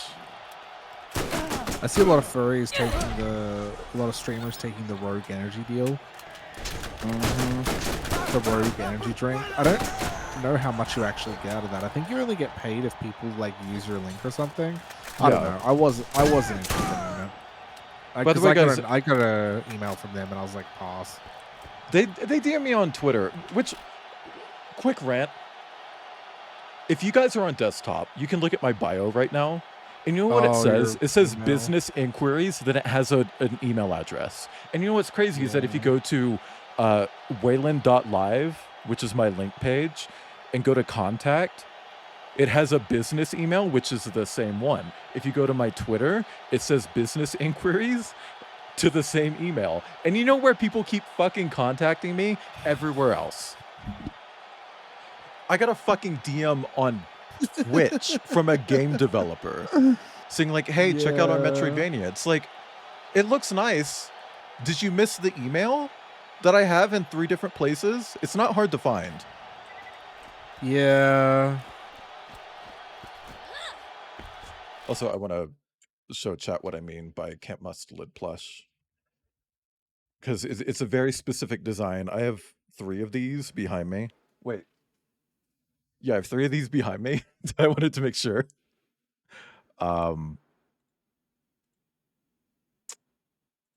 So they look like, oh, of course it's a fucking WebP. God damn it. Do those open and I don't know. yeah, I they do. fucking hate that file type so much. I want one of these, but Clover. Oh, oh my god. Like, I want to see the mustache on one of these. I want to see the ear piercing be like an actual, like, metal thing stabbed through the ear. Like, this is the collab that I would do. I don't want to be on that fucking Amicus Plus website, like, which I'm sure they're fine. But like, girl, I would love that. I wouldn't mind doing like a fun promotional collab with like there's an Australian brand called Angie Paws or something. They do like knee socks and arm thingies. Oh yeah. And they've got like really cool branding, but like I think they'd be more after the femboy demographic than the big muscly demographic. But like, you know, you could change like that. But like the aspect there is that I like this. Oh yeah, I've got Caden. But Also, the aspect I like there is supporting other artistic talent. Yeah, but the aspect that I like there is supporting other businesses, you know? Yeah. Like smaller businesses, like furry stuff, like I don't know. Is Hyena Agenda the good one? I'm not sure. Look at that little Lilith go. I think Hyena Agenda is cool. I know that Nomad Complex is shit. Yeah. They've taken people's art before. Yeah, I wouldn't go near them even if they asked me. DK, they're pretty floppy. Sorry, I'm saying Drift King. Oh, I know what it is. Rudder butts. Oh yeah, I would do rudder butts. Yeah, I've seen them collab with other furries before. Who's that one that they've been doing a lot of art with recently? That has that amazing, that very adorable art style. They have like a border collie sonar. Yeah. Anyway, yeah, no, I'd do a collab with rudder butts if they ever asked me. That would be really cool. I think a lot of the like design stuff that I do could translate really well into like simple patterns like that. Also, hi Crumpin, thank you for the resub. Hi Crumpet, dude, you could do such a fucking cool underwear design with your art style. Yeah, maybe. Where? Oh. The crowd is good tonight, huh? They love it when you finish off a wave, don't they? I'd just be happy to have like some kind of fucking referral code or whatever and just draw Cooter and Rudder Butts brand underwear or something. Yeah, I was going to say earlier, chat, if you don't know, !Humble. I do have a referral code for Humble, so if you ever want to buy games, you can use that to support me. And also get a cool game. I'm going to turn the game down a bit.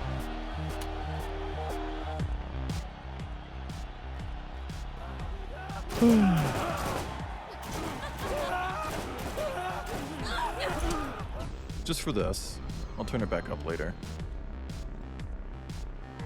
But yeah, keep in mind that when you do use that code, you can adjust the donation amount. So if you're buying a bundle, make sure that as little of it goes to Humble Bundle themselves. Preferably put most of it toward charity. Especially if that charity is like, you know, like human stuff, like helping gay kids, shit like that. Human charity. You're so cruel. And then you can put the rest to me. Money, I'm okay, please. Money now. Money me a lot. No, but like someone the other week, I think, like spent $20-something and just maxed it out to me. It's like, oh, thank you. Hey, you're a good charity to donate to be honest. Charity Case the Drag Queen? Me. I'm the charity. I mean, I was contacted on Twitter about like doing a charity stream for Palestine. It's like, well, I would love to, because that means, you know, like that's something that means a lot to me. But at the same time, it's like you gotta operate within your means. Yeah, it's like I don't know if I'm really in a position where I can comfortably do a charity stream that's like that has a big goal, because they wanted me to do a big goal. It's like with the Humboldt Martin one, it's like $300, which is a lot. But yeah, there's a business aspect to doing charities, which isn't really like fun to talk about. But when you're doing Twitch as a living, you need to be realistic. And it's just like you can when you're living paycheck to paycheck, and your paycheck is a Twitch fucking paycheck, like, you know, it's just not affordable to do charity streams super often, because it's like, you know, you're asking, your income comes from your audience. It comes from the people that like who donate to you, and like, you know, and the people that you create entertainment for, and you're asking those people to donate to a charity, you know, either in your name or through you or something, and that's great. It's wonderful. And if you've got a huge fucking audience, you should totally do that as much as you can. But you know, when you've got a smaller audience, it's just like, you know, it's gonna be, it's hard. That I had people reach out to me for like a Palestine charity, and it's just like, man, I just did one, and that would, like, honestly, I'm gonna be real with you, put a bit of a financial burden on me, like, yeah, you know. It's like I would genuinely, really, truly love to, but I'm not really in a financial position for that. It's hard to sit there and think about, like, I want to raise $1,000 for charity at the same time as having $1,000 in debt in your own name. Like, you know what I mean? Yeah. It's very that. Yeah. Can we get a ball blaster in chat? But, like, you know, in saying that, I definitely think, like, people with a much, much bigger platform are absolutely way more obligated to do that more often. Yeah. Like, if you're a partner and you already make 6 figures a year. Yeah, if you're like, you know, like outside of streaming, you already make 6 figures and you're a partner. Do charity shit. Everything you make from Twitch should be going to charity. You don't need that fucking money. You know, like, yeah, girl. Yeah.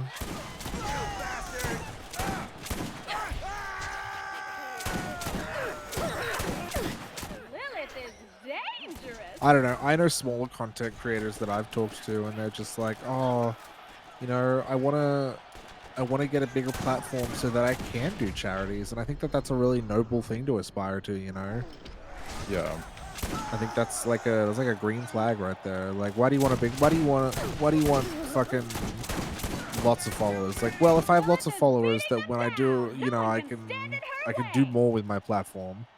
I can run charity streams more often. I can raise more money, and the amount of money that you raise isn't as important. You know, fucking $1,000 is amazing. $10 is amazing. Yeah. But like, you know, being able to do it more often, that's definitely fucking Oh, I guess I could always just a make the huge bad privilege. guys have Like, stronger shields, no? I don't know, like, if I was in the position where I could do charity streams, I'd probably do them like monthly, you know? Yeah. Because like when I was in high school and, you know, I didn't have to worry about like, where am I going to live? I was making money from Team Fortress 2. And it's like, I was donating a lot to charity. And I, like in hindsight, it's like, damn, I really could have used that now. But, you know. I like having the ability to care about other things like that, I guess.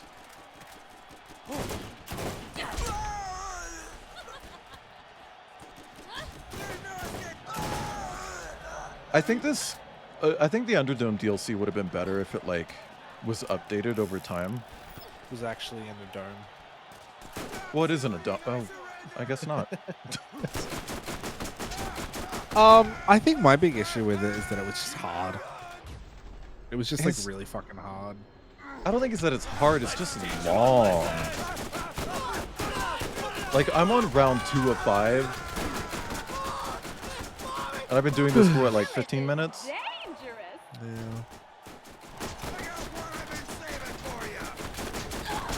It just takes ages. And this is the short one. The dome is conceptual. That's just sick. The dome is hypothetical. Sick. You know, I'm kind of sick myself. I'll be interested to see what they do with Borderlands 4. Because, like, I don't know if I'm... Will increase, but your accuracy I don't know, will man. decrease. Better get close. The way the Borderlands does their character abilities, it's just like... There's just so much stuff.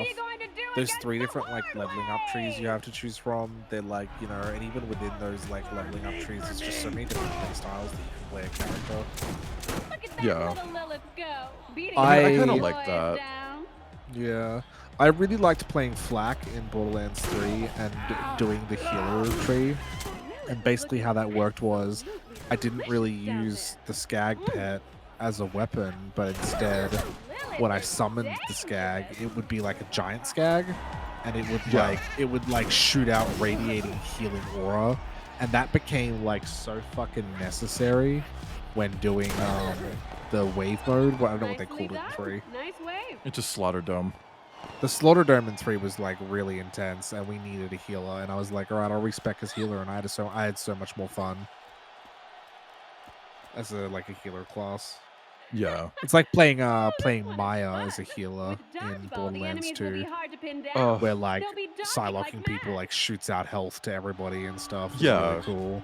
And if your friend goes down, you can phase lock them and just revive You them can instantly. phase lock them to revive them instantly. That shit's dope. It's so fucking cool.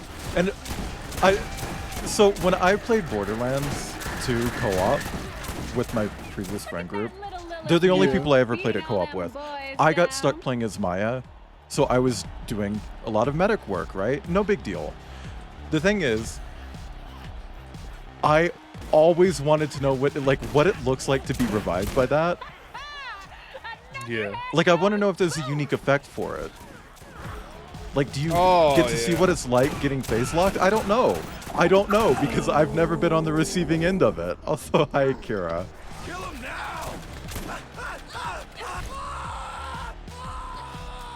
Hi, Kira.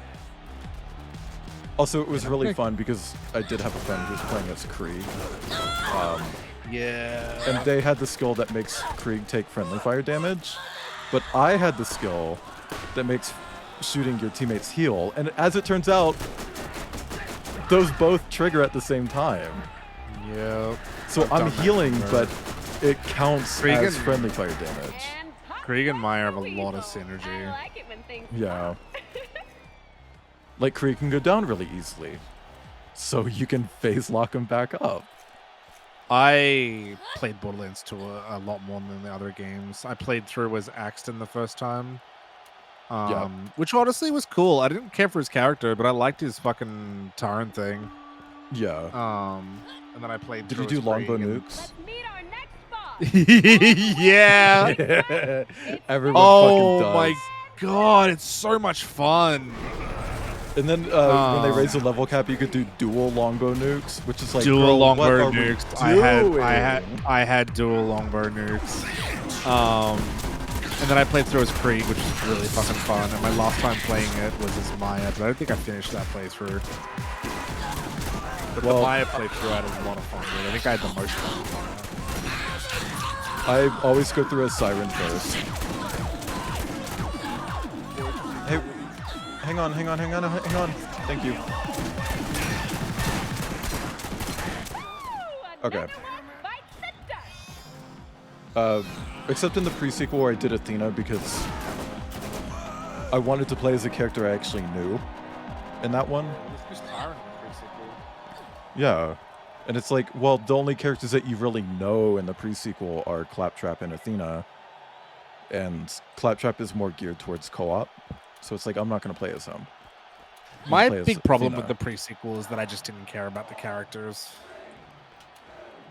How do y'all like the? I Round and round we go. Where I'll stop. I'm mixed on the first Never one, played but it. I've really enjoyed Remnant 2. Back when it was actually published by Gearbox, they sent me a key for it. That game has changed publishers a lot because of Embracer Group being garbage, but they sent me a key for it, and they're like, "Yeah, just stream it." I tried streaming it, and it crashed my PC. Oof. And so I just sent them the VOD back. It's like, "Yeah, I can't really stream it," and they're just like, "Oh, that's okay. Then I'll let you rest. We'll just mark it as completed." It's Hold like, that on. is so cool of you. I gotta say something bitchy for a second because it just popped up on my timeline. You know the game Party Animals? Yeah. Looks fun. Totally want to play it. Love the characters. They work on this? I know it's not. It's unfortunate that it does, but the characters just look like they're AI generated. They kind of do, yeah. I know that they're not, and I know that they're going for a specific style, but that just happens to be a style that AI generation copies from a lot. And every time I see characters from that game, they just look AI generated to me. Yeah. I mean, it's a bit of a turn off. It's a bit of like a, I don't know about that. My biggest issue isn't the way the game looks. It's the fact that it's a paid multiplayer game riddled with fucking microtransactions. It should be free to play. Well, if it's riddled with microtransactions, yes, it should be free to play. I mean, it launched with like, what, $300 worth of DLC? Does Friends vs. Friends have microtransactions? No, but it does have No, paid they just- DLC. Okay, because I'm pretty sure they just release new characters, don't they? Yeah. But, you know, like, on top of all the free content, they do have, like, paid stuff. But Cosmetic. the paid stuff is, like, cosmetic stuff. Yeah. Like battle passes, basically. Because the new maps that are tied to the content releases, like, everyone gets those. I remember back in the day when Halo 3 used to release new maps and like you had to pay to have access to them, and if you didn't, you just didn't get to play. Yeah. That shit was insane. If they did that now, that shit would not fly. Going to have to ratchet up the challenge. Oh, you don't have the remember- mythic map pack? I guess your fucking matchmaking is going to be way longer than other people's because you have to find a match where it doesn't have that map. I remember with Call of Duty, Call of Duty 4 was the first game to, like, really get DLC, in air quotes. Yeah. When the DLC came out, it was paid map packs on console. PC people got it as a free update. And so it created this really shitty, like, view of PC people who played Call of Duty, because it's like, oh, they get shit for free. It's like, yeah, because you should get it for free. Play the game for free too. I have to buy a fucking subscription. The subscriptions to like online game services for console have gotten so much worse over the years. Oh yeah. Xbox Live used to be, I swear Xbox Live used to be like $10 a month. I think it was, yeah. I don't Now think you there's- actually need to pay for Live anymore for Xbox. But PlayStation has like a multi-tier one, and it's just like fucking, I don't know, man. Save the It's a lot of money. congratulations for when we finish the round, shall we? I think they swapped. I would be okay. I'd be okay with the PlayStation one if they gave you free games to keep. But the free games Yeah. that they give you, you only have access to while you have PlayStation Plus. So it's like, what's the fucking point then? I thought you got to keep them. No. As soon as your PlayStation Plus runs out, they relock. Okay, so then I like actually have no PlayStation games then. The Microsoft free games, because Microsoft started doing it before PlayStation did. The free games that you got from Microsoft monthly or whatever, keep those forever.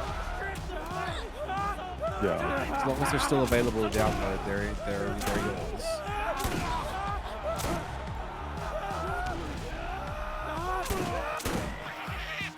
The game was well made that maybe people would be willing to play, but with the dumpster fire that is the current gaming industry, in reference to what? Party Animals? Might be Party Animals. I don't know what else it would be. Party Animals looks fine. It doesn't look like there's a whole lot to it. Like, there's not a whole lot of depth to that game. Yeah, It looks which like is just a like silly party game, like, and that's fine, but there are I wish other it- party games that I've played that have more depth to them, like Fall Duck Guys. Game, Fall Oh, Guys, Duck Game, Duck girl. Game, Crawl. You know, these are like party games that are. My biggest issue with Crawl is it's couch co-op only. You know, those are party games that have like a lot to them, but Party Animals is just like, I don't know, you just beat each other up. Like, I think they added actually, you know what? I think they added a Mario Kart mode to Party Animals. To Party Animals, yeah. Oh, I saw them talking about like a kart mode that they added.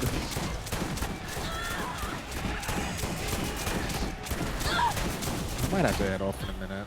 It's tough out there, ain't Oh. it, I'm getting hungry. Yeah, same kind of. I think I'm gonna die. Flop. Yeah, yeah.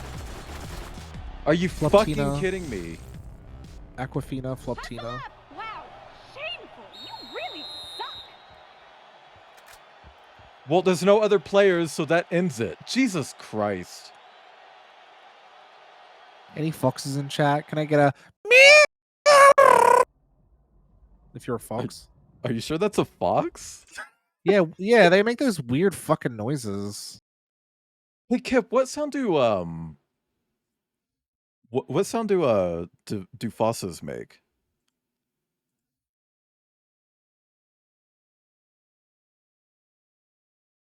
Like, are they fucked up? They go, What are they up hello, to? Mario. This is pending research. Well, Martins make all sorts of fucking sounds, so Alrighty, I'm gonna go make some lunch. Thank you for having why me. not just see out the end of the stream? Oh, you ending stream now? Yeah. Nah, fuck you. Have fun ending stream by yourself. Bye. Wow. That's so rude, chat. We're gonna raid Where Whiskey. Where Whiskey's playing Lost in Vivo, another horror game. Because I was just playing a horror game. Our raid message is LOL, is this canon? We're using my Where Martin emotes. If you don't have that emote, you can swap it out with an emote that you do have. Or you can sub. Either works. Meanwhile, if you guys want more of me, head to Wayland.live. You can find me everywhere. Thank you all for coming to this stream. I know that it wasn't really super long. It's still almost 5 hours, so I don't want to fucking hear it. But we did it. We beat the whole fucking DLC. We even did the stupid little brain missions. But I will see you next time. I will be streaming Life is Strange later this week to make up for the missed stream. And Tasana will be joining me, so be there. I forgot what day we agreed upon. I think Thursday, maybe. I won't be streaming tomorrow, though. I'm going to be playing Baldur's Gate. Tomorrow's Baldur's Gay Day. Fish fillet. Oh, we're rating. Bye.